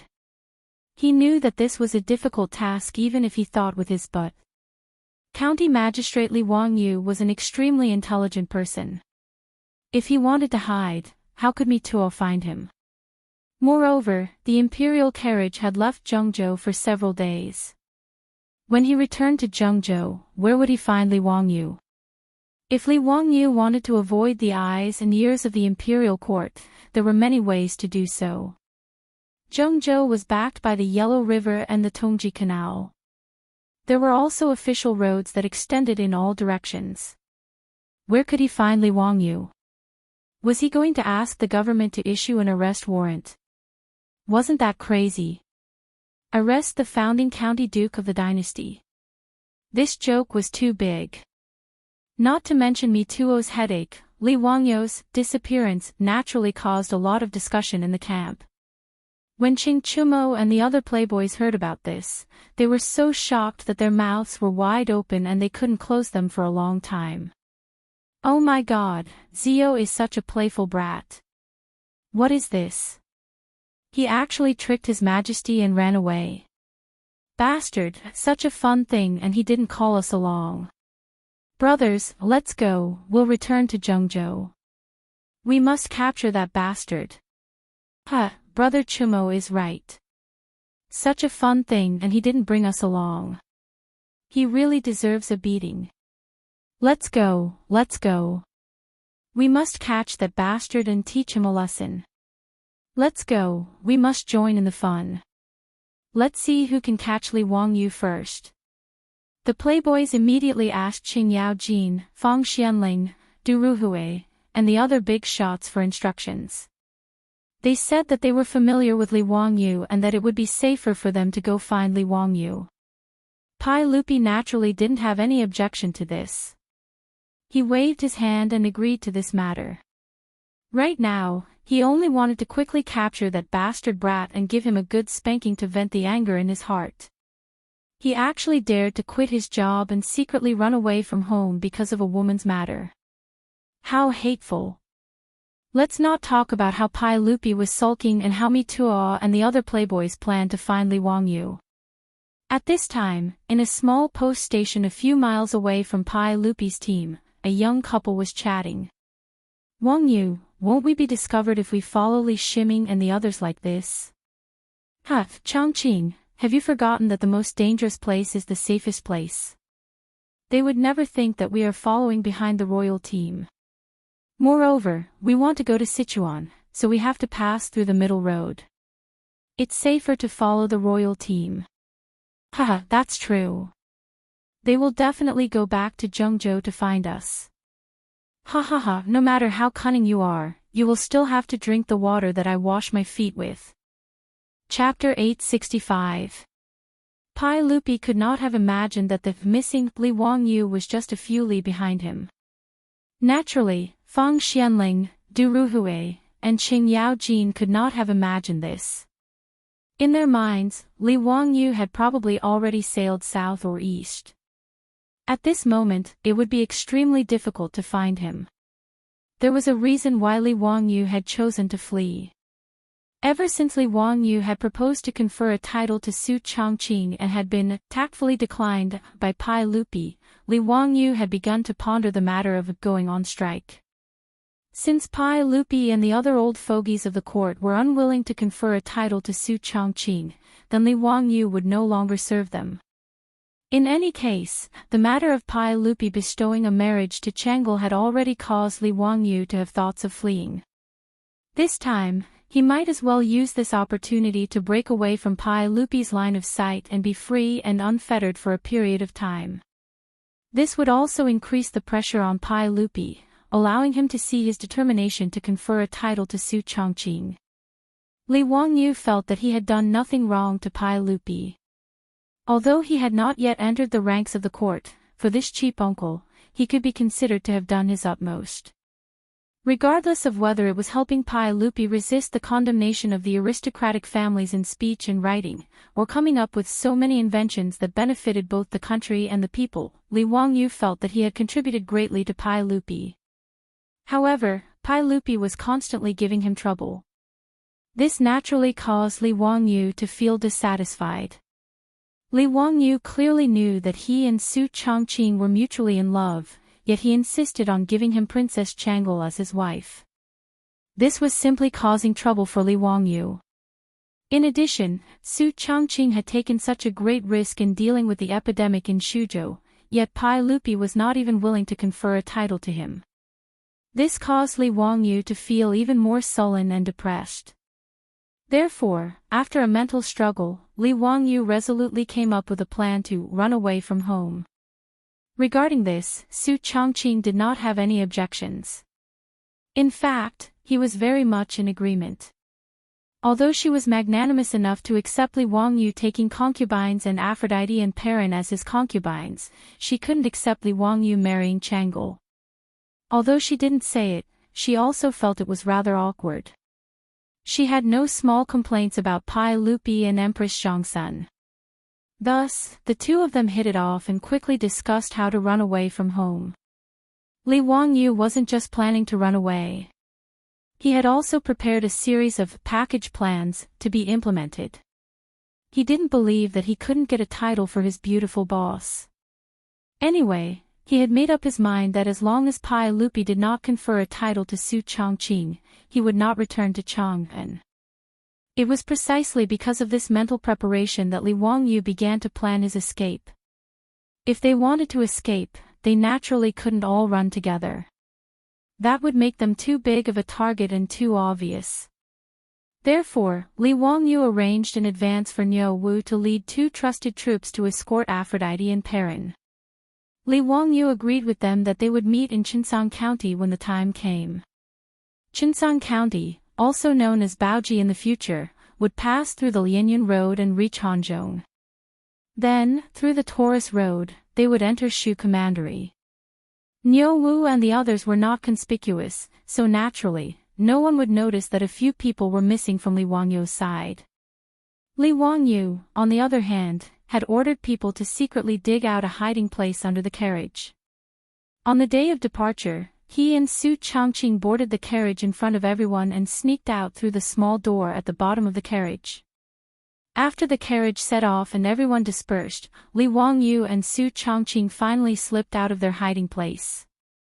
After putting on some makeup, they got on the horses that they had prepared beforehand and pretended to be scholars on a study trip to Chang'an. They quietly followed the imperial carriages and fell a few miles behind them. On the official road, there were many passers-by who were in a similar situation. Because it was the imperial carriages in front, no one dared to overtake them. Instead, they all followed a few miles behind them slowly. Since it wasn't easy for Li Wangyu to sneak out of his plan, he naturally had to play to his heart's content. He planned to first make a trip to Sichuan with his beautiful boss and return to his hometown to take a look. Then, he would sail down south from Chengdu County in Yizhou and make a trip to the most prosperous Yangzhou. Yangzhou and Yizhou were the most prosperous places in the Tang dynasty besides Chang'an. He and his beautiful boss were naturally interested in having a good trip. Seeing that there was only one day left before they reached Chang'an, Li Wangyu planned to bypass Chang'an and go straight to Chang'an County. When Li Wangyu noticed that the imperial carriages in front of them had suddenly stopped, he guessed that his and Su Changqing's disappearance had probably been discovered. In this regard, Li Wangyu didn't panic at all. He was confident that they wouldn't be discovered. For this home-abandoning plan, he had done a lot of preparation work in advance. Including the public test between him and Su Changqing and the others, he had secretly prepared several backups with different identities. These public tests were genuine and were stamped with the seals of Changji County and Shuzhou Provincial Governor's Mansion. To a certain extent, except for the fact that no corresponding files could be found in Changji County and Shuzhou's Ministry of Civil Affairs, it could be said that these were the real public tests. Anyway, in this era, it was impossible for anyone to check whether these public tests were archived through the internet. Therefore, Li Wangyu wasn't worried at all that he would be exposed. At this time, he and Su Changqing were also fully disguised. With the help of Su Changqing's makeup technique, Li Wangyu stuck a fake beard under his chin and his skin was much darker. Even if the playboys saw him, they wouldn't be able to recognize him if they didn't look carefully. Su Changqing's disguise was even simpler. He just needed to tie a hedge and no one would be able to see his appearance under the hedge. Li Wangyu was chatting with Su Changqing in a low voice when he saw that hundreds of people separated from the imperial carriages and galloped in the direction they came from. He saw that the leader was Mituo and a group of playboys. He couldn't help but feel a little guilty and quickly pulled Su Changqing to the side. Fortunately, on both sides of the official road, there were many passers-by like Li Wangyu and Su Changqing. Therefore, their actions were not conspicuous at all. As for Mituo, Qing Chumo, and the other playboys, they naturally didn't notice Li Wangyu on the side of the road. They directly led hundreds of people and galloped towards Zhengzhou. After Mituo and the playboys were far away, Li Wangyu smiled and pulled Su Changqing back to the relay station to get the horses. Li Wangyu could only silently apologize in his heart for fooling the playboys. He had also thought about whether or not he should pull the playboys together and run away. But thinking about it carefully, with so many people going together, they would be too big of a target. The probability of being discovered was very high. Therefore, in the end, Li Wangyu decided to hide the playboys together. However, Li Wangyu also knew that in the future, the playboys would inevitably be ruthlessly avenged by them. But he was too lazy to think about what would happen in the future. After Mituo and the others galloped towards Zhengzhou, the imperial carriages that had stopped before slowly set off again towards Chang'an city. Li Wangyu and Su Changqing also mounted their horses again. They blended in with the crowd on the official road and followed to the west. One day later, the imperial carriages returned to Chang'an. Hundreds of officials and Baqiao came to meet them. On the other hand, Li Wangyu and Su Changqing stealthily bypassed Chang'an city and continued to head west towards Chang'an County. Chapter 866. When Li Wangyu and Su Changqing circled around Chang'an city, they were actually not far from Dingzhou village in Hu County. However, the two of them did not plan to return home first. If Pai Lupi ordered someone to wait for them at Dingzhou village, wouldn't they be walking right into a trap? In any case, Li Wangyu had already written a letter and ordered someone to deliver it to Dingzhou village. He instructed the old steward, Li Heng, and Niu Yong to guard the door and wait for them to return. Niu Yong was steady while Li Heng was mature. With the two of them guarding the mansion, Li Wangyu and Su Changqing had nothing to worry about. Presumably, Pai Lupi wouldn't fly into a rage and confiscate his assets just because he ran away, right? If that was the case, Li Wangyu would have no choice but to flee overseas. Chang'an County, also known as Baoji in the future, was less than 300 kilometers away from Chang'an city. Li Wangyu and Su Changqing arrived at Chang'an County in less than a day on horseback. After showing the public inspection to the city guards, they entered the city without a hitch. Wangyu, have you agreed on where to meet Niu Wu and the rest? Su Changqing asked curiously. There were no mobile phones or WeChat in this era. If they did not agree on a time and place in advance, it would be difficult to find them. Not only had they not been to Chang'an County before, but it was also the first time for Niu Wu and the rest. It would be difficult to agree on a place in advance. Li Wangyu nodded with a smile and looked around. Soon, he pointed at a wall beside the city wall and said with a smile, "Isn't that the hostel they're staying in?" Su Changqing looked over in shock, only to see that on the wall of the workshop, there seemed to be some random scribbles, using lime to smear some curved lines. Liaoang Lang Jun, we were at Konglai Hostel. Su Changqing held his forehead speechlessly. Did you teach Perrin or Avro this pinyin? The scribbled lines on the wall were the Hanyu pinyin of the later generations. There was no doubt that apart from Aphrodite and Perrin, no one else could write pinyin here, which was why Su Changqing asked. Li Wangyu smiled. Avro, of course. That little fool Perrin can't even grasp it after teaching her for half a day. How infuriating. Su Changqing covered his mouth and chuckled. Then, he teased, "Perrin, this lass, never mind learning pinyin. She doesn't even care about reading and reading.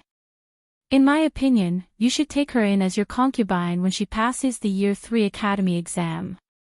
Otherwise, wouldn't you be ruining the reputation of the County Duke's manor if you take in an illiterate girl?" Li Wangyu was speechless and hurriedly changed the topic. "What are you talking about? Who wants to take that lass as a concubine? Let's go find that hostel. It's been so long, I'm exhausted." Su Changqing looked at the insincere Li Wangyu but was too lazy to expose him. He merely glanced at him with his beautiful eyes and smiled without saying anything else. After asking a few passers-by, the two of them successfully found Kong Lai Hostel and met up with Niu Wu, Avro, and Perrin, who were already waiting for them.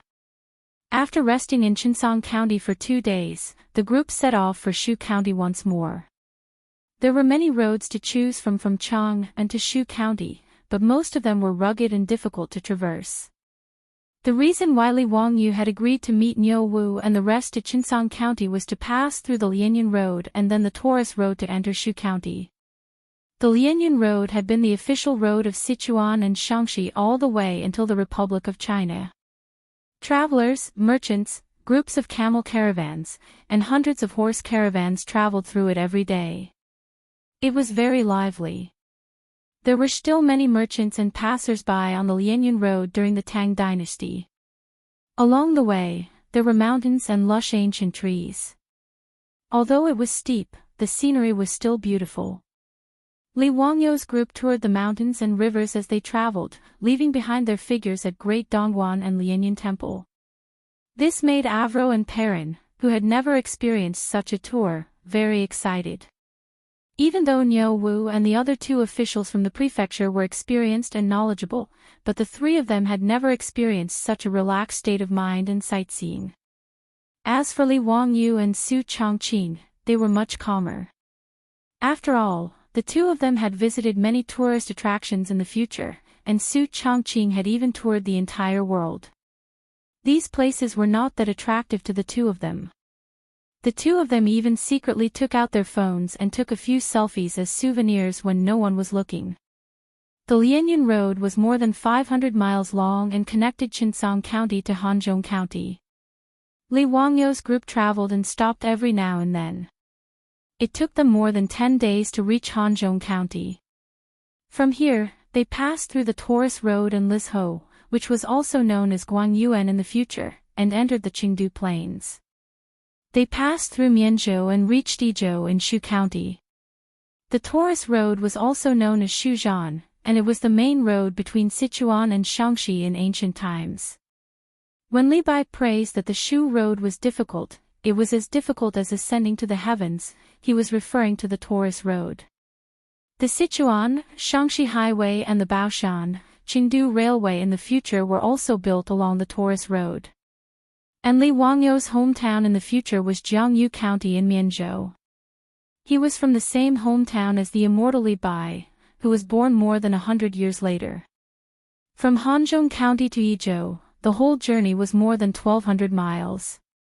In the Tang Dynasty, it was a very long journey. Even if they were to hurry on horseback, it would take at least half a month to reach their destination. Fortunately, Li Wangyu's group did not lack money or time, so it did not matter whether the journey was long or not.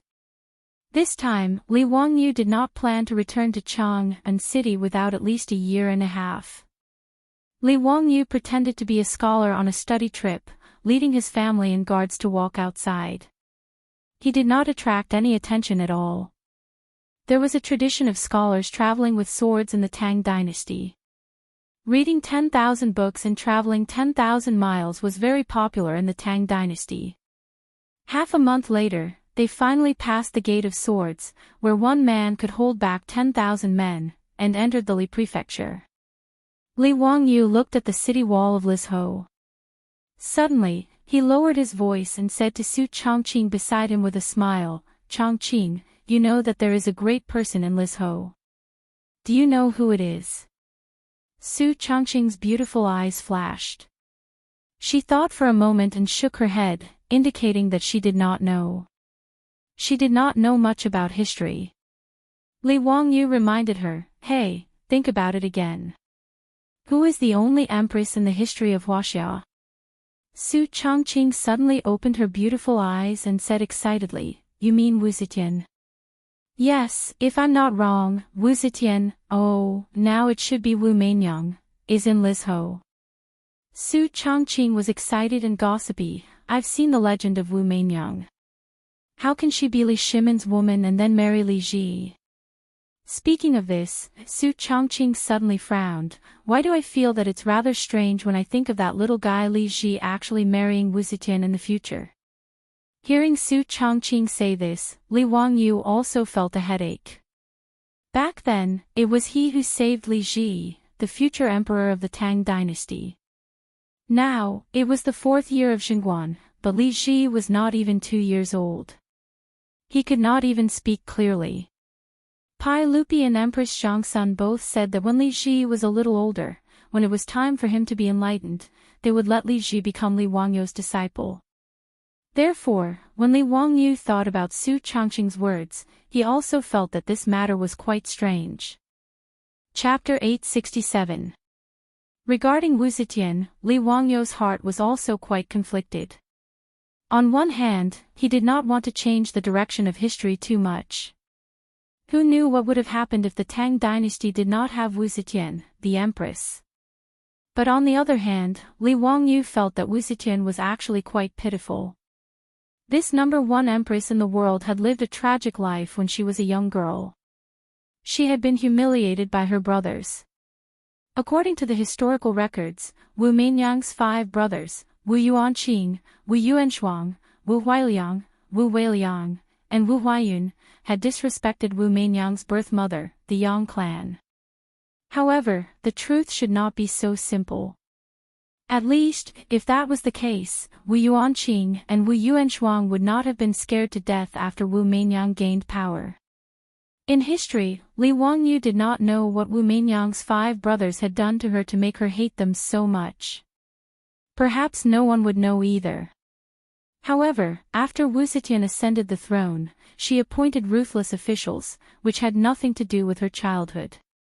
Li Wangyu wondered, if he saved Wu Mainyang from that situation, would it change the direction of the Tang dynasty's history?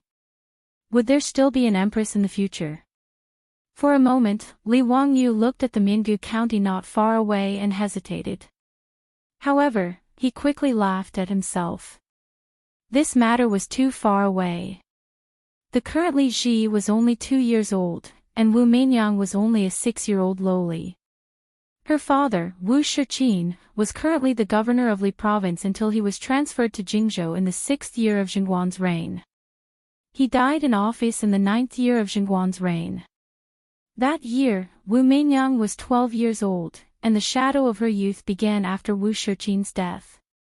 At least for 5 years, Wu Mainyang, this little lowly, should live a happy life under her father's wings.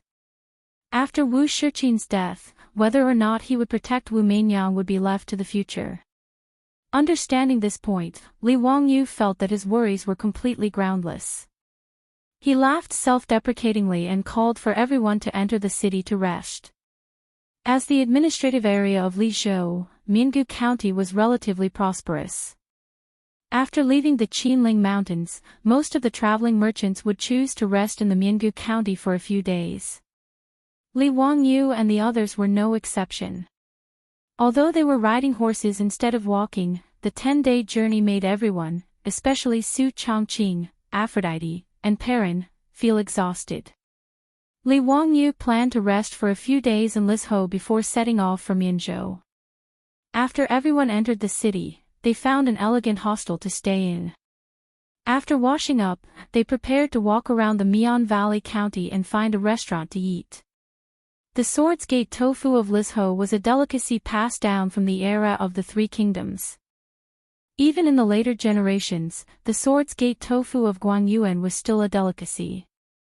Therefore, when Li Wangyu and the others came to Lizhou, they naturally wanted to taste these delicacies. As someone who did not lack money, even if Li Wangyu had to leave home, he would not let himself suffer. For this trip, he tried his best to choose the best food, clothing, and lodging. After finding a lavishly decorated restaurant, everyone was politely invited by the doctor to a private room on the second floor to take a seat. "Doctor, give me 2 servings of Swords Gate tofu. As for the other dishes and wine, just serve them." "Oh yes, no ducks," Li Wangyu instructed the doctor of the restaurant. His words immediately made Su Changqing, Aphrodite, and Perrin burst into laughter. Ducks were simply Li Wangyu's nightmare. Back then, in order to resist the locust plague, Li Wangyu spent money to buy 2,000 ducks and reared them in the fields of Dingzhou village. These ducks were indeed experts at killing locusts. Even when the locust plague came, the 2 years of harvest of Dingzhou village's Zhen monastery was not greatly affected. Moreover, because of the nourishment of the duck feces, the harvest of many wheat fields was even slightly better than in previous years. However, after the locust plague, how to deal with these ducks gave Li Wangyu a headache for a while. More than 2,000 ducks, under the meticulous care of the maidservants of Dingzhou village, not only did they become fat from eating locusts, but within a few months, the ducks also laid many duck eggs and hatched ducklings. The 2,000 ducks became more than 10,000 in the autumn. Therefore, during that period of time, in Dingzhou village, including Li Wangyu's residence, they ate duck meat for almost every meal. The pitiful ducks, after helping Dingzhou village resist the locust plague, still could not escape the pitiful fate of being eaten. However, with so many ducks, even if the entire village ate together, everyone still felt a little nauseous at the smell of duck meat. In the end, Li Wangyu simply ordered people to capture all the ducks and transport them to Chang'an city.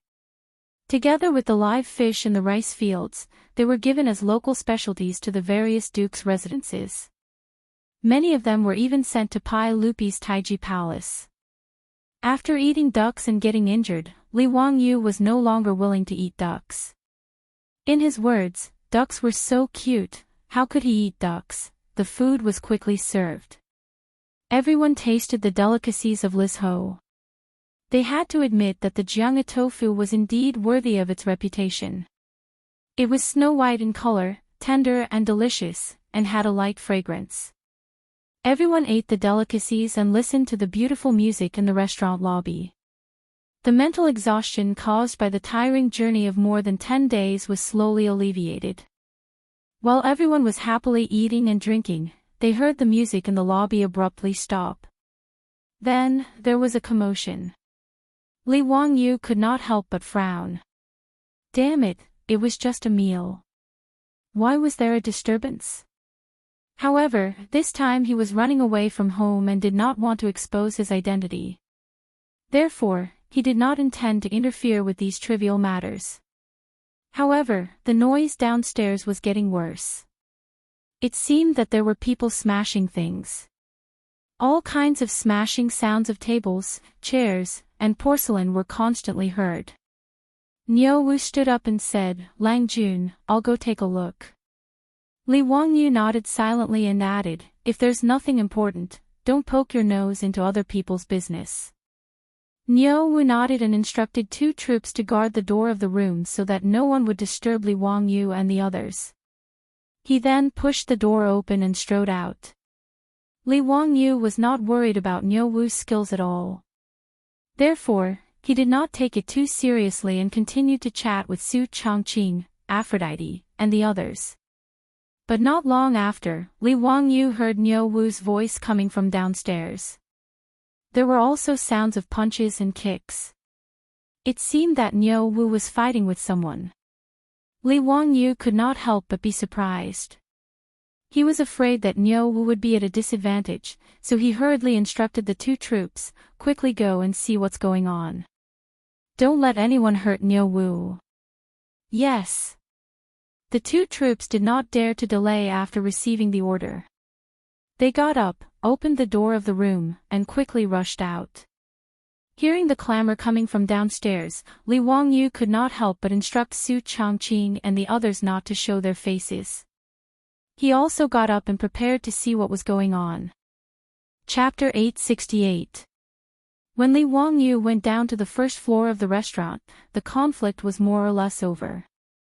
Niu Wu's skills were naturally beyond doubt. Even the troops that Li Wangyu had ordered to help didn't have to do anything. He alone relied on his fists and legs to beat up the people on the ground. Li Wangyu roughly looked. There were at least 7 or 8 people on the ground moaning incessantly.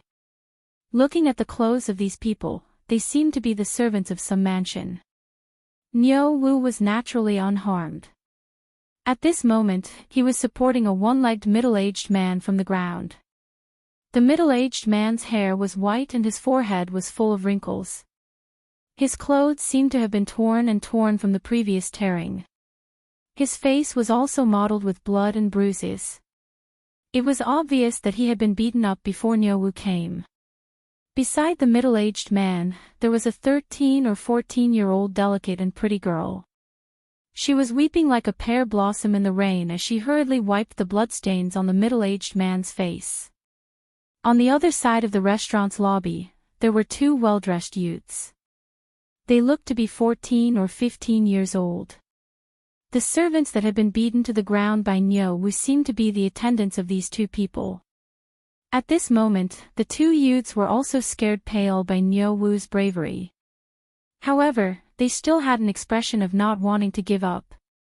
Niu Wu, what happened? Li Wangyu swept his gaze around.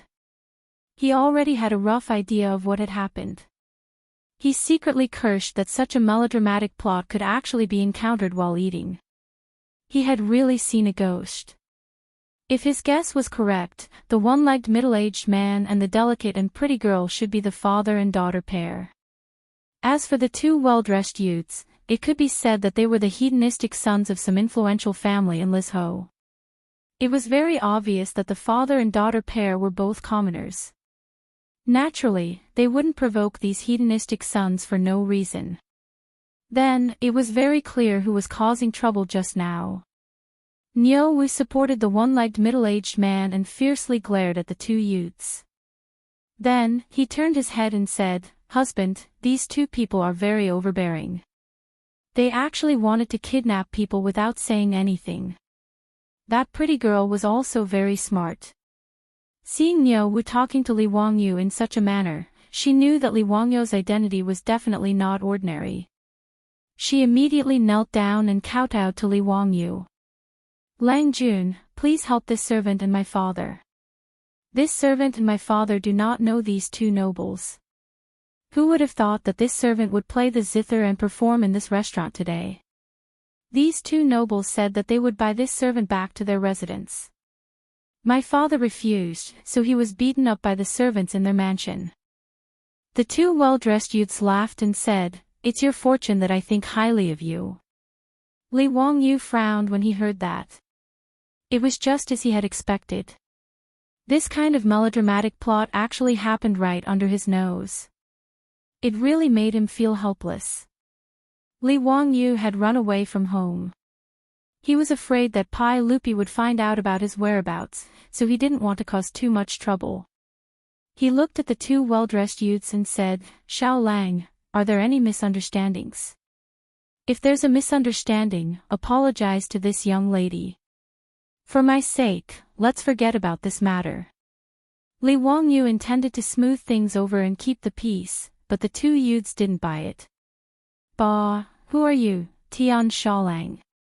How dare you meddle in my business? You even dared to order your servant to commit crimes and injure my residence's servants. You think you're worthy of my respect? If you don't give me an explanation today, don't even think about leaving this Mian Valley County." Li Wangyu was amused when he heard that.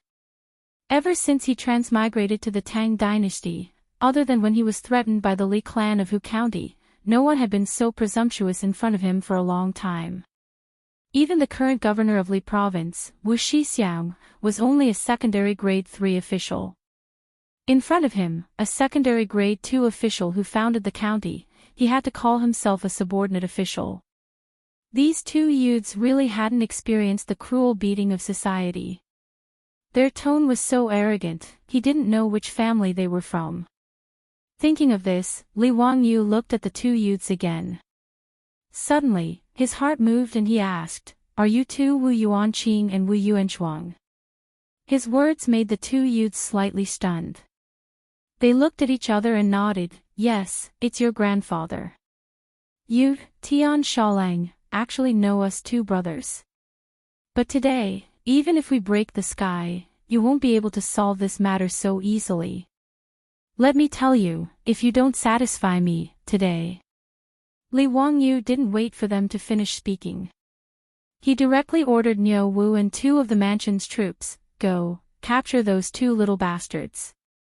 Whip each of their buttocks 20 times. We'll talk later." Although Niu Wu and the two officials were slightly surprised, they did not hesitate at all.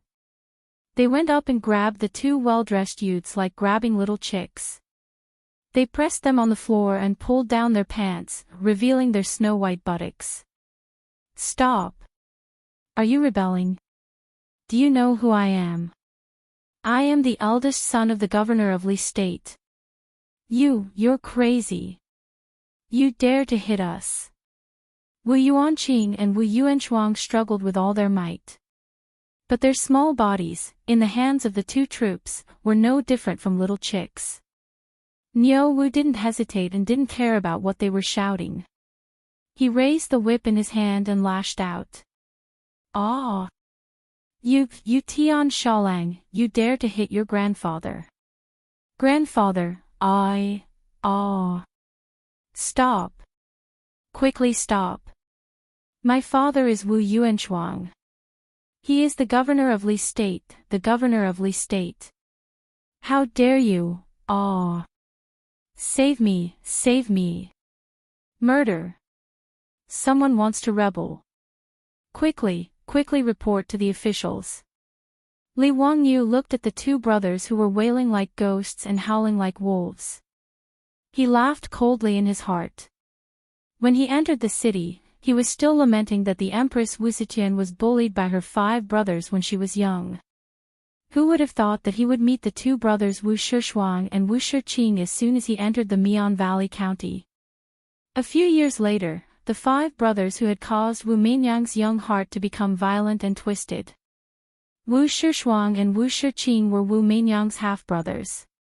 The other 3, Wu Weiliang, Wu Huayun, and Wu Huailiang, were her cousins.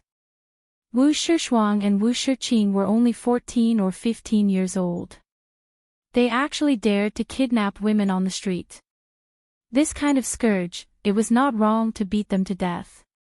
Moreover, Li Wangyu had a very good reason to beat them. One must know that Li Wangyu was a relative of the imperial family. Although he had not been re-recorded in the imperial family's genealogy of the imperial family, Pai Lupi was his uncle. That was something that everyone knew. Just now, these two little bastards actually dared to call themselves Laozi and Grandpa. If they were serious, that would be the crime of deceiving the emperor. Even if Wu Shiqing was here, he would not be able to say a word. Perhaps he would have to personally beat these two bastards up again. When Niu Wu beat Wu Shishuang and Wu Shiqing until they were wailing like ghosts and howling like wolves, one of the Wu clan servants who had been beaten by Niu Wu finally struggled to get up. That person did not dare to go forward to save Wu Shishuang and Wu Shiqing. Instead, he took advantage of the fact that no one was paying attention to sneak out of the restaurant and ran away. Li Wangyu saw the servant's movements and knew that this person must have gone to call for reinforcements. However, he was too lazy to pay attention to him. He only watched coldly as Niu Wu continued to whip the two little bastards of the Wu clan. Chapter 869. Without any hesitation, Niu Wu followed Li Wangyu's instructions and gave Wu Shiqing and Wu Shishuang 20 lashes each. Fortunately, Niu Wu had heard the identity of the two brothers and knew that Li Wangyu only wanted to teach these two little bastards a lesson. Therefore, he did not use too much strength and did not use too much force. Even so, after 20 lashes, Wu Shiqing and Wu Shishuang's buttocks were covered in green and purple streaks, crisscrossing and very beautiful.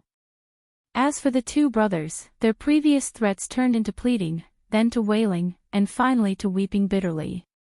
Because of this incident, in the big restaurant, whether it was the doctor, the manager, or the customers, they all shrank to the side, not daring to say anything to stop them. Everyone could see that the person who dared to disregard the identity of the governor of Li province and beat the Wu brothers was either a fool or an extraordinary person. This was a fight between immortals. As mortals, they naturally had to hide far away and did not dare to make a sound. The wailing busker and her father, who had lost a leg, were also shocked speechless. Wu Shiqing and Wu Shishuang, who were used to being tyrannical in Li province, would never have thought that they would meet with such a disaster today. Wu Shixian was originally a businessman. Later, he gave up business and joined the army, following Li Yuan, and made a lot of contributions. His first wife, Xiang Li, died of illness not long after giving birth to Wu Shiqing and Wu Shishuang. Wu Shishuang's wife, Yang, gave birth to 3 daughters in a row. As a result, Wu Shixian doted on his 2 sons very much and did not restrain them much on normal days. Wu Shiqing and Wu Shishuang, the 2 brothers, originally in Chang'an city, did not have any bad habits. After all, Wu Shixian was only a 5th-grade officer of the Treasury Department. In Chang'an city, he was only a small official. Compared to Qing Chumo and the others, Wu Shiqing and Wu Shishuang naturally did not have any qualifications to be called foppish. In the first year of Chang'an, the original governor of Lishou rebelled and was killed. Wu Shixiang was placed in an important position by Pai Lupi and became the governor of Lishou. A governor was in charge of the military and political power of a province. It was equivalent to a provincial governor in the Middle and Late Tang dynasty. Naturally, they had a lot of power. After the Wu brothers followed their father to the Li prefecture, they were shocked to find that the 2 of them had actually become the biggest silk pants in the Li prefecture. As a result, the 2 brothers went from being cautious to being unscrupulous. In a short span of 2 to 3 years, they had completely let go of themselves. Normally, in the mansion, in front of Wu Shishuan, these 2 brothers would still act a little. Once they left the mansion, they would become the overlords of the Li province, and no one dared to provoke them. The 2 little bastards, who were only 13 or 14 years old, had already learned about the matters between men and women. Moreover, they never got tired of it. In these 2 years in Lishou, who knew how many young ladies and young wives he had ruined? Today, the 2 of them led a large group of servants to this restaurant to have a meal. Coincidentally, they saw the new performer in the restaurant. Seeing that the performer was delicate and pretty, the 2 brothers had a bad idea. They insisted on buying the performer back to the mansion to serve them. This performer was only performing in the restaurant. How could an innocent person agree to such a thing? Naturally, they made a scene. Li Wangyu asked about this matter and felt even more annoyed. He ordered Niu Wu, whip these 2 little bastards 10 times each. After he finished speaking, he asked the servants in the mansion to bring him a stool. He sat in the main hall of the restaurant and waited for the Wu family servants to bring reinforcements. Originally, Li Wangyu did not want to reveal his identity. However, since he had already interfered in this matter, and the 2 little bastards of the Wu family had already fought, he naturally could not sneak away. As a result, revealing his identity was unavoidable. Fortunately, Li Wangyu was not too worried. After all, even if the news was sent from Lishou to Chang'an city at top speed, it would take 7 to 8 days for the news to arrive. If Wu Shiyang sent the news of his appearance in Lishou to Chang'an, Pai Lupi would then send people to Lishou. Half a month would have passed. At that time, he would have already led Su Chongqing and the others away. As long as he deliberately concealed his whereabouts, Li Wangyu did not believe that anyone would be able to catch him. In addition, there was another reason why Li Wangyu took the initiative to reveal his identity. It was because of Wu Mainyang. These 2 Wu brothers were such bastards. Li Wangyu also had some other thoughts. When Niuwu beat Wu Shiqing and Wu Shishuang until their cries became much softer, the sound of hurried horse hooves finally came from the street outside the restaurant. "Stop! Who are you? How dare you humiliate my son?" An old man in his 50s jumped off his horse with a face full of anger. He roared at Niuwu, who was still waving his horse whip. However, Niuwu did not even bat an eyelid. He continued to wave the horse whip in his hand. According to Li Wangyu's orders, he firmly lashed out the last two whips. Niuwu was no longer the destitute old soldier of the Sui dynasty in Dingzhou village. He followed beside Li Wangyu. As the commander of Lai Hot's troops, he was used to seeing Pai Lupi and a group of dukes. Wu Shiyang, this kind of governor of a province, really did not enter his eyes. Not to mention that Li Wangyu was a county duke who founded the country. Even if he was a county marquis or county earl, could these governors still cause trouble? Wu Shiqing and Wu Shishuang dared to call themselves Laozi and Grandpa in front of Li Wangyu. Even if Li Wangyu was only a small county duke who founded the country, if he really wanted to pursue this matter, these two brothers would be skinned alive even if they did not die. Currently, they were only given 30 whips each, which was already letting them off easy. Wu Shiyang did not know this. However, after seeing that the person beating his sons did not react at all after he spoke, he knew that the other party's background was definitely not small. He was not an impulsive person. He turned his head to look at his two sons, whose buttocks were swollen and bruised, and took a deep breath. He cupped his hands toward Li Wangyu and asked, "May I ask for your name?" Wu Shiyang had come to Li province at the beginning of the second year of Chang'an's reign. He had not returned to Chang'an in the past 2 years. At that time, Li Wangyu was still squatting in Dingzhou village and playing with mud. Naturally, the two of them had never crossed paths and had never met. Li Wangyu was somewhat interested in the father of the famous Wu Zetian in history. He looked Wu Shiyang up and down before smiling and speaking. "Greetings, Duke Wu. My surname is Wangyu, and my courtesy name is Zio. Li Wangyu. Li Zio." Wu Shiyang felt that this name was very familiar.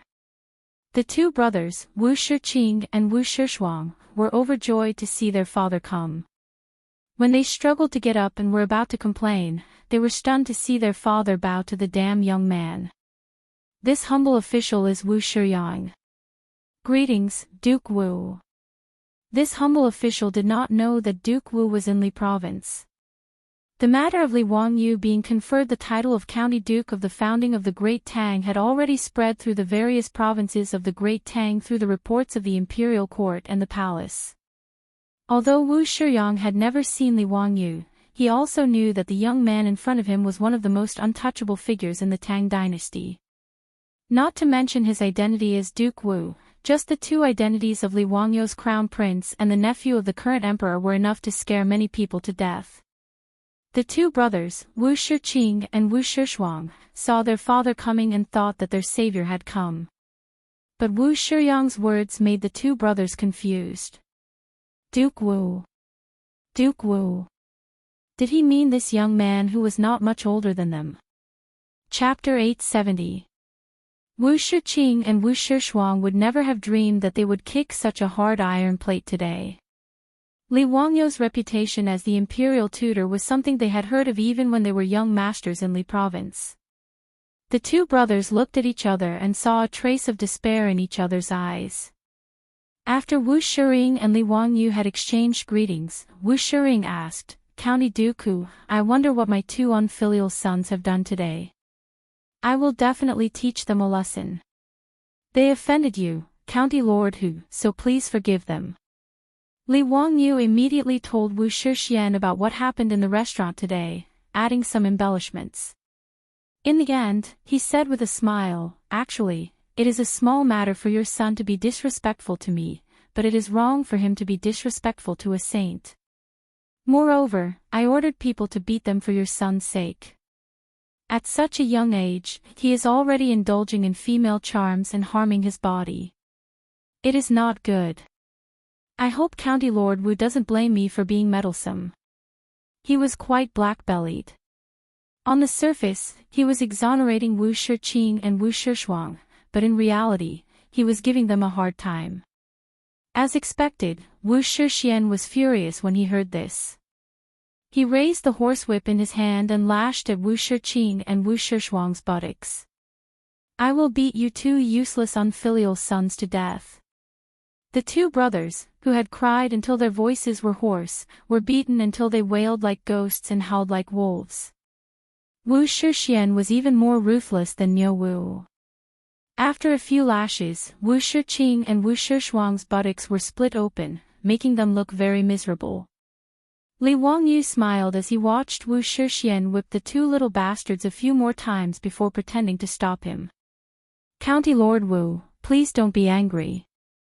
I have already ordered people to teach them a lesson. I think they will learn their lesson in the future. Hearing Li Wangyu's words, Wu Shixian put down the horsewhip in his hand and bowed to Li Wangyu again. Many thanks, County Magistrate of Huxian, for disciplining these two bastards for this lowly official. This lowly official was negligent in disciplining them. I ask County Magistrate of Huxian's forgiveness. Wu Shiyu was really a little scared. Just now, she had also ruthlessly whipped her son.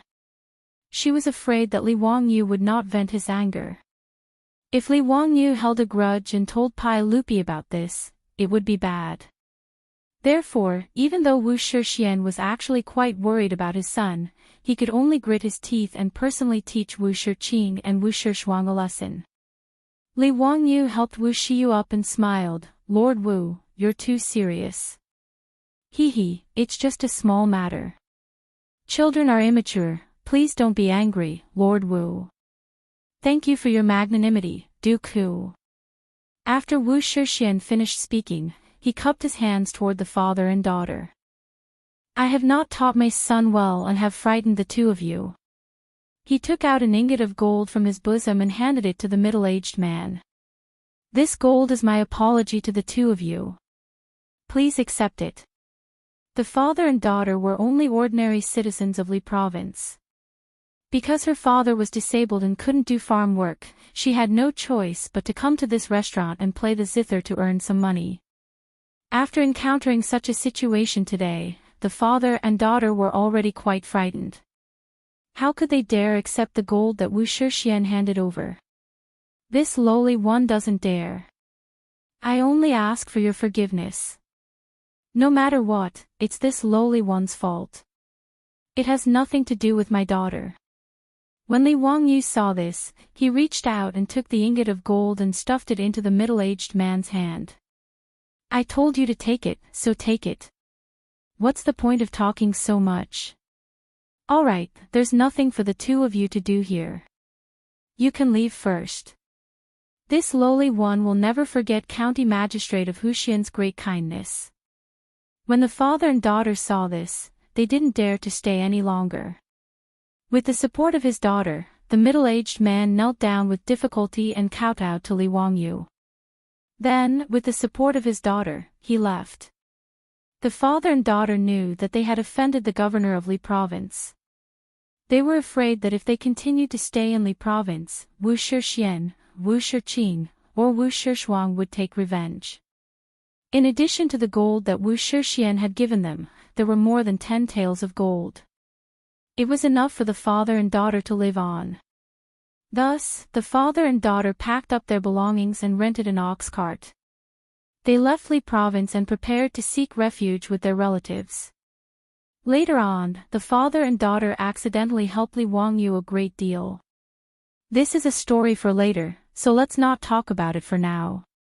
After the father and daughter left, Wu Shixian angrily glared at his two sons. Why aren't you coming over to see County Magistrate of Huxian? After Wu Shiqing and Wu Shishuang were released by Lai Hot's troops, they had long faces. They limped over and endured the pain in their buttocks. They walked over to Li Wangyu and bowed deeply. I was too rash. Please forgive me, County Magistrate of Huxian. Haha, that's enough. Those who don't know are not guilty. My two nephews, please don't cause trouble like this in the future.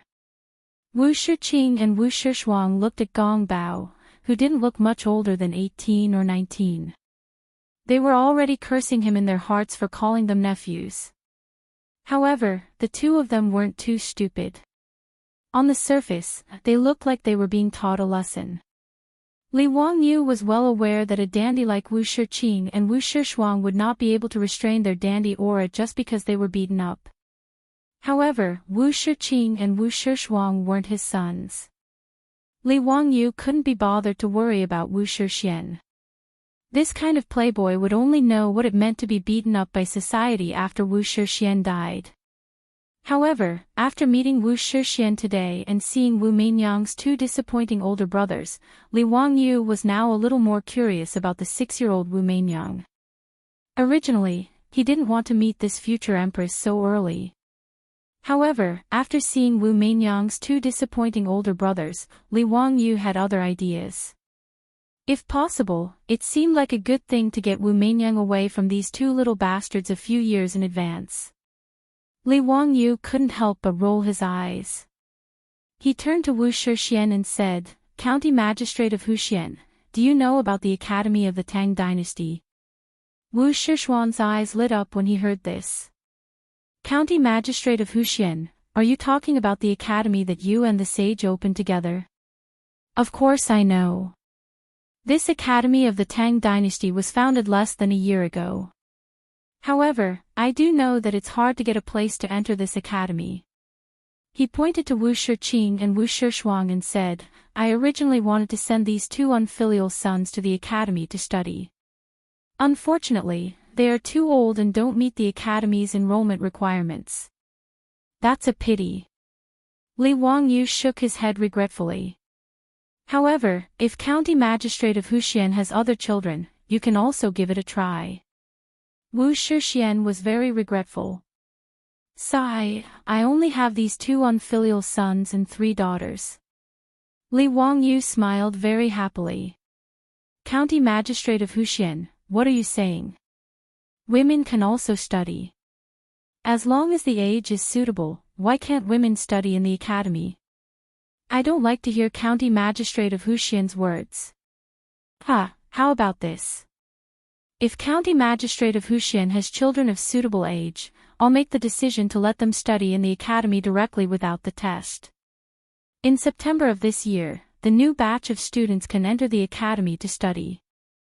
Li Wangyu's words immediately made Wu Shishuan's eyes light up. "County Magistrate of Huxian, are you serious?" "I do have a daughter. Her name is Huxian, and she is 6 years old this year. She is of the age to study in the academy." Chapter 871.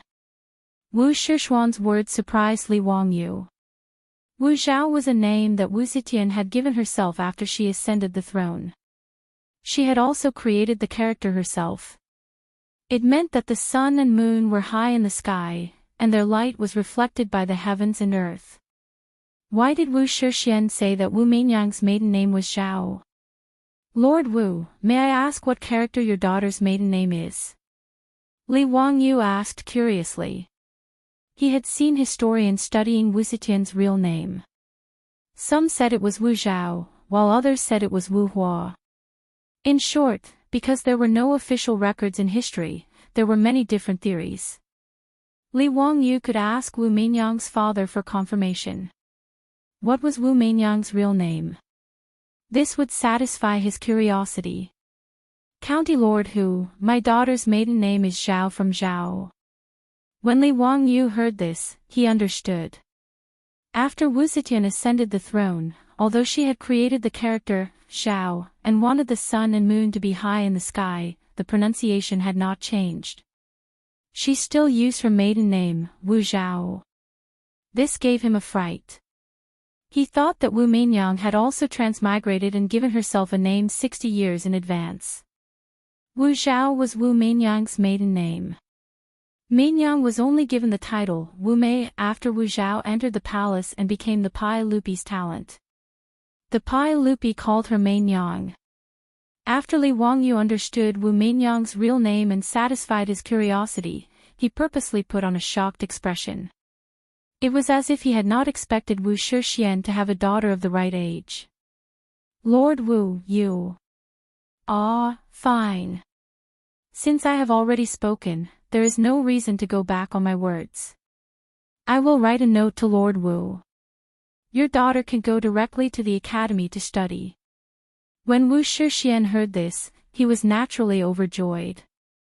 He no longer remembered his two disappointing sons and once again bowed to Li Wangyu. Thank you, County Lord Hu. Thank you, thank you. Although Wu Shixian felt that it was a pity that not a son of the first wife could study at the academy, it was also a good thing that Wu Zhao could enter the academy. After all, the crown prince, Li Qingqian, and the others were studying in the academy. If his daughter, Wu Zhao, was fancied by the crown prince or a prince, then their Wu clan would ascend to the heavens in a single bound. No matter how big the hole in Wu Shixiang's imagination was, even when that old Taoist Yuan Tiangang read Wu Meinyang's face and said that she was unspeakably noble, Wu Shixiang didn't dare to think that his daughter would be able to ascend the throne in the future. Speaking of Yuan Tiangang giving Wu Zetian a face, Li Wangyu once asked Yuan Tiangang for confirmation. Dragon eyes and phoenix neck, extremely precious. The old Taoist did say this sentence, but Yuan Tiangang never said something like, if you are a woman, you should be the master of the world. It was purely a far-fetched story made up by later generations. Yuan Tiangong's eyes were so sharp. He had seen countless faces in his life. How could he not see whether the swaddled Wu Meinyang was a boy or a girl? Not to mention that the old faker might not be able to see through Wu Meinyang's life experience. Even if he could, it was impossible for him to say such disgraceful words to Wu Shixiang. When Wu Shixiang heard that Li Wangyu and the others were still living in the hostel, he immediately warmly invited Li Wangyu to stay in his mansion. Li Wangyu couldn't resist Wu Shixiang's enthusiasm, so he could only nod and agree. Then he asked the troops to invite Su Changqing and the others to come down and greet Wu Shixiang. May I ask if the sage has any arrangements for you to come to Lizhou this time? Wu Shixiang couldn't help but feel a little strange when he saw that Li Wangyu had brought women with him and there were only 3 guards beside him. After all, in the previous report of the imperial court, Li Wangyu was still the commissioner of Hunan Taoism. Now that he suddenly appeared in Lizhou, Wu Shixiang couldn't help but think more. Mr. Wu, you worry too much. I just have nothing to do and want to travel to relieve my boredom. Although Wu Shixiang was suspicious of Li Wangyu's explanation, it wasn't appropriate for him to continue asking. He could only suppress this matter and not mention it. Of course, he didn't expect that the dignified county duke who had founded the country would be so mischievous and run away with his woman. Wu Shixiang respectfully invited Li Wangyu and the others back to his mansion and ordered someone to summon his wife, Madame Yang, and 2 daughters to come out and greet Li Wangyu. Wu Shixiang's eldest daughter, Wu Shun, was already 11 years old this year. She was betrothed to Helan Yueshi, the legitimate son of Helan Shuren, and would soon be married off. Li Wangyu naturally had no interest in Madame Yang and Wu Shun. He and Su Changqing both cast curious gazes at the 6-year-old Wu Meinyang. Li Wangyu thought to himself, as expected of a beauty. No wonder that brat Li Ji would be so charmed in the future that he didn't even care that she was the woman of his father, Pai Lupi, and insisted on making her his empress. As a woman, Su Changqing looked at Wu Meinyang differently. There was some admiration, some sympathy, and some indescribable emotions. After all, after Wu Zetian ascended the throne, in order to consolidate her position, she did many vicious and merciless things. She didn't even let off her own son and daughter. She personally strangled her daughter, Princess Ding Ningxi, poisoned her eldest son, Li Hong, forced her second son, Li Xian, to commit suicide. She whipped her grandson, Li Zhongruan, her granddaughter, Li Xianhui, and her nephew, Wu Yanji, to death. She caused the deaths of her sister, Madame of Han, and her niece, Madame of Wei. Just thinking about these glorious achievements of Wu Zetian made Su Changqing shudder. Of course, Wu Zetian also had her contributions. Perfecting the imperial examination system was one of them. Even Li Wangyou's method of teaching Pai Lupi was copying Wu Zetian's method. Wu Zetian had been on the throne for 15 years, and her policies were stable. The people were rich, and she had the reputation of Zhenguan's legacy. She had laid down the foundation for the Tang dynasty's long-lasting rule. From this point, Wu Zetian could be considered quite outstanding. As a result, Su Changqing's feelings towards the future Wu Zetian, the current Wu Zhao, were complicated. It was understandable.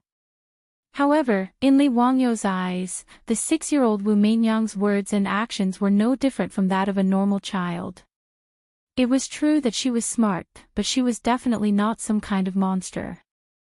When she heard that she could receive Li Wangyou's recommendation and directly go to the Tang dynasty's academy in Chang'an to study, Wu Zhao was naturally overjoyed. She then obediently knelt down and kowtowed to Li Wangyou. "This slave kowtows and thanks County Lord Hu," the little lowly said crisply. Li Wangyou casually accepted Wu Meinyang's 3 kowtows, but he was secretly happy in his heart. The future empress was now kneeling in front of him and kowtowing respectfully. No matter how he thought about it, he was a little excited. Of course, Li Wangyou didn't know how Wu Meinyang's life would change after he interfered. It was even hard to say if there would be another Empress Wu Zetian in history in the future. However, Li Wangyou was too lazy to care about these things. He didn't even know if Li Ji could ascend the throne, let alone Wu Meinyang. After all, Li Qingqian was now calling him teacher, and he was becoming more and more educated. His original arrogant habits had long disappeared after studying in the academy for almost a year. Now, Pai Lupi was quite satisfied with his 2 sons. Whenever he was free, he would bring Li Qingqian and Li Tai around to play, looking like a filial father. Under these circumstances, it was hard to say what the future of the little brat Li Ji, who was still learning how to speak, drooling, and running around naked, would be. Thinking of this, Li Wangyou couldn't help but think of another idea. "Duke Wu, this duke sees that your daughter is very smart. I have an idea that I would like to discuss with Duke Wu." Chapter 872. Wu Shixian asked curiously, "What orders does the Duke of Huxian have?" "This duke sees that your daughter is smart and very pleasant, so this duke intends to accept her as a disciple." "What does Duke Wu think?" Li Wangyou's words naturally caused Wu Shixian, Madame Yang, and Wu Meinyang to be overjoyed, while Su Changqing silently rolled his eyes. Su Changqing still remembered the look on this guy's face when he asked him to accept Ma Zhou as a disciple. But ever since he accepted Ma Zhou and Yan Liben as his disciples, Li Wangyou seemed to be addicted to accepting disciples. Li Qingqian, Li Tai, Li Lizzie, Li Ji, Sheng Wanyi, and Lu Ringui.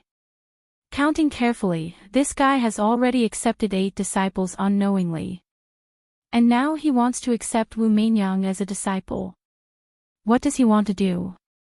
Is he really going to be the first imperial teacher of the Tang dynasty? If history does not change in the future, Li Wangyou's identity is a bit scary. The teacher of Crown Prince Li Qingqian, High Emperor Li Ji, and Empress Wu Shixian, this identity can be said to be unprecedented.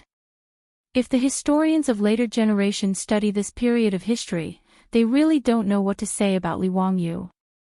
In fact, this was also the idea that Li Wangyou proposed to Wu Shixian to accept Wu Meinyang as a disciple.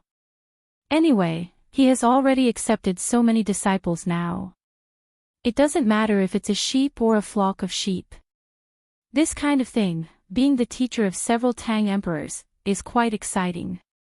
In addition, Li Wangyou also wants to try and see if he can slightly correct Wu Meinyang's extreme character. If she can really ascend the throne in the future, it would be good to use fewer cruel officials. Another thing is Li Wangyou's little selfishness. He and Su Changqing will sooner or later spread their branches and leaves in the Tang dynasty. Even if it was for the sake of his descendants, he had to give himself a status that no one else could match. At the very least, he would be a solid backer for his descendants. If Li Ji or Wu Meinyang ascended the throne, they would not become enemies with his descendants. That was enough. As for things that were even further away, Li Wangyu couldn't think of them, nor could he care about them for such a long time. Wu Meinyang didn't wait for her father to speak. She had just stood up when she knelt down before Li Wangyu and kowtowed 3 times. Disciple Wu Zhao is willing to be apprenticed to the master and learn from him. Disciple will follow master's instructions and will not dare to disobey master's teachings. Wu Shiqiang and his wife, Madame Yang, also bowed to Li Wangyu. It is Xiao Nyang's fortune that County Duke has taken a liking to her. County Duke, please do not hesitate to discipline him. This humble official will be eternally grateful. Li Wangyu nodded with satisfaction. Good, since that's the case, I'll accept you as my disciple. You haven't given your name yet, right? Master will bestow upon you a courtesy name, Mei. She was charming, beautiful, and good. Wu Mei, I will call you Meinyang from now on. His words caused Su Chongqing to roll his eyes to the side, almost to the point of rolling his eyes to the sky. This guy really walked the path of Pai Lupi, leaving Pai Lupi with no way out. In fact, Li Wangyu really wasn't prepared to give Pai Lupi a chance to bestow a name. No matter what happened between Wu Meinyang and Li Wangyu in the future, or whether they would become husband and wife, at the very least, Li Wangyu wouldn't let Wu Meinyang be summoned into the palace by that old lecher, Pai Lupi, to become some sort of talented person. Li Wangyu was still confident in this point. Of all the people present, only Su Chongqing could guess a thing or two about Li Wangyu's thoughts. Naturally, no one else knew about it. Naturally, no one objected to him giving Wu Zhao a courtesy name. Wu Meinyang happily accepted Li Wangyu's gift. Wu Shiqiang twirled his beard and said with a smile, Meinyang, from now on, learn from your teacher. Don't mess around, or else father won't let you off easily. Wu Meinyang stuck out her tongue at Wu Shiqiang and said, I won't. Meinyang will definitely listen to teacher from now on. She then looked at Su Chongqing and obediently bowed to Su Chongqing. Meinyang greets teacher's wife. Su Chongqing felt somewhat embarrassed by Wu Meinyang's words. However, it was not appropriate for him to refute her in front of everyone. Thus, he pulled Wu Meinyang into his embrace and began to whisper to her. Su Chongqing, who was originally conflicted about this little lowly Wu Meinyang, also understood. The future Empress Wu Zetian was a matter for the future. At the very least, the Wu Meinyang in front of him now was an obedient and cute little lowly. It would be too much to worry about something that might happen in a few decades. Instead of worrying that Wu Meinyang would become too extreme in the future, it would be better for her to teach the future Empress together with Li Wangyu. It might even be a good story. After thinking this through, Su Chongqing became more and more intimate with Wu Meinyang, and the little lowly Wu Meinyang also fell in love with this gentle and lovely teacher's wife. Li Wangyu smiled and looked at Su Chongqing and Wu Meinyang, who were whispering to each other. He turned to Wu Shiqiang and said, Master Wu, I still have to travel for a period of time and have no time to teach Meinyang for the time being. Master Wu, please arrange for someone reliable to send Meinyang to the Chang and Tang Dynasty Academy before September of this year. When I return to Chang'an, I will personally teach Meinyang. Wu Shiqiang naturally had no objections and nodded repeatedly in agreement. Wu Meinyang heard their conversation and hurriedly said, Teacher, Meinyang also wants to accompany you on your trip. Teacher, please bring Meinyang along. How could Li Wangyu be willing to take a 6 or 7-year-old little lowly and run away from home? He naturally rejected Wu Meinyang's words. Meinyang, listen to me. When I travel, I have to eat and sleep in the open. How can it be convenient to bring a little girl like you along? Go to Chang and obediently and wait for me to return. No, teacher, please bring Meinyang along. Meinyang is not afraid of hardships. Li Wangyu felt a headache coming on and simply put on a straight face. Mei Nyang, are you not going to listen to your teacher's words? What did you say just now? Is this what you mean by listening to your teacher? His words immediately made the little lowly Wu Meinyang's expression darken. She looked as if she had been wronged and was about to cry. Su Changqing was speechless. He glared at Li Wangyu and hurriedly persuaded the little lowly in his arms. Finally, Wu Meinyang did not cry on the spot. Seeing this, Li Wangyu couldn't help but reflect. Was it right or wrong for him to accept such a young Wu Meinyang as his disciple? Even if she would be a vicious and merciless empress in the future, she was only a 6-year-old little lowly at this moment. It was really troublesome for him to take care of a child of this age.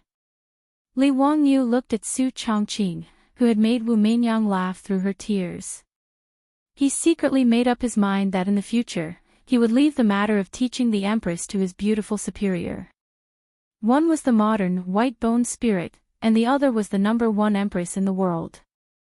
Yes, to a certain extent, the two of them had something in common. At the very least, they could manage a large group of men. If Su Changqing knew what Li Wangyu was thinking, he would probably have the heart to kick him to death. Li Wangyu and the others lingered in Mingu County of Lizhou for a few days before finally setting off again. Under the reluctant farewell of the little lowly Wu Meinyang, Wu Shixuan personally escorted them towards Yichang County. Chapter 873. Yichang County was more than 50 miles away from Lizhou County. This was the ancient city of Zhaohua in the future.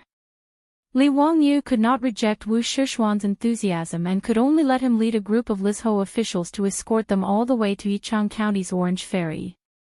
Outside the east gate of Yichang County was the intersection of Jialing River and Bailong River, Orange Ferry.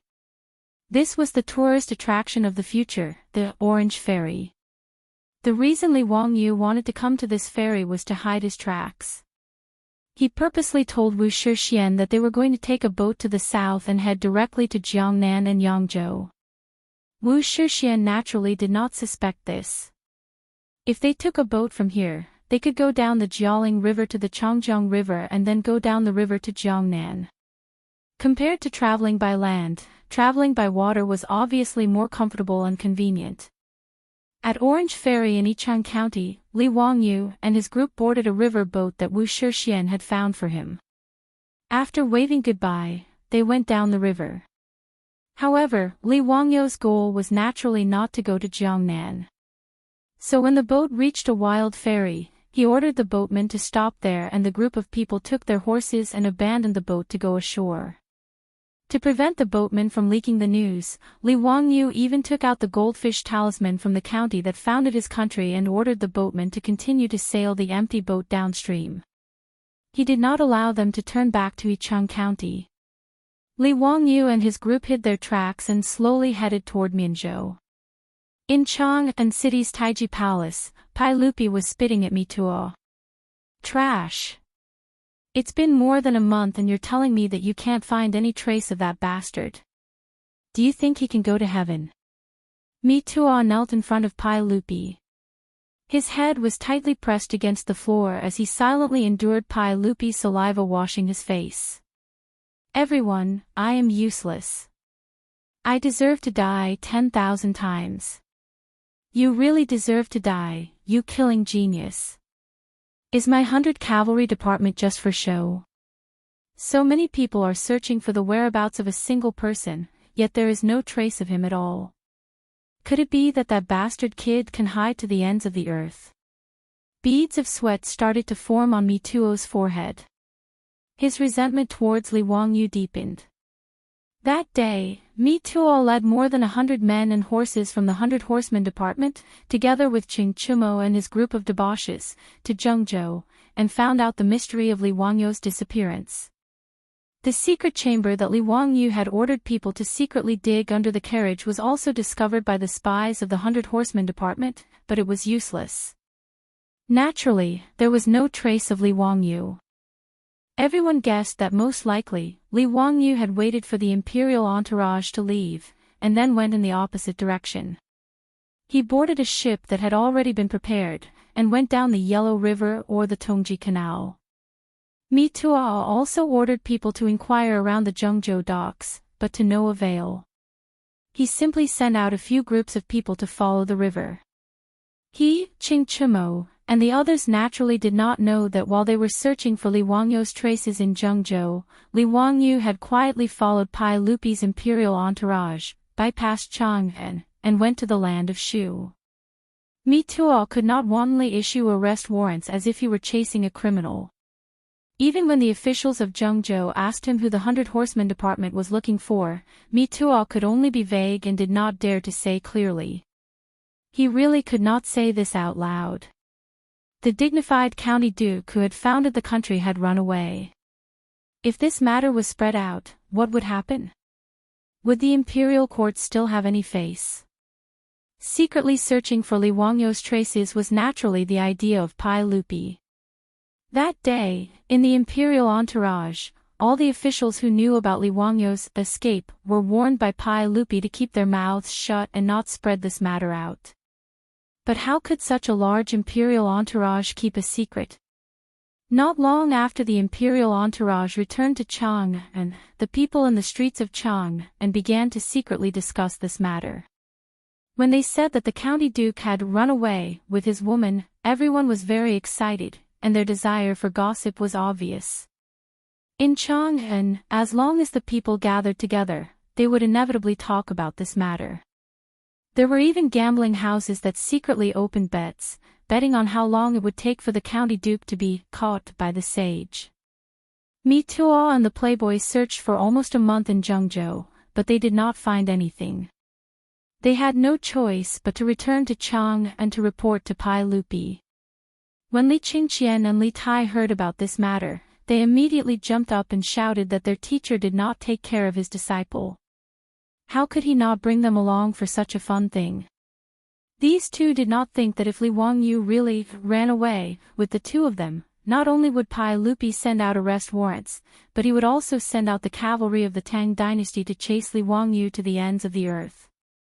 When Ma Zhou, Yan Liben, Sheng Wanyi, and Lu Rengue learned that their teacher had run away, they also felt as if they had been struck by lightning. They were shocked by their unreliable teacher. The dignified secondary Class II county magistrate who founded the country actually disappeared without a word, leaving behind a nondescript leave request. This kind of thing had never been heard of before. When Ma Zhou and the others learned about this matter, they immediately rushed to Dingzhou village to ask Li Heng and Niu Yong if they knew anything about this matter and whether they knew where their teacher had gone. Regarding this, the old butler Li Heng and Niu Yong could only smile bitterly. They did not hide it from Ma Zhou and the others and directly took out the letter Li Wangyu had sent.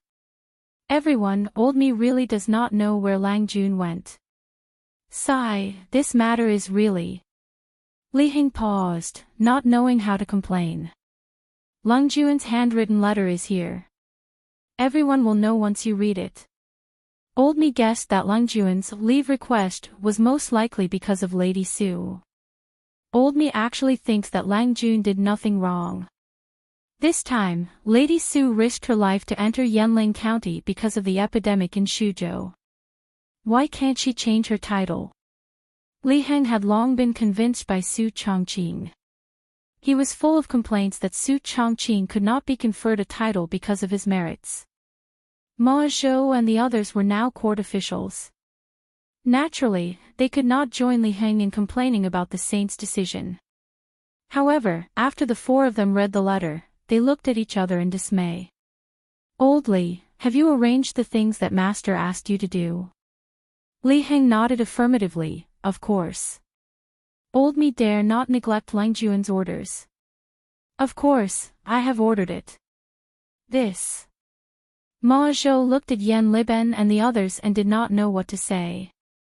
His teacher really knew how to make things difficult. However, since things had come to this, Ma Zhou and the others could only accept it and prepare to act according to their teacher's plan. A few days later, Ma Zhou Si and the others stepped forward at the same time. Holding the ceremonial tablet, they bowed to Li Er and said, "This subject supervises Censor Ma Zhou, this subject is Junior Supervisor Yan Liben, this subject is Secretary Sheng Wanyi, and this subject is Lu Ringue. Pai Lupi was slightly stunned. He did not understand why Li Wangyu's 4 great Vajras stepped out together today. Come. We heard that during the epidemic in Shuzhou, my daughter Su Changqing performed meritorious deeds for the country. She risked her life alone and saved thousands of people.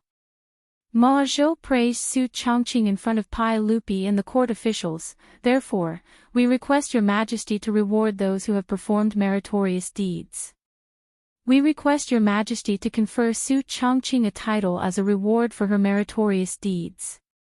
I second the motion. Yan Liben and the others chimed in as well. Ma Zhou and the others' words were like throwing a bomb into Taiji Palace. Chapter 874. Ma Zhou's speech naturally caused an uproar in the Taiji Palace. Needless to say, the reaction of the officials was the same as in Zhengzhou. There were supporters, but there were also many opponents. There were also a lot of people who didn't care and just watched the show. The only difference was that today was the Lunar Palace Assembly. There were more officials participating in the assembly, and the dispute was even more intense. Pai Lupi sat on the throne. When he heard Ma Zhou and the others mention this matter again, he also felt that his head was about to explode. Ever since Li Wangyu asked for leave, Pai Lupi also regretted it. In fact, to Pai Lupi, whether or not Su Changqing was conferred the title of nobility was not important. Since Emperor Gaozu of Han could confer the title of nobility to women, he could also do the same. The reason why Pai Lupi didn't say anything in Zhengzhou was actually because of his own selfishness. It was all because of his eldest daughter Chang'an's marriage. The Shuzhou epidemic caused Pai Lupi to admire Su Changqing, this amazing woman, in his heart. However, Li Wangyu actually dared to refuse his proposed marriage. After that, he even dared to boast shamelessly about a Huang and vying. He was simply wicked beyond redemption. Pai Lupi felt that he was already very magnanimous to only send this stinking shameless guy to Huayin County to be a county magistrate. Therefore, Pai Lupi, this narrow-minded emperor, was unwilling to follow Li Wangyu's wishes and confer the title of nobility to Su Changqing. However, he never expected that Li Wangyu, that bastard, actually took Su Changqing and ran away without saying a word. This made Pai Lupi so angry that he almost took out a knife to chop people to vent his anger. Pai Lupi sent the cavalry department to secretly search for Li Wangyu for more than a month, but they couldn't find any trace of him. This made this eternal emperor secretly regret. Only after losing something would one know how to cherish it. This saying was absolutely true. After Li Wangyu ran away, Pai Lupi realized that his nephew was irreplaceable. Not to mention the new gadgets he had created, just the number of troubles Li Wangyu had solved for him on a daily basis made Li Er sigh with emotion. This nephew of his was truly a genius. Out of all the civil and military officials in the imperial court, there was really no one who could compare to his nephew. Even Fang Xianling and Du Ruhui, whom he valued the most, were only good at government affairs. But when it came to finding a new way to solve some of the intractable diseases that Pai Lupi had a headache, they were not as good as Li Wangyu. Because of this matter, Empress Zhangsun was quite critical of Pai Lupi. After all, in Empress Zhangsun's view, Li Wangyu was her nephew. Chang'an's future husband had to be Li Wangyu. But now, Pai Lupi forced Li Wangyu to run away from home because of a small matter like conferring a title to Madame Su. How could Empress Zhangsun not complain? Moreover, Empress Zhangsun was also a woman. Because of Chang'an's marriage, she had some inexplicable subtle feelings for Su Changqing. But when she heard that Su Changqing dared to resolutely lead a group of doctors to Yanling County to treat the people in the face of the big head plague that made people pale at the mention of it, it was enough to make Empress Zhangsun's grudge in her heart disappear. It was not a disgrace to the dignity of the imperial family for such an extraordinary woman to marry the same husband as her daughter. It was because of this psychological change that Empress Chang'an didn't give Pai Lupi a good look, even though she didn't say it out loud when Pai Lupi forced Li Wangyu to run away. And Princess Royal Chang'an was even more depressed every day. She almost washed her face with tears. Pai Lupi, who felt that he was in the wrong, returned to the harem. He didn't dare to see his wife and daughter. He was very embarrassed. Today, in the main hall, Ma Zhou and the others formed a group to go to the court and once again raise the matter of conferring a title to Su Chongqing. Pai Lupi almost directly agreed to it to completely solve this troublesome matter. But before Pai Lupi could speak, a large group of aristocratic family officials, led by Grand Minister Wang Ying, and many stubborn old ministers, stood out and resolutely opposed the words of Ma Zhou and the others. "Your Majesty, you can't do this. It's a big taboo for a hen to take the throne. This woman can't be conferred a title. Your Majesty, if you confer a title to a woman, I'd rather kill myself in the Taiji Palace and learn from Wu Zixu. Your Majesty, if you insist on conferring a title to that woman, I don't dare to agree. I'm willing to beg for bones." Pai Lupi was also caught off guard by the reaction of the ministers. Today was the first day of the court assembly.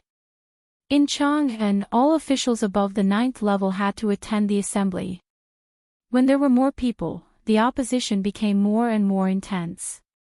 The Imperial College, the Hongwen-Guan, the Taichung Temple, the Imperial Historian Bureau, and the Imperial Historian Bureau, these 7th, 8th, and 9th ranked officials, their voices of opposition were even more intense. It seemed that if one word of disagreement was heard, there would be someone who would hit his head against a pillar and die, his blood splashing 3 feet away. They put on a stance of remonstrating with death. Pai Lupi wanted to nod and agree with Ma Zhou and confer a title to Su Chongqing, but how could he say it?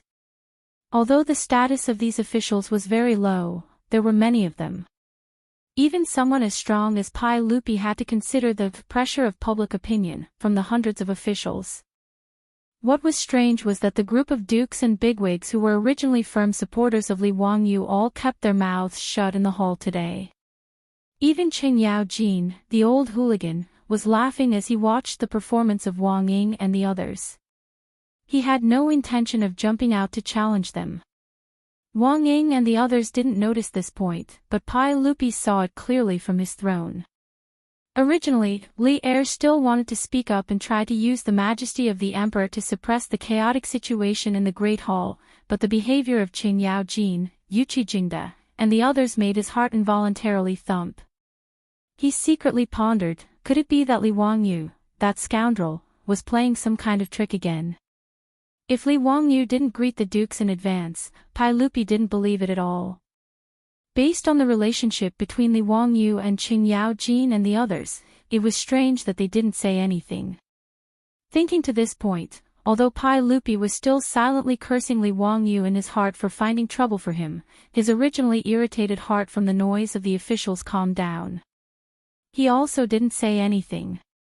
He sat on the throne with a smile and watched the performance of Wang Ying and the others. As the minister of Taichung Temple, Wang Ying's literary talent and eloquence were naturally very good. The old man saw that Pai Lupi was smiling and didn't say anything. It seemed that Pai Lupi was very encouraging, and he became even more energetic. He stood in the main hall and talked non-stop. He talked about the 3 sovereigns and 5 emperors, King Zhou of Shang, and the gains and losses of the former Han dynasty. He talked about how absurd Empress Lu and Marquis of Lingguang Lu Mang were, how their relatives monopolized power, and concluded why women couldn't be conferred nobility. Fortunately, Wang Ying's body was quite good. After such a long speech, he didn't even have a lack of oxygen, which was rare. Ma Zhou and the others seemed to have turned a deaf ear to Wang Ying's words. They didn't have the slightest intention of defending themselves. Pai Lupi smiled faintly. He nodded and stood up. We'll discuss this matter later. Court is dismissed.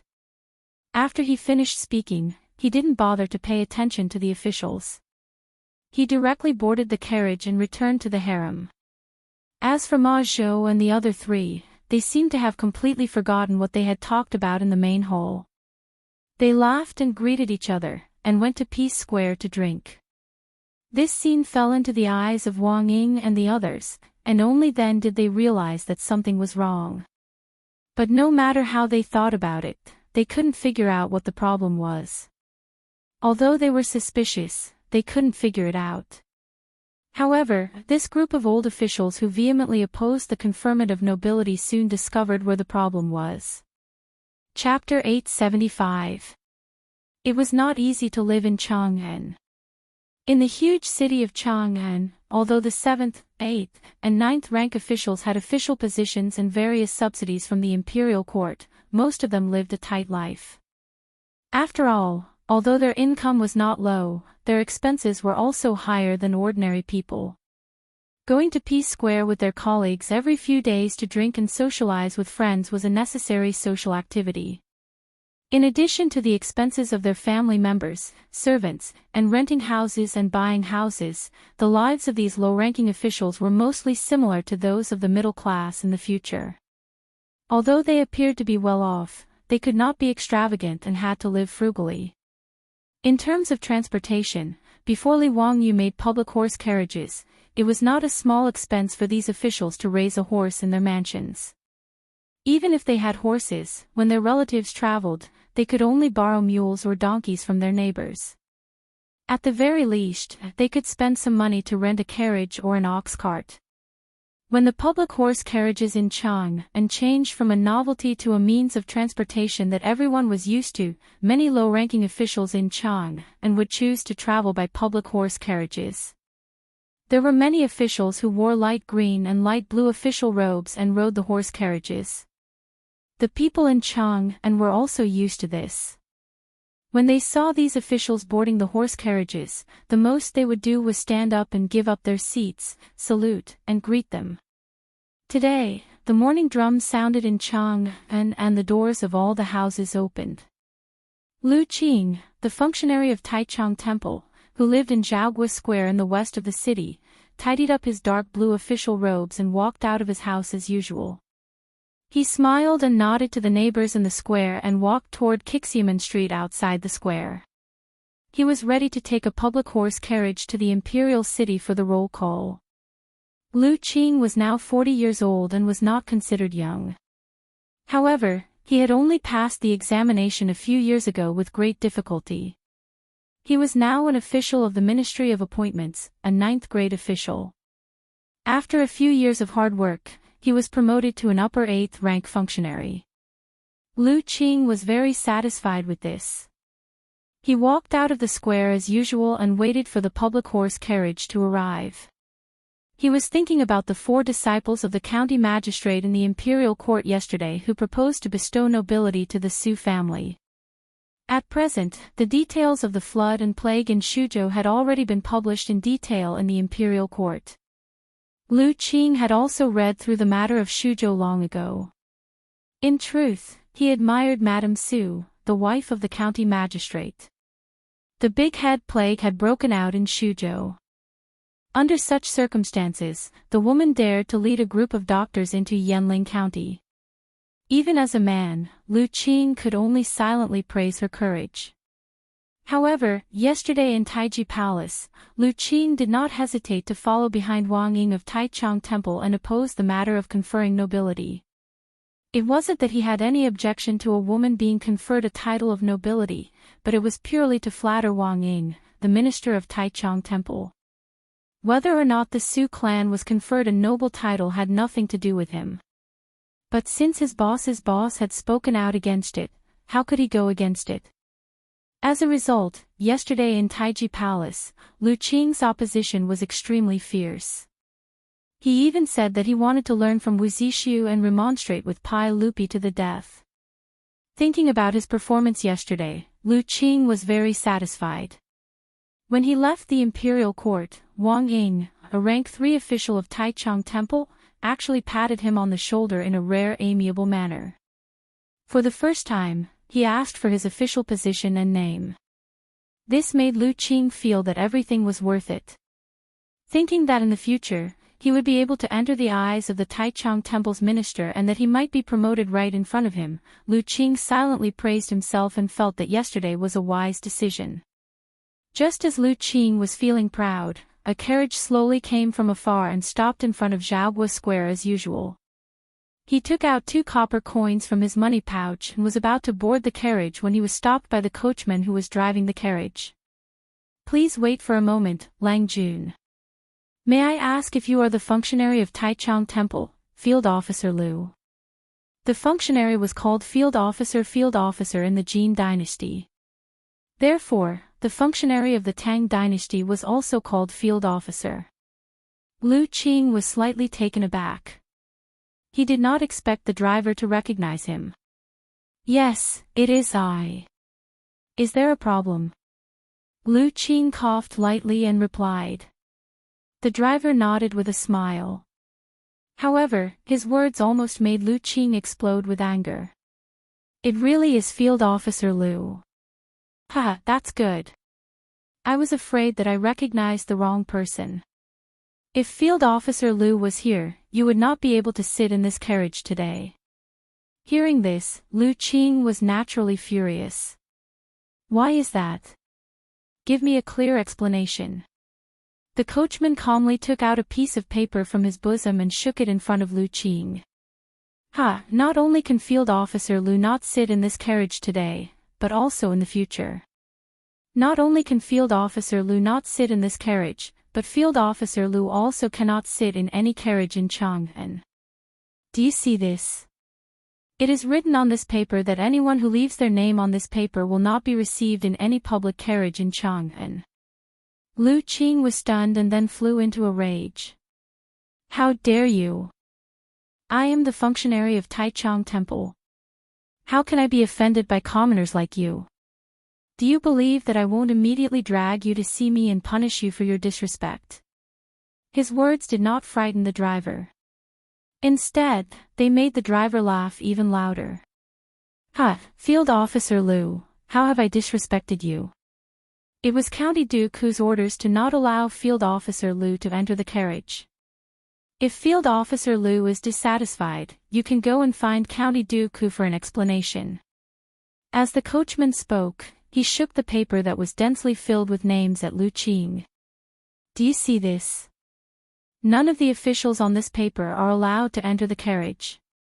This is County Duke whose orders. How could I dare to disobey?" Lu Qing's face was filled with astonishment. He snatched the paper from the driver's hand and carefully looked at it. It was filled with the names, positions, and residences of many officials in the court. Even their height and appearance were written on it. Naturally, Lu Qing also saw her name on it. He raised his head in disbelief and asked, I have never met County Duke before. There is no enmity between us. Why did he? Lu Qing was halfway through her words when she suddenly couldn't continue. He suddenly realized that there was no enmity between them. Yesterday, everyone knew that Madame Su, who he and everyone else opposed to being conferred a title, was County Duke's woman. When he carefully looked at the names on the paper, weren't they all the people who had spoken out the most fiercely in the court yesterday? When he thought of this, Lu Qing's forehead was almost covered in sweat. He had wholeheartedly wanted to flatter his superior, but he had completely forgotten that he would be punished by County Duke. At this time, Lu Qing only felt dizzy. Never in his wildest dreams could he have imagined that when he went with the flow and agreed with Taichung Temple's minister, county magistrate who would actually take note of it and write it down. Even the coachman had a copy of it. Who was County Duke? He was the founding County Duke of the current lower second rank, the Crown Prince's imperial tutor, and the sage's nephew. He had even heard that His Majesty wanted to betroth the eldest princess to County Duke. He was such an important person. Was he blinded by lard to make things difficult for his woman in order to curry favor with the Taichung Temple official? Lu Qing was filled with regret, as if his parents had died. However, he suddenly realized that something wasn't right. didn't the rumors say that County Duke who had asked for leave to travel? Chapter 876. Lu Qing was right. Li Wangyu didn't do these things directly. Instead, after he sent the letter to Li Heng, Ma Zhou, and the others carried out the results. Yesterday, Ma Zhou and the others went to court with the main purpose of arousing the opposition of Wang Ying and the others. After the four of them lit the fire, they didn't speak anymore. They just looked on coldly from the side and silently noted down which officials in the court were the ones who opposed. Afterwards, the four of them sent someone to deliver the list to Dingzhou village and give it to Li Heng. They didn't need to worry about anything else. After the old housekeeper Li Heng received the list of officials, he immediately found shopkeeper's son of Sun's bookstore and had it printed out. The public horse carriages in Chang'an city belonged to Li Wangyu and the villagers of Dingzhou village. All the coachmen were villagers of the village. Hearing that someone wanted to oppose Lady Su, these villagers didn't say anything and immediately nodded to carry out the order. If it weren't for Li Heng and the old village suppressing them, it was possible that they would have beaten up the officials on the list. The naughty children of the villagers of Dingzhou village were all sent to the academy by Li Wangyu to study. He said that he wanted to cultivate them into talents and that they couldn't be illiterate like their parents. It was embarrassing. These words naturally caused the group of Guanzhong men in Dingzhou village to blush to the ears. Since no family lacked copper coins, it would be embarrassing if they were illiterate and couldn't even be compared to a child in the future. Therefore, the villagers secretly spent copper coins and went to the county seat of Hu County to hire an old teacher to teach them how to read. After half a year of literacy, the villagers of Dingzhou village could at least read and write. Although they couldn't write and count, they could at least read. Even Li Wangyu's plagiarized Romance of the Three Kingdoms could now be read by the villagers with books in their hands. Back then, it was normal to not be able to recognize all the words or recognize a few wrong words. Given the current literacy rate of Great Tang, if the villagers of Dingzhou village were to claim that they were also scholars, no one would be able to say that they weren't. Therefore, early this morning, all the coachmen of public carriages in Chang'an city had a list of officials printed overnight. They followed the list and refused to take any passengers. In fact, Li Wangyu had instructed Li Heng to do this in the letter mainly to discuss those officials who opposed Su Changqing's conferment of nobility. After all, there were no photos in this era. The only information recorded on the paper was the name of the official, his position, and where he lived.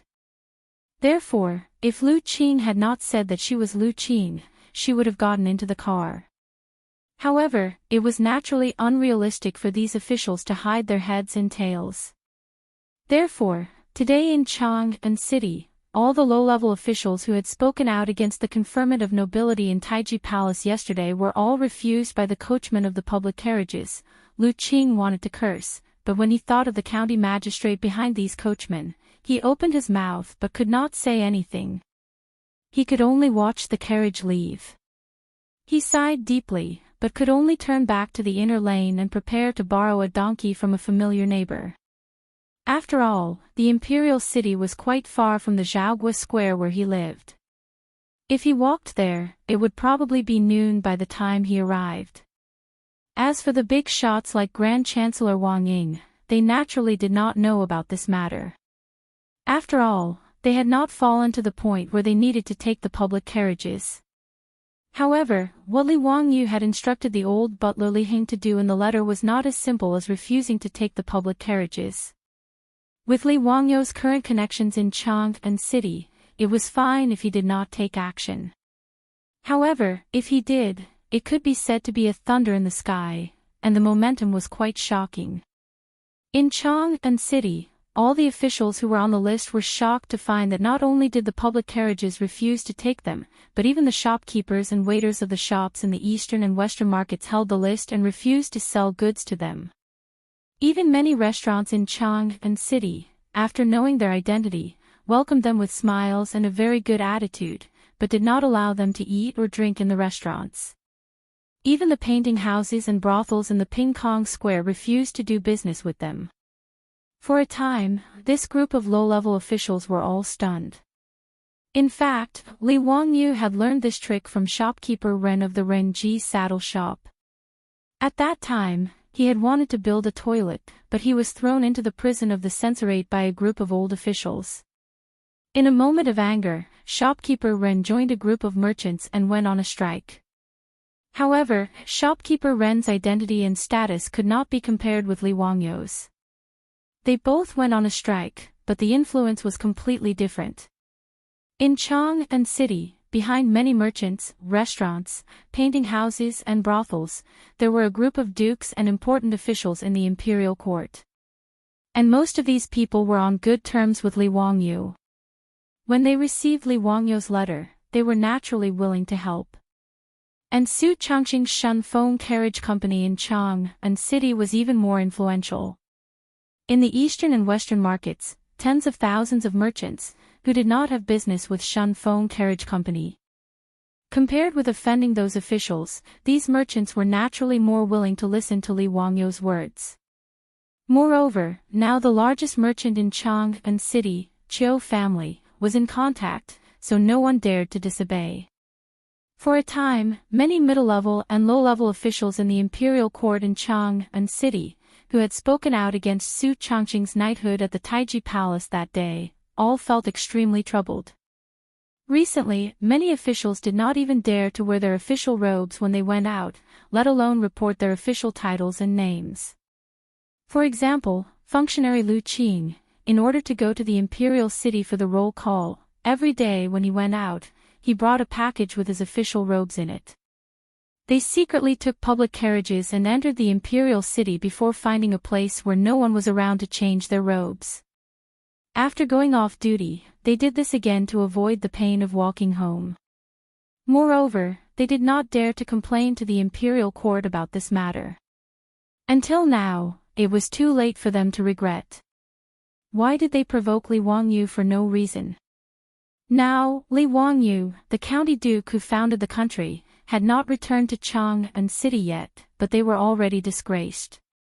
If Li Wangyu came back in the future, they would not have a good time.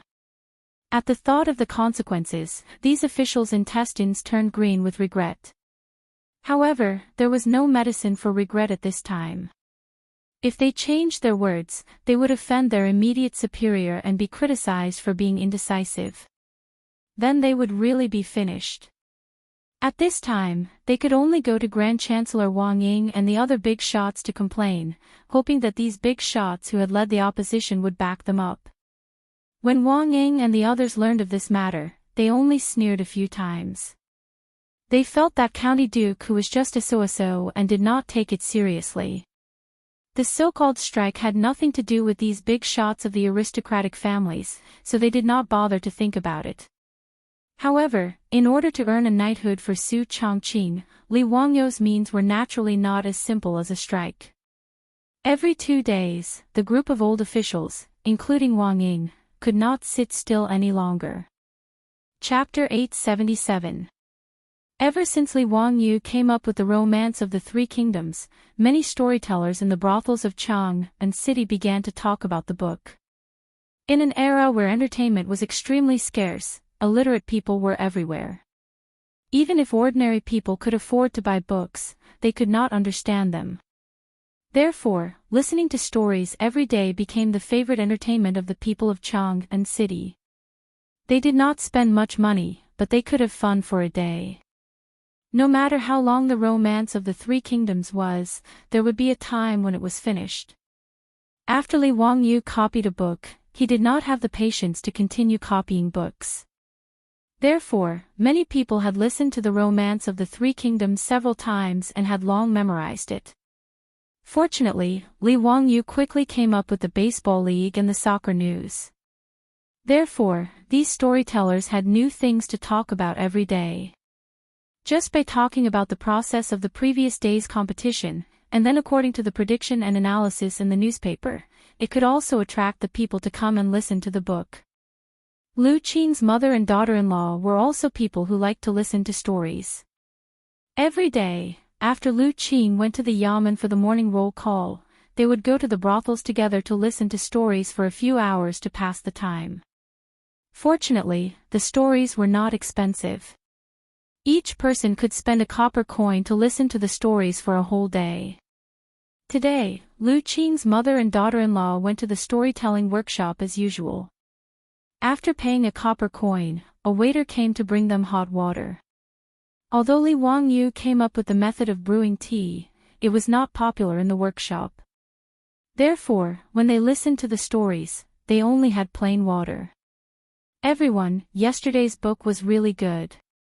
Although I've heard the part where Zhao Zilong of Changshan slaughtered his way in and out of Chao's camp more than 5 or 6 times, I'm still very excited. The everyone that Lu Qing's daughter-in-law mentioned was not Pai Lupi, but her mother-in-law. In the Tang dynasty, the everyone was how the close servants of the emperor addressed the emperor. It was also how the daughter-in-law addressed her mother-in-law. Son, you're right about that. Not only you, but I am also the same. I don't know if we're going to continue talking about Zhang Yida causing havoc at Chang'an Bridge today. That part of the story is my favorite. It's very lively. As the mother-in-law and daughter-in-law were talking, the storyteller went up on stage and bowed to everyone below the stage. He gently patted the stop words in his hand on the table, and the hall quieted down. A storyteller's stop was actually a gavel. Different people used different names. The one on Pai Lupi's table was Xinshanhe, while the one Empress Zhangsun used was Fengxia. Fang Xianling, Du Ruhui, and the other prime minister's weapons were called Zhua Chao Gang, while Qing Yaojin's weapons were called Frightening Tiger's Courage. Only ordinary officials could use them, and they were known as Startling Whole Wood. The ones used by monks were known as Awakening Wood, and the ones used by Taoists were known as Suppressing Altar Wood. From the emperor to the officials, to the doctors, pawn shops, and inns, this little piece of wood had different names. After the storyteller patted the stop words, he slowly said, "Today, Old Me is going to tell a new book called Exorcising Ghosts." His words immediately caused a buzz in the hall. Lu Qing's daughter-in-law had an excited expression. "Everyone, it's a new book, a new book." Yes, this old one has never heard of the exorcism stratagem. I really did come today. There were many people who were just as excited as the mother-in-law and daughter-in-law. Because of the storyteller's words, the hall became a mess. This situation was clearly within the storyteller's expectations. He waited for everyone to discuss for a while before patting the stop words in front of him again, indicating for everyone to be quiet. Speaking of which, in the 4th year of Xinguan's reign, there was a sudden rainstorm in Xuzhou. The storyteller began to spit out lotus flowers, talking non-stop about the book. Without a doubt, the book he was talking about was Li Wangyu, Su Chongqing, and the others' disaster relief in Xuzhou. And that exorcism referred to plague ghosts. The storyteller started from the flood in Xuzhou, all the way to Li Wangyu's rescue mission in Xuzhou. Everyone in the hall listened with rapt attention, not daring to breathe loudly. When they heard that the big head plague had appeared in Xuzhou's Yanling County, many people cried out in alarm. Lu Qing's daughter-in-law tightly grabbed her mother-in-law next to her, so nervous that her palms were sweating. The big head plague is the most vicious plague in the world.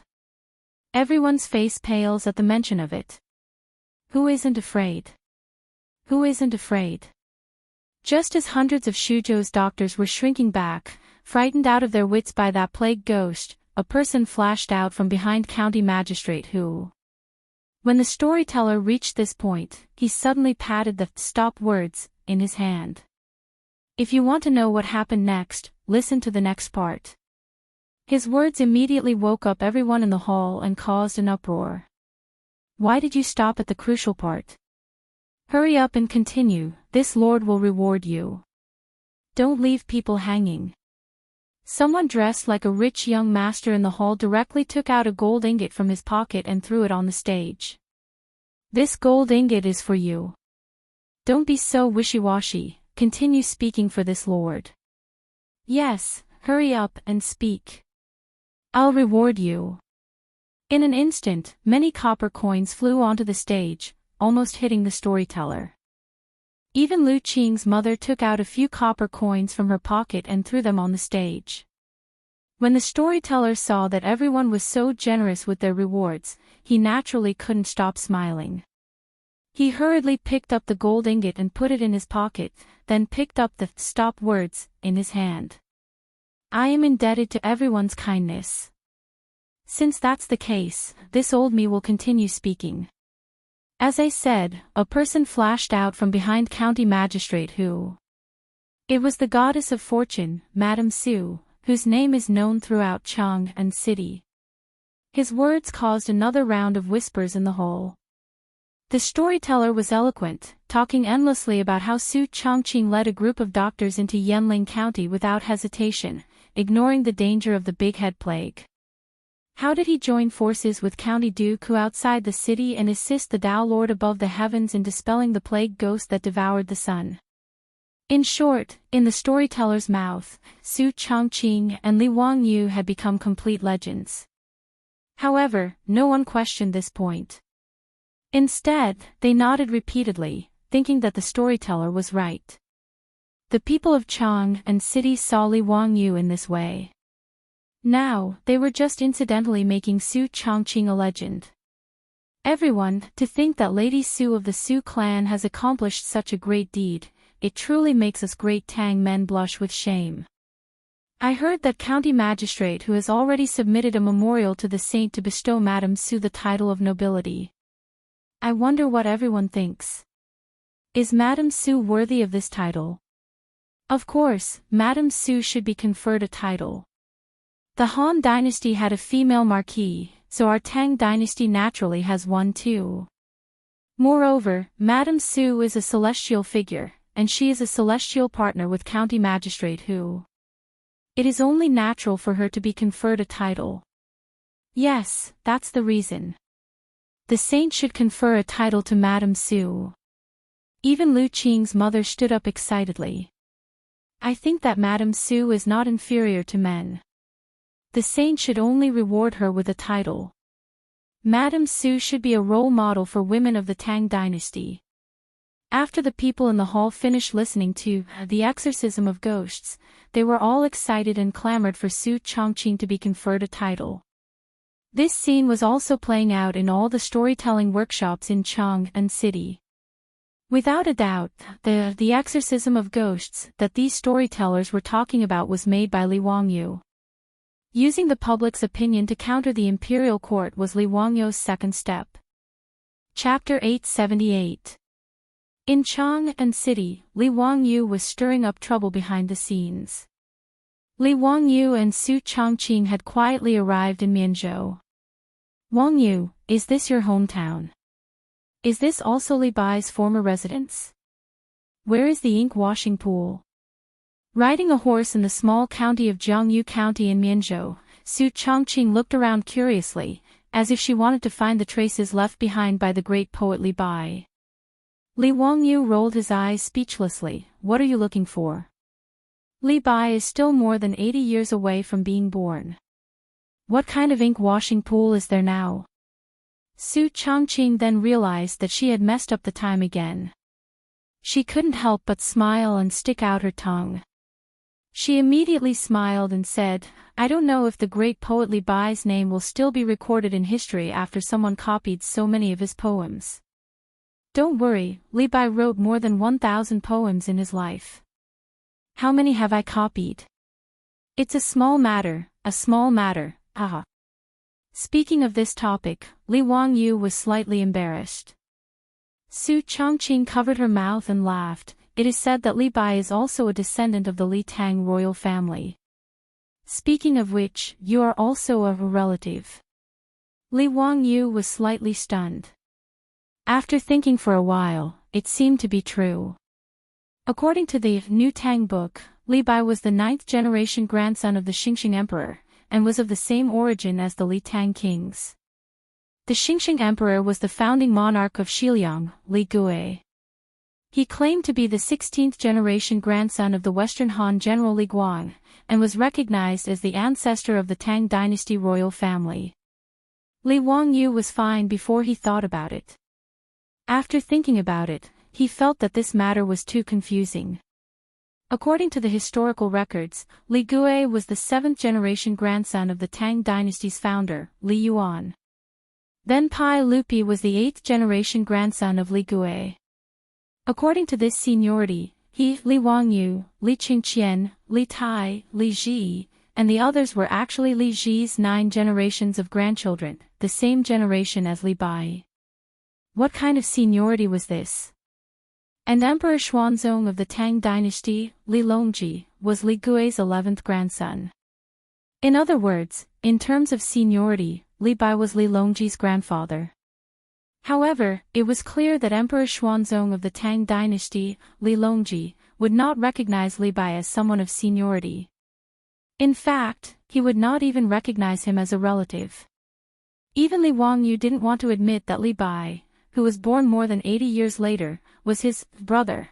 After pondering for a while, Li Wangyu shook his head and smiled, throwing these messy matters to the back of his mind. What kind of seniority did Li Bai have? It was none of his business. This time, he brought his beautiful boss back to Mianzhou. He really wanted to see his hometown. However, after the long journey back, Li Wangyu was extremely disappointed. This was the Tang dynasty of thousands of years ago. How could there be his hometown? This was a completely unfamiliar county. After thousands of years, there was no trace left behind at all. Li Wangyu smiled bitterly, wondering if he was also carving the boat to find the sword. In the long river of history, even if it was the same place, where could he find the lost sword? The group rested for a few days in Mianzhou. Then, they planned to set off for Chengdu County in Yizhou. In Li Wangyu's plan, after touring Chengdu County, they would go down the river and tour Jiangnan. At that time, the matter of Chang'an city giving Su Chongqing a title should be almost over. On this day, everyone mounted their horses and prepared to leave the city for Chengdu County. Not long after they got onto the official road, Li Wangyu and the others were shocked to find that the sound of horse hooves came from behind them. Niu Wu and the 2 troops immediately protected Li Wangyu and the others. Looking up, they saw a large group of soldiers galloping over from the official road. Li Wangyu was shocked. Did he give himself away and Pai Lupi sent people to catch him? If they were really here to catch him, it was too late to run now. Lang Jun, look at the flag. It's the Mianzhou soldiers. Niu Wu's eyes were sharp. After seeing the flag clearly, he reported. Li Wangyu nodded his head, feeling slightly relieved. If Pai Lupi wanted to catch him back to Chang'an, he would definitely send the imperial army. It was impossible for the Mianzhou soldiers to catch him. Seeing that the Mianzhou soldiers were rushing over, everyone quickly retreated to the side of the official road to avoid the soldiers. Sure enough, the Mianzhou soldiers did not pay attention to Li Wangyu and the others. They hurriedly passed by them and galloped away. Li Wangyu and the others were on a 3-way road not far ahead of them. Left was to go to Chengdu County, right was to go to Songzhou. As for the 1,000 or so soldiers of Mianzhou, they turned right at the fork in the road and headed north in the direction of Songzhou. Li Wangyu could not help but be surprised. Did something happen in Songzhou? Was it so serious that they needed the Mianzhou soldiers to go and help? Lang Jun, I see that the soldiers from Mianzhou are heading to Songzhou to provide support. Could it be that a war has broken out in Songzhou? Niu Wu came to the same conclusion when he saw the soldiers hurriedly marching. Songzhou was the Songpan county of the future. It was more than 500 miles away from Mianzhou. Songzhou was the Jiannan road of the Tang dynasty. It was the main road to Tuyuhun. In the 12th year of Chang'an, the battle between the Tang dynasty and Tubo broke out in Songzhou. Did Tuyuhun eat a bear's heart and leopard's guts to attack Songzhou? Li Wangyu thought about it and felt that it was not impossible. The current Tuyuhan could be considered to be in a prosperous period. Moreover, Tuyuhan was not stingy and was very difficult to deal with. When Emperor Yang of Sui sent troops to attack Tuyuhan, after winning in the early stages, they were beaten back by Tuyuhan in just a few years. They even attacked the Hehe region of the former Sui. The former Sui counties could not resist and fell. After the establishment of the Great Tang, the Tuyuhan had been well behaved for a period of time, but it was not impossible for the Tuyuhan to attack Song province in a fit of anger. After all, he remembered that in the 9th year of Chang'an, Pai Lupi sent Shao Wei General Duan Jishuan to attack Tuyuhan all the way to Qinghai Lake. But after Duan Jishuan won, Tuyuhan immediately attacked Liangzhou. In the 12th year of Chang'an, Pai Lupi attacked here and forced Tuyuhan to surrender. They destroyed Tuyuhan and brought Qinghai into the territory of the Tang dynasty. It wasn't surprising that such a country that didn't learn its lesson would come to harass Songzhou.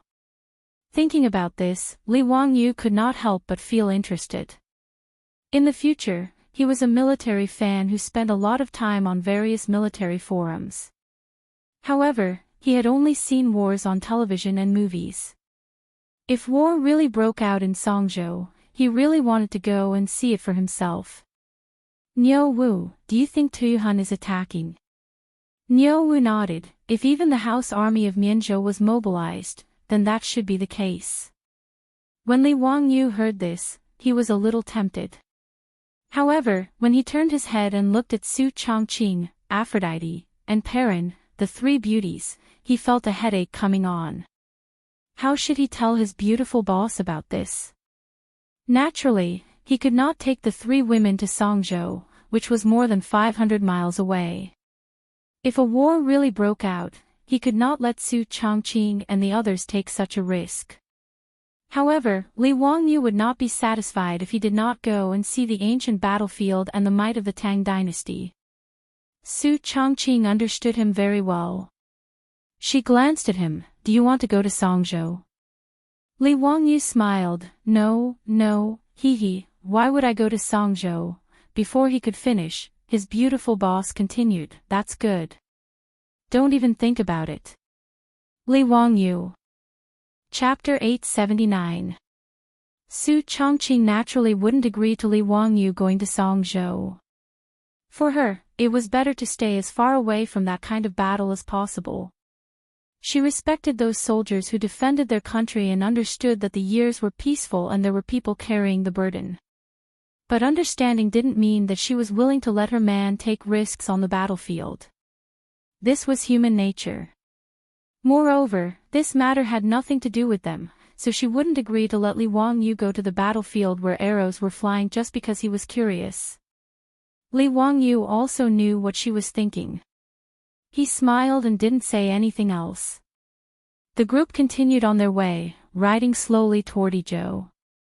Li Wangyu rode on horseback, but he was thinking about the matters of Songzhou. He didn't think about sneaking to Songzhou. After all, even if Tuyuhan had offended the border, it was probably just a small matter. They didn't even bother to record it in the history books, so it wasn't a big deal. By the time he got to Songzhou, which was 500 miles away, Tuyuhan might have already retreated. Moreover, he had Su Chongqing and the other two with him. He couldn't be so irresponsible as to leave the three women behind and sneak to Songzhou just to satisfy his curiosity. He had that kind of thought just now purely on a whim. After being glared at by his beautiful boss, this guy's henpecked syndrome flared up. The idea of going to Songzhou to observe the ancient battlefield had long been thrown to the back of his mind. Li Wangyu only thought of the Songzhou battle in the 12th year of Chang'an and the Tang dynasty's strong enemy, Tubo, because of Songzhou. In the textbooks of later generations, Princess Wenqing's marriage to Songtsen Gampo was a symbol of Tang and Tubo's friendship. In reality, Li Wangyu knew that this was nonsense. Not to mention how fragile, unreliable, and even humiliating a friendship that relied on a woman to maintain it was. In Li Wangyu's opinion, the marriage was simply a stain on Pai Lupi's life. It was even less bloody than the great Ming dynasty's ancestral teachings of no political marriages, no reparations, no ceding of land, no tribute. The Son of Heaven guards the country. When Princess Wenqing married into Tubo, she brought vegetables, grain seeds, exquisite handicrafts, and the advanced production technology of the Tang dynasty. However, the Tubo people did not think that it was friendship at all. Instead, they thought it was the Tang people's reverence for Tubo. As for Princess Wenqing, she was also not liked by Songzan Gambu. When Songtsen Gampo married Princess Wenqing, he already had a Nepalese ruler princess as his wife, and she was rather favored. The so-called Red Palace built to marry Princess Wenqing, which was the Potala Palace of the later generations, was built for Princess Soon. It was easy to tell if it was real or fake. If it was a palace built to ease Princess Wenqing's homesickness, the architectural style would not be an Apura-style palace, but a palace of the Tang dynasty. Li Wangyu naturally knew what the Potala Palace looked like in the future. To say that the Potala Palace was built by Songzan Gambu to marry Princess Wenqing was purely a lie. According to the records of the kings of Tibet, Princess Wenqing had been in Tibet for many years. She had no children and no favor, and her status was mediocre. Usually, she served Songzan Gambu like a maid. 9 years later, Songzan Gambu died, and Princess Wenqing was a widow for 31 years. This was the real experience of Princess Wenqing. Li Wangyu secretly made up his mind that no matter what, he would not let this happen under his nose. If the Tubo Grand Minister Ludong Zhengan went to the Tang dynasty to ask for a marriage, Li Wangyu even began to think about whether to directly kill this guy. Destroy Tubo. This idea was like a wildfire, suddenly burning in Li Wangyu's heart, and it did not go out for a long time. He even had the impulse to directly turn back to Chang'an city, find Pai Lupi, Fang Xianling, Du Ruhui, Qing Yao Jin, and the others, and have a good plan. Li Wangyu felt that 10 years of preparation should be enough for the Tang dynasty to accumulate strength, destroy Tubo in one fell swoop, and bring it into the territory of the Tang dynasty. After transmigrating to the Tang dynasty, Li Wangyu, who had been living a carefree life and waiting for death, had a clear goal for the first time. The Tang dynasty and Tubo had been fighting each other for 100 years, and there were more than 190 battles recorded in the history books. However, the powerful Tang dynasty could not do anything to Tubo, let alone bring Tubo into the territory of the Tang dynasty. The reason, besides the strong army of Tubo, was the problem of geography. As everyone knew, the Qinghai Tibet plateau was due to altitude sickness. In the era of cold weapons, even the cavalry of the Tang dynasty could not do anything about altitude sickness. In particular, the Tang dynasty did not understand the cause of altitude sickness. They only knew that it was a disease called miasma disease or miasma disease, and they lacked effective prevention and treatment methods. In addition, in the Tang dynasty, cotton was not planted and used on a large scale. The soldiers lacked good methods to resist the cold, and the low temperature and logistical difficulties in the plateau area limited the cavalry of the Tang dynasty from attacking Tubo. In Li Wangyu's opinion, altitude sickness was not difficult to overcome. When one entered the plateau above 3,000 meters, 50% to 75% of people would experience altitude sickness. However, after 3 to 10 days of adaptation, altitude sickness symptoms would gradually disappear. In addition, Chinese medicine like roseroot could effectively overcome altitude sickness, so it should not be a big problem to overcome altitude sickness. The difficulty of attacking Tubo was to resist the cold and logistical difficulties. To resist the cold, they would need to plant cotton on a large scale. Li Wangyu silently remembered this in his heart, and he planned to discuss this with Pai Lupi after returning to Chang'an. The logistical problem was actually not difficult. Li Wangyu immediately thought of luncheon meat, pork floss, fried noodles, and other military rations that could be easily produced in the Tang dynasty to feed the army. With that, the Tang army could go into battle with light equipment. Now that he and Yen Liben had created the hydraulic forging hammer, the equipment of the Tang army would be even better. With that, Li Wangyu did not believe that they could not destroy Tubo. Li Wangyu thought about it. If they wanted to destroy Tubo within 10 years, there was one more thing that they had to plan and prepare in advance. That was to send out various spies deep into the plateau to understand the climate, roads, and geography of Tubo. Only then would the army have a clear target to attack. Otherwise, if hundreds of thousands of troops were sent out, even if they reached the plateau, they would not be able to see anything. Thinking about this, Li Wangyu suddenly slapped his head. To think that he called himself a military fanatic, and he actually forgot such an important thing. When he was building his castle, he made a sand table, and Pai Lupi, Qing Yao Jin, and the others treated it like a treasure. However, he actually forgot to make a map and give it to Pai Lupi. There was no need to mention how rough and simple the maps of the Tang dynasty were. If Li Wangyu drew a map from his imagination, it would also be unreliable. However, how could he forget that Su Changqing's phone had a navigation software? Even if there was no internet or GPS, there was an offline map that could be downloaded. Those maps of the cities in the future were naturally useless. However, even if it was a simple map of the entire country, if he copied it down, the scale and accuracy of it would be better than all the maps of the Tang dynasty. Why would he still need to do so many things in Chang'an city? If this map was presented, it would immediately blindly err, as well as the Duke's 24K corium gold dog eyes. If he changed Su Changqing's title, would that still be a problem?